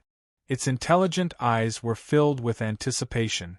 Jianqin stared at Kea in the crystal coffin and murmured, "Kea, you've slept for so long. I hope you can wake up this time and open your eyes so that you can witness the vastness of the saint's world." Jianqin slowly removed the lid of the box and saw a pitch-black lotus lying inside. It had 9 petals, and each petal was covered in strange inscriptions. They contained traces of ways, as if they were interwoven with the laws of the world. The lotus was the soul-drawing lotus that Jianqin had spent a great deal of money to purchase from the Imperial United Merchants Association. Jianqin carefully removed the soul-drawing lotus and slowly placed it in Kea's mouth. At the same time, he paid close attention to Kea's reaction. Jianqin could clearly see the black lotus slowly melt in Kea's mouth, turning into droplets of liquid that were absorbed by Kea. They all gathered towards his soul. 15 minutes later, the soul-drawing lotus vanished from Kea's mouth. All of its effects had been absorbed by Kea. Jianqin stared at Kea without blinking at all. He hoped that Kea would react. Among all the heavenly resources that could heal the soul-drawing lotus was of quite a high grade. It could be regarded as a high-grade heavenly resource. If even it could not awaken Kea, there was really nothing he could do. 15 minutes, 15 minutes, 15 minutes. Time passed silently. However, to Jianqin's worry, Kea still did not react at all. It was as if consuming the soul-drawing lotus had no effect on him at all. At this moment, in the depths of Kea's sea of consciousness that Jianqin would never be able to discover, there was a boundless space that was as vast as a universe. This space was Kea's sea of consciousness. If Jianqin could see Kea's sea of consciousness, he would definitely become stunned. Kaeya's cultivation was clearly only at the level of the Holy Emperor, yet her sea of consciousness was unimaginably vast. It was not an exaggeration to describe it as boundless. As a matter of fact, if news of such a tremendous sea of consciousness made its way out of the saint's world, it would cause an earth-shaking uproar even among primordial realm experts, let alone all the god-kings who stood at the peak of godhood. Let alone the divine king, even peak experts who had reached the primordial realm rarely possessed a tenth of such a vast sea of consciousness. It was also at this moment that a speck of light suddenly appeared in the pitch-black space of Kaeya's sea of consciousness. It rapidly swelled, and in just a few seconds, it seemed to have become a miniature sun. It shone with dazzling, seven-colored light, illuminating a small region of Kaeya's sea of consciousness. With the appearance of the rainbow light, the entire sea of consciousness began to tremble gently. Terrifyingly powerful traces of waves radiated out from the rainbow light, radiating in all directions as if it wanted to fill up the entire sea of consciousness. However, the sea of consciousness was just too vast. The rainbow light was unable to illuminate every inch of the sea of consciousness, so the traces of waves that it gave off were naturally nowhere near enough. Still, not enough. Suddenly, in the silent space of the sea of consciousness, there was a sigh. It was very weak and powerless, and even these 3 short words could not be said coherently. At the same time, Jianshan became excited. He was filled with joy because he saw Kaeya's eyelids tremble gently as if she was trying her best to open her eyes. "Kaeya, Kaeya, wake up!" Jianshan called out excitedly. He hoped to wake up Kaeya, who had been unconscious for over 100 years. At this moment, Kaeya's lips trembled gently. She slowly spat out a few words as if she was struggling to speak. Still, not enough. The 3 words were like the hum of a mosquito. They were extremely soft, so soft that regular people would not be able to hear them even if they put their ears close to their mouth. However, who was Jianshan? He was a mighty overgod. Even though Kaeya's words were soft, he still heard them clearly. Still not enough? What do you mean? Jianshan was taken aback. He was confused. Kaeya fell silent once again after saying those 3 words. He was just as unconscious as before. Still not enough? Is a single soul-drawing lotus not enough to wake up Kaeya? Jianshan frowned in thought, but his eyes widened soon afterwards. He found it unbelievable. How is that possible? Even in the saint's world, the soul-drawing lotus is a heavenly resource of quite a high grade. It's more than enough to heal godhood experts. Kaeya is just a holy emperor. How can a single soul-drawing lotus not be enough to heal him? Jianshan rejected his own theory because it was just too absurd. However, he began to hesitate soon afterwards. He became surprised and doubtful. In the end, he made up his mind and pulled out a stalk of amethyst spiritual bamboo from his space ring despite his heartache. He dripped its sap onto Kaeya's forehead. If the soul-drawing lotus isn't enough, then a drop of sap from the amethyst spiritual bamboo should be enough. The sap from the amethyst spiritual bamboo is tainted with Xian Wang Qi, so it's no less valuable than the soul-drawing lotus. It might even be more valuable, Jianshan thought. The sap from the amethyst spiritual bamboo fused with Kaeya's forehead. The rainbow light in the depths of Kaeya's sea of consciousness immediately became slightly brighter. Traces of waves permeated the surroundings, filling the entire region. The sap from the amethyst spiritual bamboo was not useless to Kaeya. It was just that an extremely large amount would be required to awaken Kaeya. However, Jianshan had no idea about this. He could not help but sigh as he stared at Kaeya, who still did not react. He became disappointed. However, his eyes lit up soon afterwards. He became excited and said, "It looks like the sap from the amethyst spiritual bamboo is useless to Kaeya. I need to get a second soul-drawing lotus or some other heavenly resource that can heal the soul. Only then will I be able to awaken Kaeya." Jianshan was not worried that there would not be enough soul-drawing lotus. If one was not enough, he could find a second, a third, or even a fourth. He was just worried that Kea would not react at all after ingesting the soul-drawing lotus. As a result, he would not be able to identify the symptoms and save him. The seven-colored heaven-devouring beast lay on the crystal coffin again. It was listless, as if it was extremely disappointed that Jianchen had failed to awaken Kea. Chapter 1861. The imperial palace of the divine kingdom of Pingtian was located in the center of the royal capital. It was like the heart of the royal capital. No one was allowed to pass within a radius of 10 kilometers from the imperial palace. It was an absolute forbidden zone. There were many experts hidden there, guarding the place closely. The entrance of the imperial palace was guarded by soldiers on flaming horses, who bathed in flames all year round. It set off the dignity of the imperial palace. The soldiers of the Royal Divine Army stood in groups within the imperial palace with their chests puffed out. They stood in formation and patrolled the various places in the imperial palace. The entire imperial palace radiated with the presence of a ruler. It was supreme and inviolable. Jianchen directly made his way towards the imperial palace. As soon as he approached the forbidden zone, he immediately sensed several dozen senses of the soul condense on him at basically the same time. Jianchen knew that this was from the hidden imperial guards, so he did not hide his presence. He did not stop, making his way towards the imperial palace step by step. However, the owners of the senses of the soul seemed to recognize Jianchen as well. The senses of the soul that had gathered on Jianchen retreated as soon as they came in contact with him. They no longer appeared, allowing Jianchen to approach the imperial palace. Jianchen entered the imperial palace without any obstructions after revealing his identity. Immediately, 2 soldiers on flaming horses led the way for Jianchen. They moved through the palace with Jianchen before arriving in a garden filled with birdsong and fragrant flowers.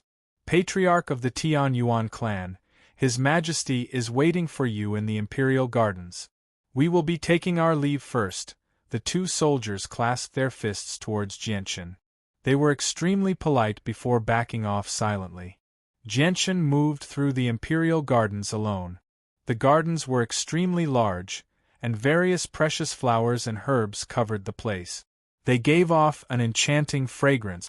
That's an energy-gathering flower. Suddenly, Jianchen's eyes narrowed. He discovered a strange flower that bloomed like a sunflower. The existence of this flower would automatically gather the source energy of the world. If one cultivated beside this flower, their cultivation speed would increase by several times. Jianchen had learned about the Genesis gathering flower from Xiando. It was extremely valuable, with demand but no supply. Even many overgods did not possess one. He never thought he would actually see one in the imperial garden of the royal palace. And it wasn't just one, there were more than a dozen of them. In addition to the source-gathering flower, Jianchen also recognized many rare flowers on the market. Every one of them was extraordinary and had their own abilities, which made him feel a rush of excitement and covet them. If I can move this imperial garden to the Tianyuan family, I'm afraid it won't take too long to create a large number of masters, Jianchen thought to himself. The value of just one imperial garden was immeasurable. But the most infuriating thing was that such precious and exotic flowers could only be used for ornamental purposes in the imperial palace. The divine king really is rich. Jianchen sighed emotionally.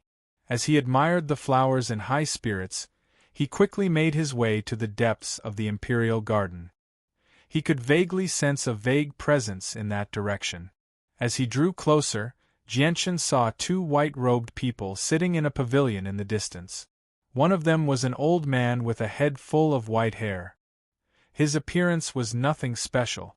The vague presence that Jianchen sensed came from the old man. As for the other person, he was a middle-aged man with a dignified bearing. He gave off the presence of an emperor between his brows. He did not need to deliberately put on any airs at all.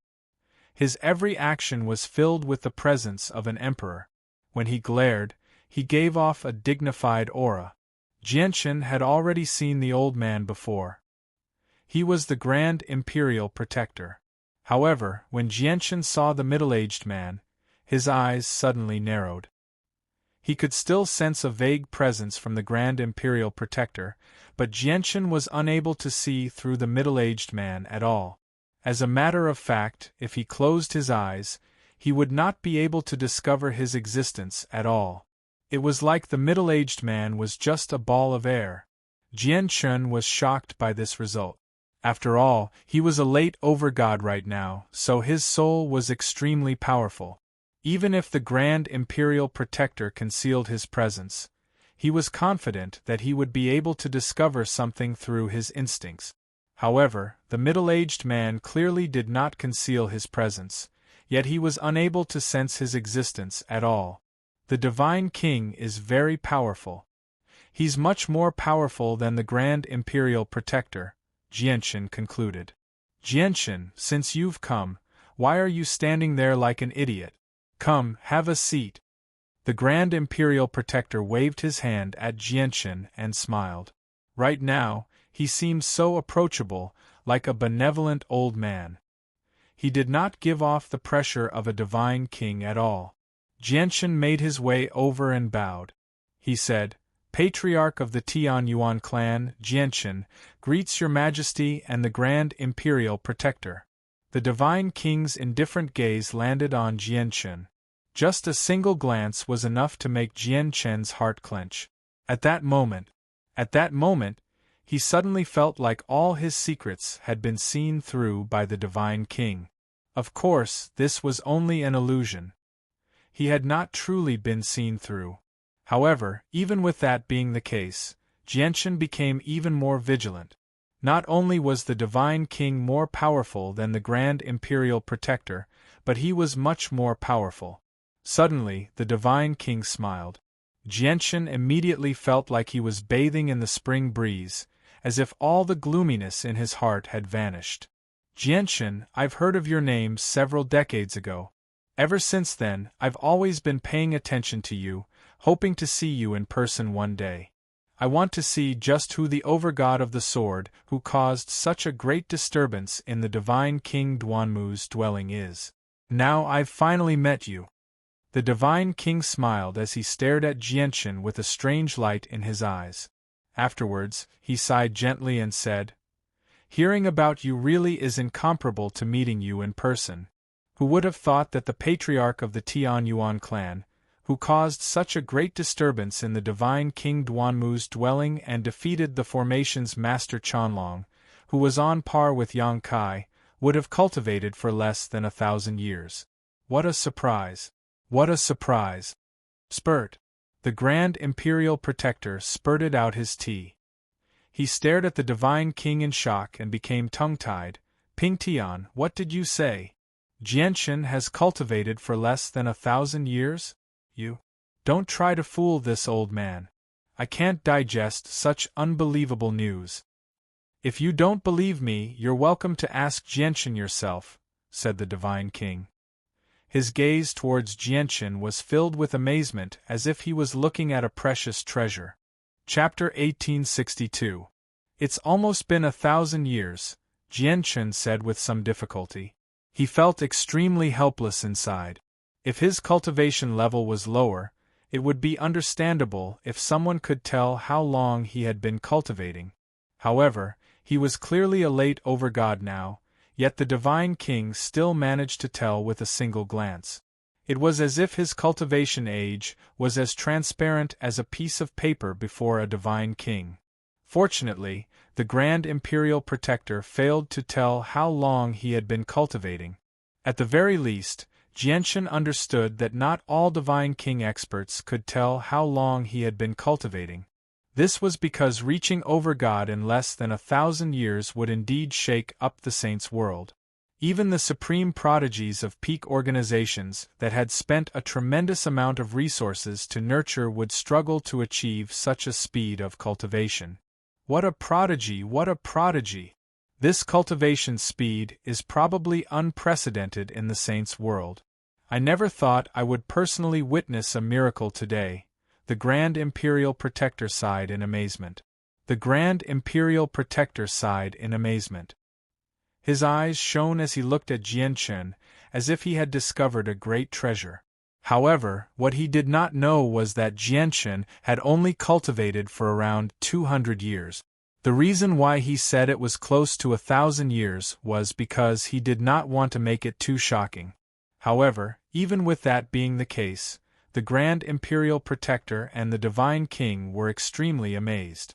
Jianchen, with your talent, joining the Eternal Blood Sun Empire in the southern region will be a piece of cake. If you're willing, you can even join the Tian Empire in the central region without any difficulty.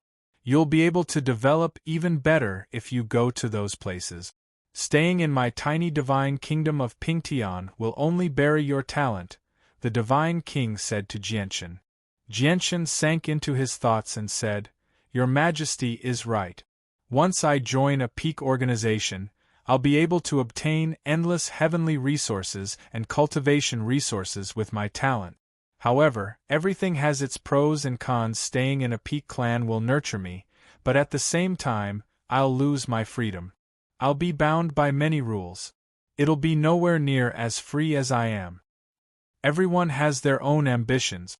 The path I want to take is not suitable for the peak clans and organizations of the Saints' world. Being a free person might be more beneficial to my cultivation, Jianchen said seriously. He had obtained the legacy of the Immortals' world. Whether he wanted to join a large clan or organization or not, he could not come into contact with them. Otherwise, he would be doomed. However, the Divine King and the Grand Imperial Protector nodded in agreement when they heard Jianchen's words. They said, That's right.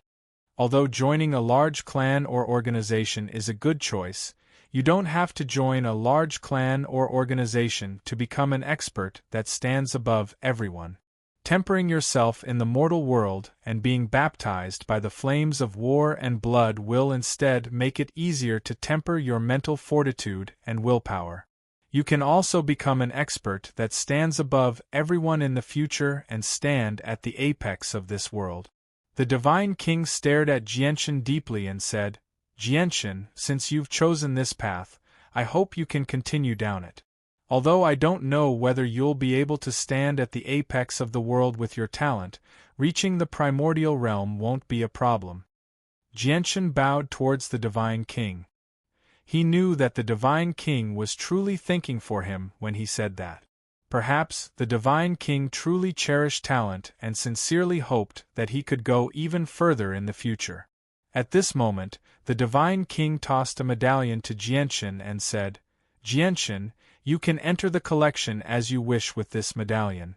All the cultivation methods and battle skills I've collected over the years are in there. You can read them as you wish. According to the rules I set down in the past, only overgods who have made great contributions to the Divine Kingdom can enter the collection to choose cultivation methods and battle skills. There's also a limit to the number of battle skills you can choose. I won't restrict you at all. I just hope you can go even further in the future. Thank you, Your Majesty.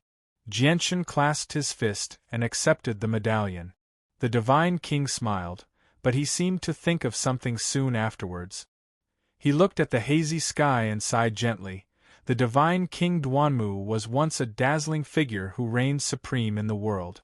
His usage of the way of the sword had reached perfection. He was a rare prodigy. He was even on par with the supreme prodigies that peak sects and organizations nurtured with tremendous effort. Aside from the experts below the Divine King, there was basically no one who was his opponent at the same level of cultivation. The Divine King sighed emotionally as reminiscence filled his eyes. Jianchen had no idea why the Divine King had suddenly mentioned the Divine King Duanmu, but he did not say anything. He sat to one side and listened quietly.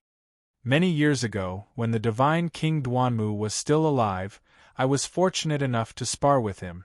We were both mid-divine kings, yet I could only last 50 moves against him. Duanmu's battle prowess was truly terrifying. With Duanmu's talent, He would definitely become a supreme existence that could dominate an entire region if he matured.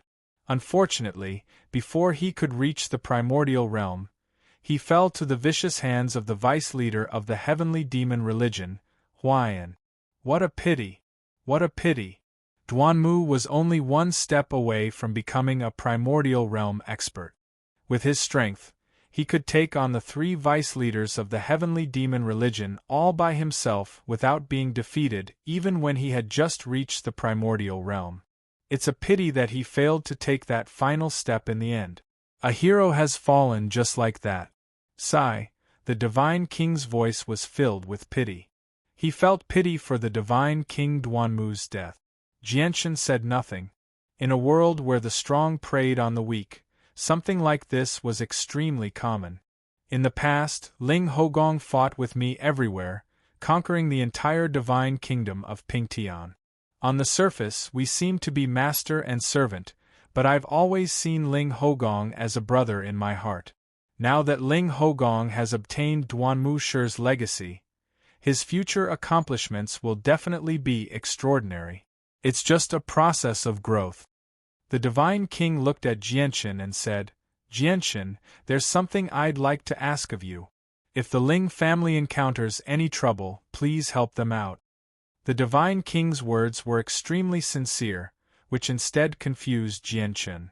Was the Divine King really as kind as a bodhisattva? As the Divine King, it was reasonable for him to take care of Ling Hogong himself, but he was actually so concerned about Ling Hogong's clan as well. Was it because Ling Hogong had obtained the Divine King Duanmu's legacy? Was the Divine King certain that Ling Hogong would soar in the future, which was why he was so concerned about Ling Hogong? You're exaggerating, Your Majesty. As long as you give a divine order, who would be bold enough to offend the Ling family? Jianshan said. The heavenly demon religion. The Divine King growled. Jianshan's face changed slightly. He stared at the Divine King in surprise. After a moment of silence, he said, If even Your Majesty can't stop them, what can I do as a mere overgod? The Divine King sighed gently. His face was filled with helplessness. He said, Due to a few reasons, it's inconvenient for me to take action. As a result, I can only rely on you to stop the heavenly demon religion. Jianshan became surprised when he heard that. Even the Grand Imperial Protector looked at the Divine King in confusion after hearing that. Chapter 1863. Your Majesty, you've gone a little overboard with your joke. The heavenly demon religion is so powerful that even the peak organizations that stand at the apex of the plane fear the heavenly demon religion slightly. If the heavenly demon religion really does invade, what can I do with my strength? Let alone stop them. Jianshan smiled bitterly. The Divine King shook his head gently. The heavenly demon religion is indeed extremely powerful.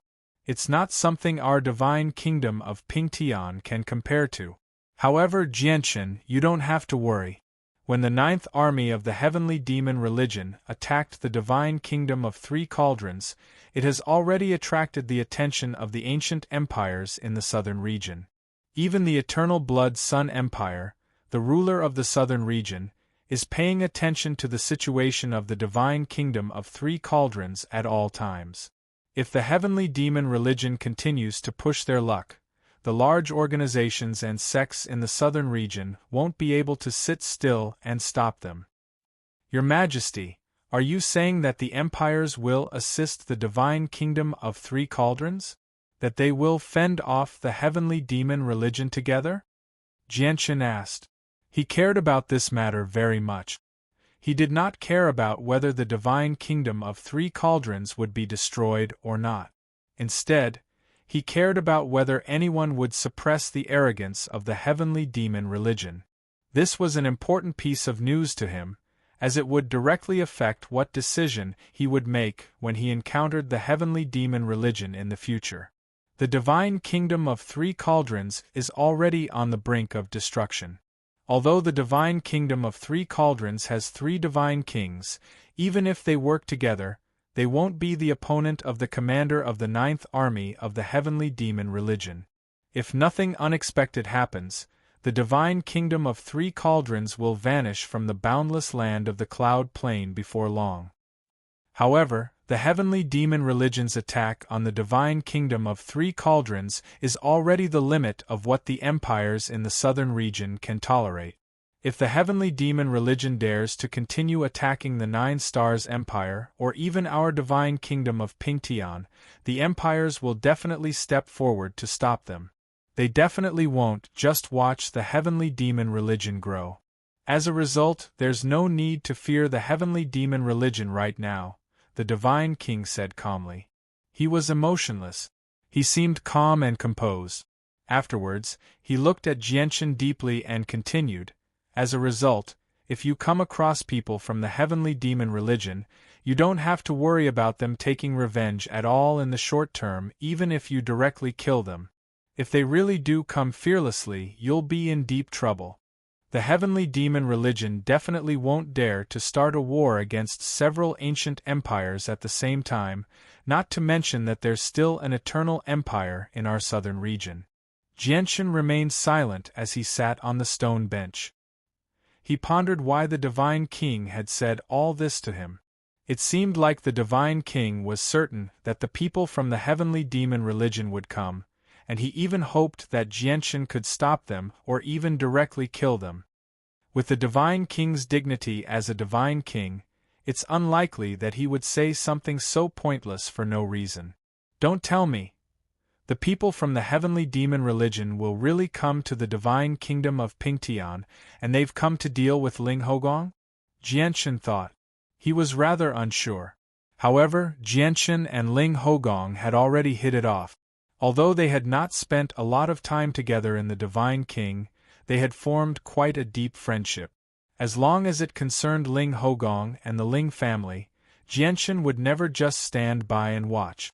If the people from the heavenly demon religion really did come to make trouble for the Ling family, Jianchen would have stepped forward to assist the Ling family even if the Divine King had not warned him. That was under the premise that he did not come across a Divine King expert. Afterwards, Jianchen finally had the opportunity to tell the Divine King why he had come. He wanted to ask the Divine King about heavenly resources that could heal the soul similar to the soul-drawing lotus. He wanted to collect some more so that he could awaken Kea. The Divine King only said after a moment of thought, "From what I know, there are quite a few pills and heavenly resources that can heal the soul, but they're extremely rare if they're on the same level as the soul-drawing lotus or even surpass it. You'll probably only be able to find them in the Een Mountains of Seven's Despair." The Een Mountains of Seven's Despair? Your Majesty, may I ask where the Een Mountains of Seven's Despair are? Are there really heavenly resources that can rival the soul-drawing lotus? Jianchen's eyes lit up as he asked eagerly. The Een Mountains of Seven's Despair are located at the border between the Divine Kingdom of Qingyang and the Divine Kingdom of Datian. It's a mountain range that is enveloped by 7-colored miasma all year round. Due to the fact that the miasma is so potent that it can corrode the soul, even the Divine King is unwilling to venture in. Overgods can only wander around the outskirts. As for the Een Mountains of Seven Despair, due to the natural barrier of the 7-colored miasma, very few people set foot in this mountain range. Over the years, it has naturally produced some extraordinary natural treasures. Although many of these heavenly materials and earthly treasures are extremely poisonous, a small portion of them can be used for cultivation. The heavenly materials and earthly treasures that can heal the soul that you asked about can be found among them. At this moment, the Divine King waved his hand, and a few plants immediately flew out from the depths of the imperial garden. They landed in the Divine King's hand, and one of them just happened to be in Source Gathering Flower that could gather origin energy. I can tell that you're in great need of heavenly resources that can heal the soul. Here are 3 azure sky flowers. They can also heal the soul, but they're not as great as the soul-drawing lotus. I'll give them to you along with some other wondrous flowers. The Divine King passed the plants to Jianchen. Jianchen hesitated slightly before accepting them decisively. He knew that he could not turn down these things. If he accepted them, it would be equivalent to owing the Divine King a favor and proving his stance. This would only benefit the Tianyuan family. You can take a look at the collection. It might be of help to you. Moreover, as long as the cultivation methods and battle skills there don't exceed the 7th grade of the Truth tier, I'll allow you to make a copy of 30% of them. You can take them out with you so that the people in your clan can practice them, the Divine King said to Jianshan in the end. Only the Grand Imperial Protector, who understood the Divine King extremely well, knew that the Divine King truly cared about Jianshan to the extreme. If it were any other overgod, they would have had to make a certain amount of contributions to exchange for a portion of everything he gave away. However, Jianshan had basically done nothing, yet he had received so many benefits for no reason.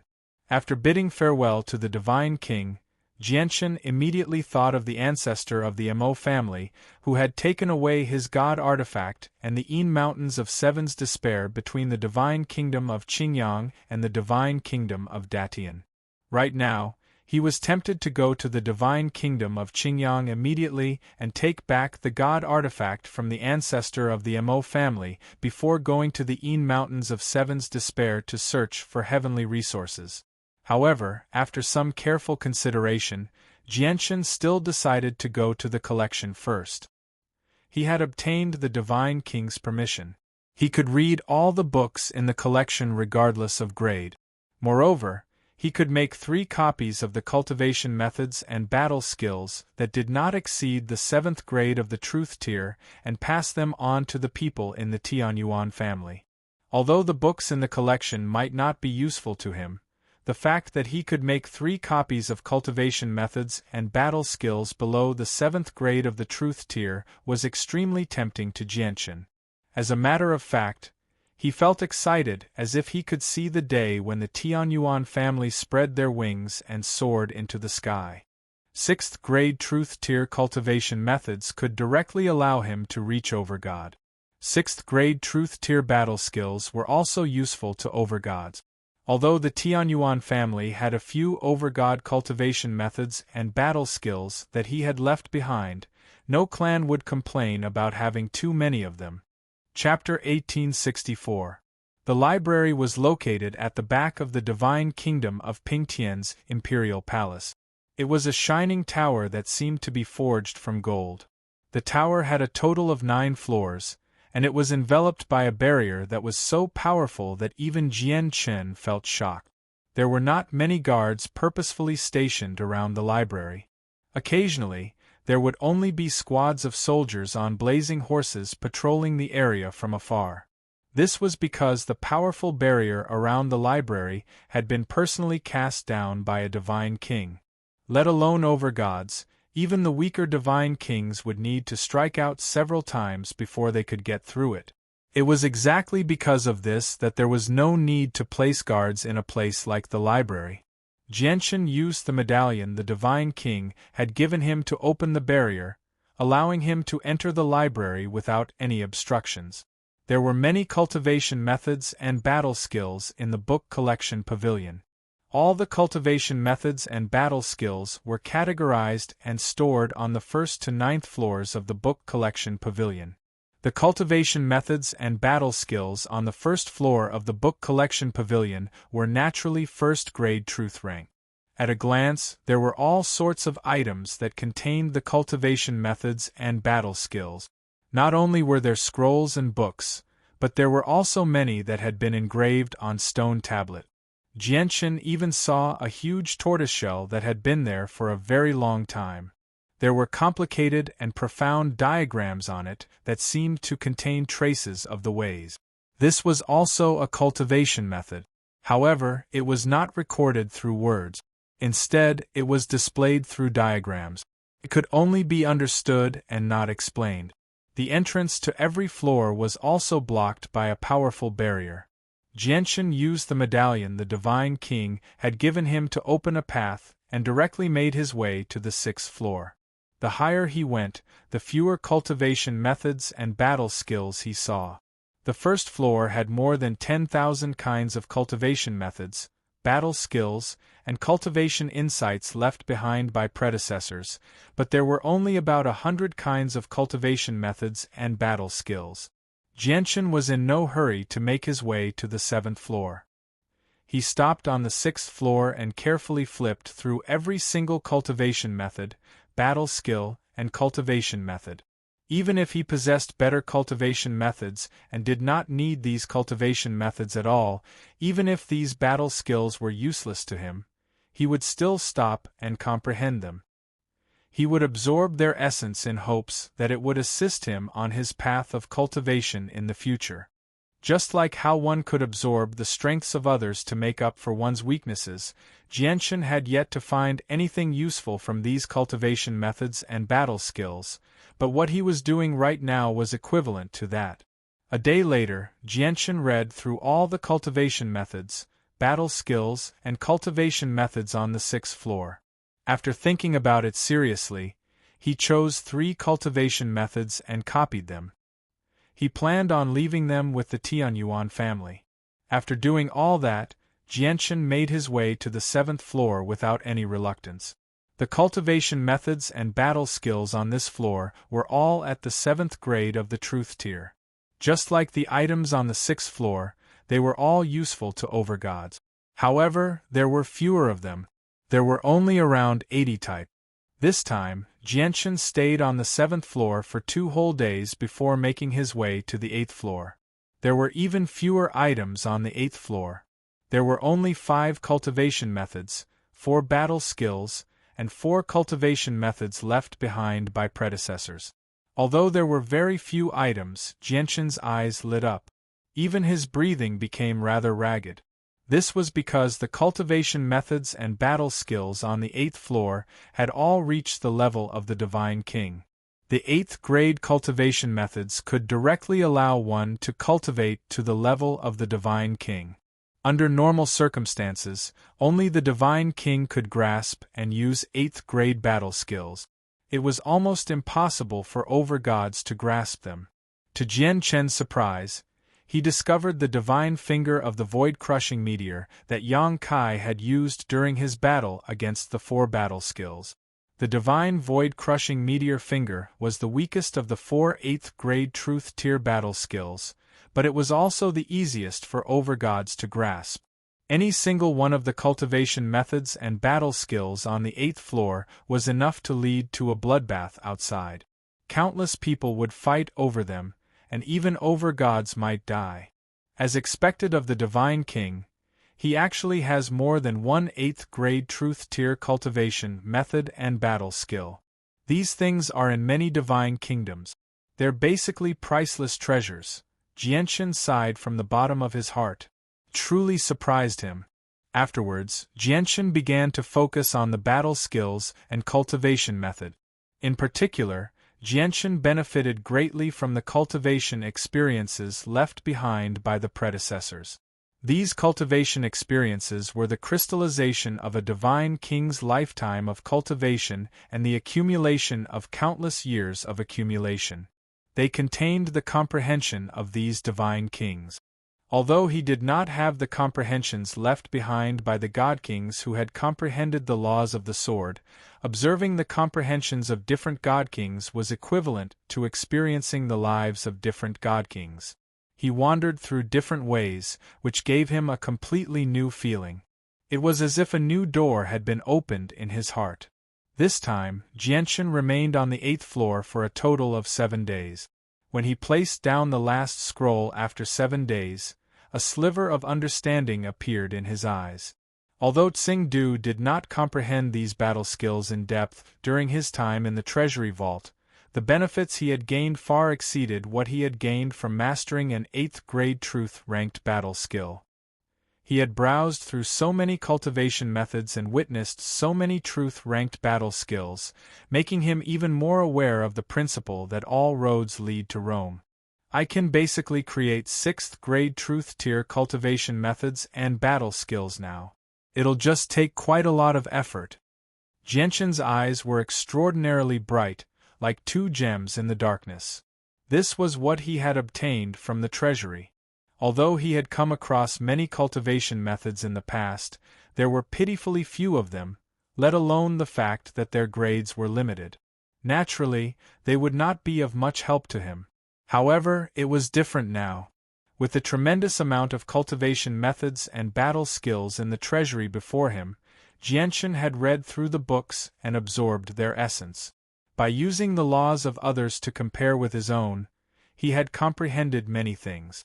Unknowingly, his comprehension of his own laws had increased slightly as well. Of course, this was all thanks to Jianchen's great comprehension ability. If his comprehension ability was insufficient, he would not be able to benefit at all no matter how good the conditions were. I've taken another small step forward at the partial achievement of Sword Spirit. I really look forward to the day when I reach the major achievement of Sword Spirit. Once I reach the major achievement of Sword Spirit, not only will I be able to condense a third strand of profound sword chi, but I'll also be able to directly break through the shackles of Overgod and reach the realm of Divine King. Jianchen was satisfied. He had benefited far more than he had expected from his trip to the treasury this time. Afterwards, Jianchen left the 8th floor. He used his medallion to open the barrier and made his way to the final floor, the 9th floor. At the same time, suddenly, a terrifyingly powerful presence appeared in the sword-seeking province of the Divine Kingdom of Pingtian. It enveloped the entire provincial city in a single instant. Black clouds suddenly churned in the horizon as a demonic aura surged. At that moment, even the sun in the sky lost its former brilliance. 3 human figures appeared at the front of the churning black cloud. Their bodies emitted a monstrous aura as they rushed over from the distance with lightning speed. In front of the shocked and horrified gazes of countless people, they directly barged into sword-seeking city in a barbaric and overbearing manner.